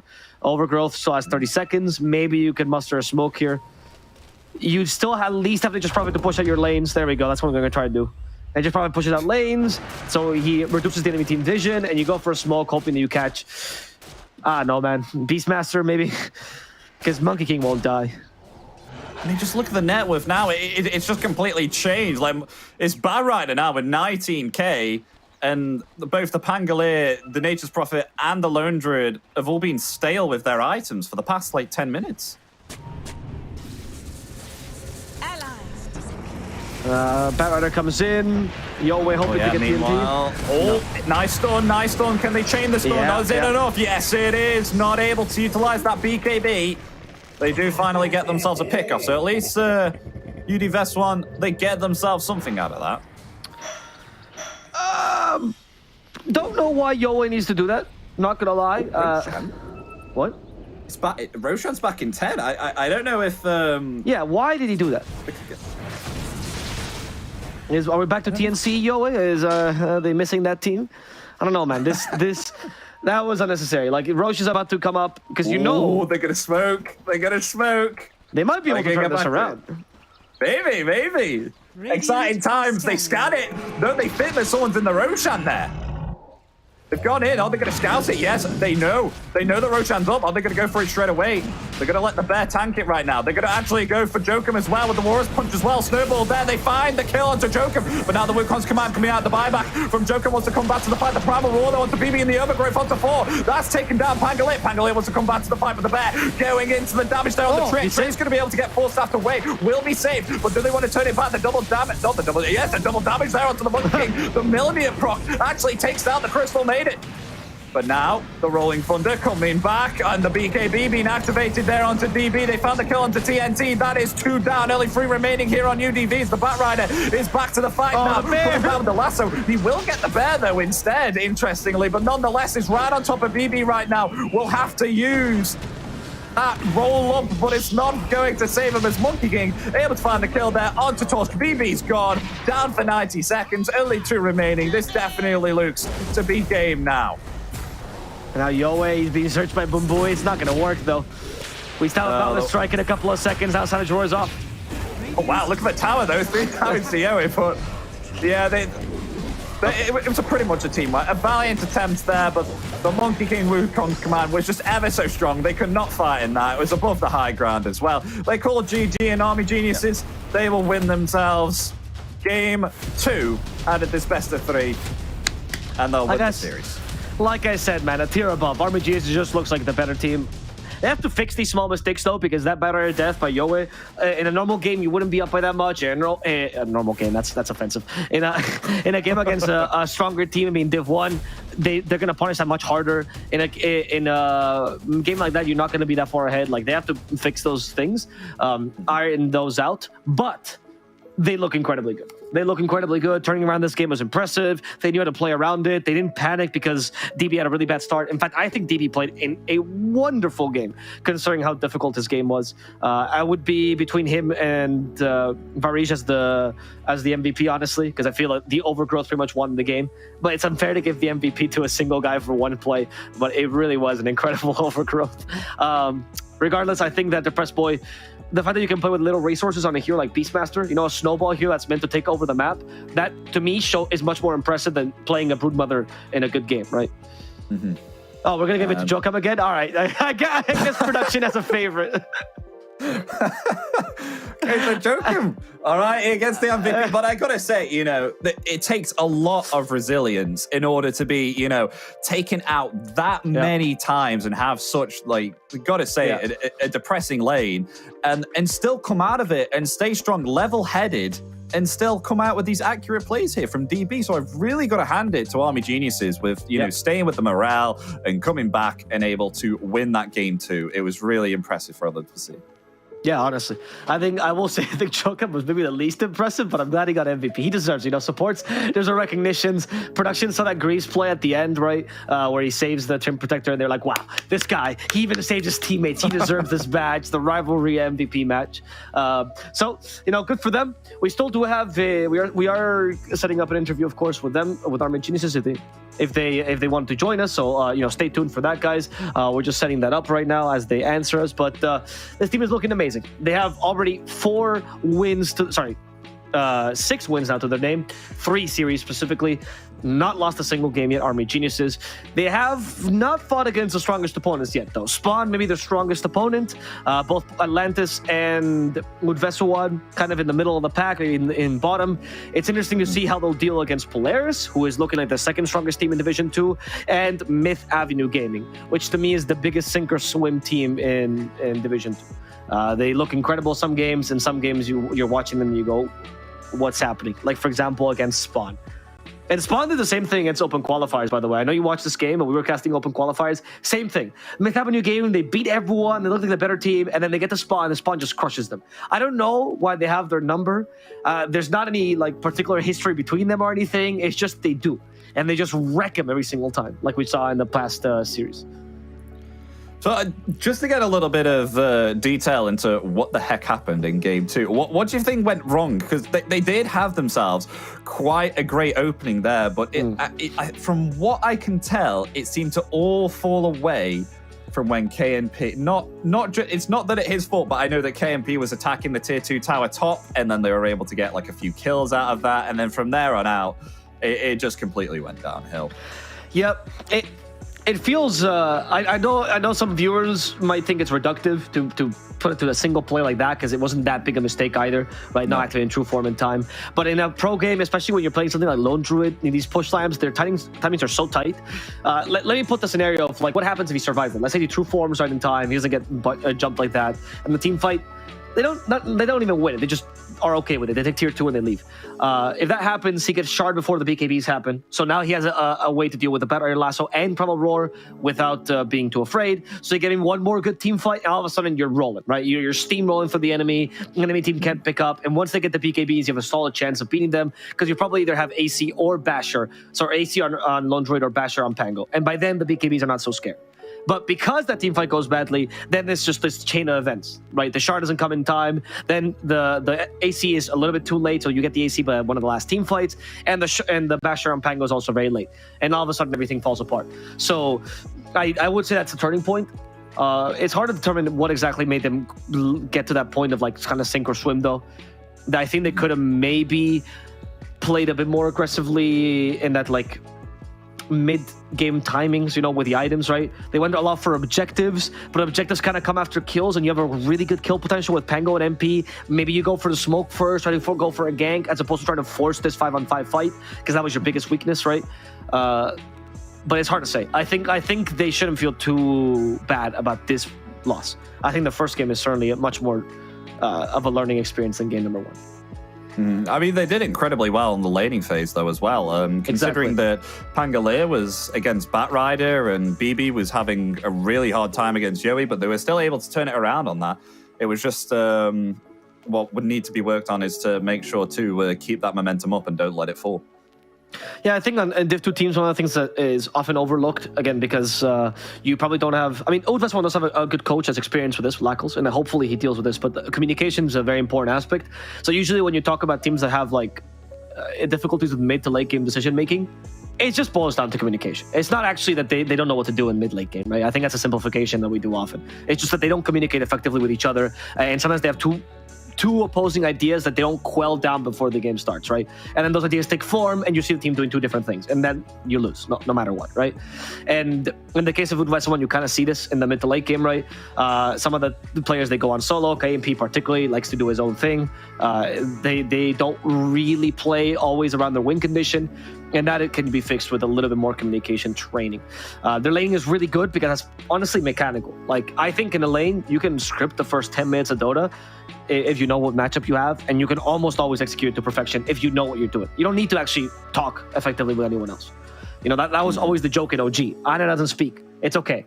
You know, he speaks in grunts, right? No-Tail would go, "Do you like this lane, Ana?" And that was fine. And that was all they needed to communicate, because the laning is more of a knowing Dota. But mid to late game, that's when communication comes to play, and Vessuwan can look into working on that, right? Lackles, I think, is something they can really work on. I think the guy's a great veteran, but what he really brings to the team is not his Dota ability, no offense to him, but rather his experience as one of the more veteran pros in this SCA scene. And he can play with that. I was going to say, though, did we ever see a misplay from Varus of the Overgrowths? Because I feel that every time he committed an Overgrowth, it was more than 3 or 4 heroes that he caught. Yeah, it was incredible. Overgrowths. I even think that one of his great parts was the timing of them, right? Like I explained, right? I know Overgrowth is not usually categorized as the black hole, right, of team fights, but no. You know, as Richie says, Shiver says, Puppy says, it's not the black hole, it's a threat of the black hole, right? And with Overgrowth, it's kind of like that, because you buy all these dispels, you know, in this case, roll up, right? You have the freezing field, which you want to use afterwards, all these things, and the longer it takes, the worse your team fight feels, because all of a sudden you're like waiting for Trinks, like, where is this guy? Well, why is he so late? He should Overgrowth by now. We're winning. And then you're not playing super effectively. I mean, team kind of gets a decent time, and all of a sudden Overgrowth pops up at the end, like, oh, we can finally play the team fight. But you're way too late. Your Rolling Thunder's almost done. You know, we saw a couple of roll-ups, which were not even Rolling Thunder, because he was just saving it for that dispel. There's a couple of issues there that I think Varys forced on the enemy team. And if I'm honest with you, Epi, I don't think there's really a solution to that. I think you just kind of have to kill the Trim first, and that's it. And I think we've just been told we've got an interview with Jokum. Is he here? Hello. Hi, can you hear us, Jokum? Oh, selamat malam, Jokum. going on? Selamat malam. Nice to meet you. Nice to meet you, Joachim. We gave you the MVP twice in a row. Our production really loves you. Your first game on Rubik was particularly fantastic. Yeah. Which one do you think was not fair? I think the both not fair. Oh, okay. You didn't feel like that Rubik game was good? You stole Doom, man. What else do you want? I didn't stole Doom the second one. I only stole Doom one time, right? Yeah, but it turned around a team fight, right? We were big fans. I think your Rubik player is fantastic. The team is really coming along. Thank you. How are you guys feeling after the 6-0? Are you feeling confident this season? Yeah, feeling great, of course. Because in this week we won a lot. we won all the series. Yeah. Is the faster format better for you? I don't know. Okay, that's fair. That's okay. Do you like playing more or? I like to 2-0. I think good enough for me. I don't like to play BO3. Does your teammate want to join us? Does he want to be part of the? He wants to say hi. Is that why he's? I'm not sure. So everyone's coming in. My Sorry I want for to ask the you actually. animal. No, they're great. They're great, man. What language do you guys communicate in the team? Since you always joined the team as well. Because he playing mid in the laning, we talk with Vesa. After the lane, we talk with English. Yeah. You've played in mostly Indonesian teams as well. As was it especially compared to last season as well? Was it difficult to adapt to speaking English post the laning stage? Yeah, kinda. Okay. Is something you work on? Is Yowie in your boot camp or is he joining you? No, he's a good guy. Very chill. No, but is he? He's funny, you say? Yeah, very clown, not funny. Okay, I see. I see you called your team animals. You're one of the more veteran players in the team. Do you feel like that? Do you feel like you're hurting them a little bit? Not sure. You can ask them. Teaching them your experience. Are you the old man in the team? I can't say that much. You can ask them maybe. I just tell him a little bit, and the coach doing the stuff. What do you work on with your coach? Talking about playstyle and how we gonna play the game. That's it. And the draft, does he do that as well, or do you guys do it yourselves? He doing by himself. We just give some opinion about how we feel the game, how we feel about the hero. Yeah. Okay. Epi, would you have anything to ask our lovely guest? Other than game 2, how was the feelings on the bottom lane of game 2? How was that feeling? Can you give us a bit of an insight as to the morale of the bottom lane? I just say to DB, fuck this lane. I'm going to jungle. I'm stacking. Go ahead, Epi. Yeah, solid performance all around. What do you think changed it for you in that game too? Because it looked pretty difficult for yourselves, but you guys were able to turn it around. I think UD Vessuwan, they had like a 70% win probability, which like Ice Rock gave to them, but you guys were able to turn it around. What do you think changed that? We just try to split the map and try not to fight them. I think we are kind of good to play the map and avoid them to don't bring the fight to what they want. Okay, fair enough. Thank you for your time, Joachim. Do you want to do any shout-outs to your sponsors, to your team, to your teammates? For team, thanks for everyone who supporting us and keep enjoy the game. Okay. Thank you so much. Terima kasih, my friend. Goodbye. Have a good night. Terima kasih. Well, Jokam, very jovial, true Dota player. It took him 3 questions to swear. That's what we want in this 2 DPC. Every season Valve sends you the style guidelines and they go, well, this don't apply to players. You do what you can with them. It's fine. And that's because you get these genuine interviews. But they seem to be in a really good mood.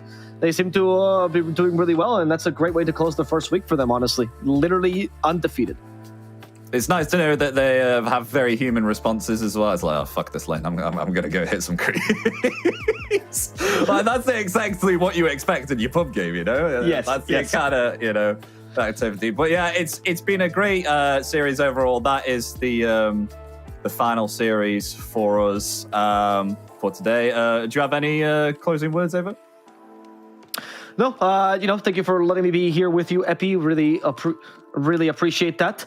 But we do have closing words, not from me, but rather for the stream, right? Which is, we would like to check out how the games went, because I missed 2 games, and I would like to know how they went. Obviously, I don't watch any games. I don't cast, because I'm a narcissist. Team Flow versus Xerxia. It's a 2-1 here for Team Flow, so that's going to be their first victory. And Myth Avenue Gaming got destroyed by Team Spawn in a 2-0. That's going to be... like always, like BTS Pro Series, this team either 2-0s or they're 0-2. Then we finished the day with Vessuwan versus Army Geniuses, which was 0-2 in favor of Army Geniuses. Just watch that, guys. And this puts the... We're going to see the... We can talk about standings soon as well as we finish this week as well. In case you missed anything else, this is the standings that we ended up having. So Army Geniuses, which has the most spice level. The reason for that is because they're the closest to getting to Div 1. Very, very close now with a 3-0. Polaris tailing behind them with a 2-0. Myth Avenue, Spawn, and Myth Avenue, Spawn, and Team Flow will be the middle of the pack. Vessuwan risking that relegation or straight up elimination, and Xerxia and Atlantis kind of the bottom feeders right now. Mind you, Xerxia has had some pretty difficult matchups against Polaris and Flow, and Atlantis has also had to try to beat Army Geniuses. So they have had some pretty difficult games to start off with. They could still recover, but it's not looking very good for them just now. We still have 2 more weeks to this and 1 day, and a lot of time for them to recover. But yeah, that'll conclude with today's stream. Then we've had some great best of 3s, but of course we need to show you the schedule of the rest of the games that will take place later on. Yeah, it's going to be on Wednesday, I believe. Yeah.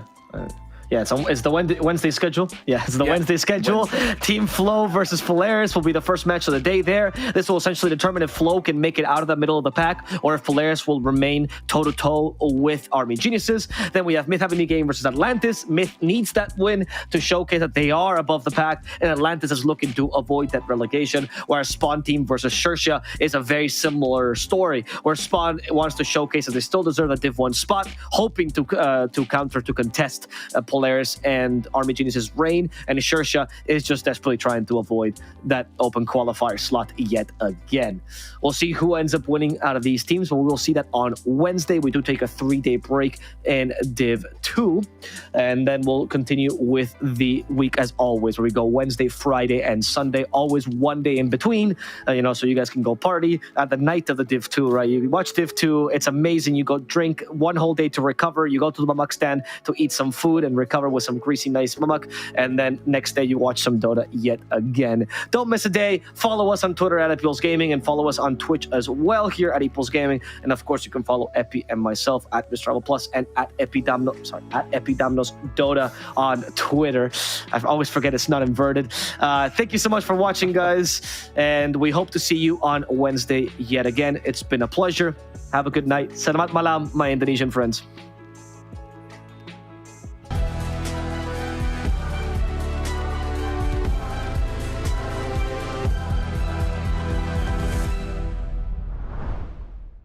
Three, 2, 1.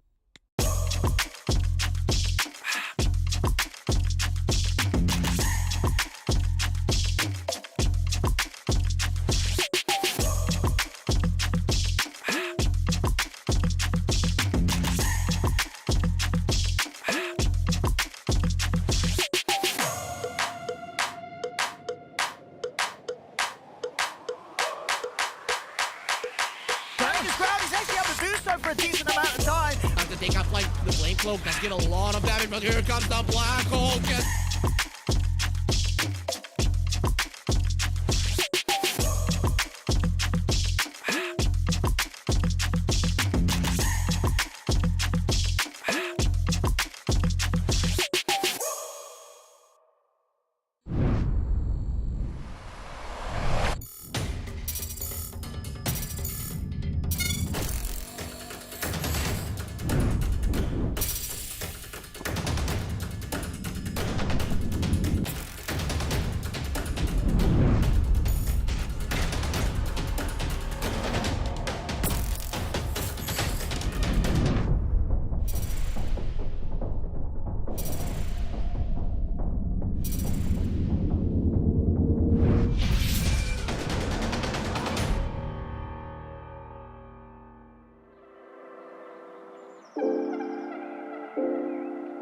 Bye.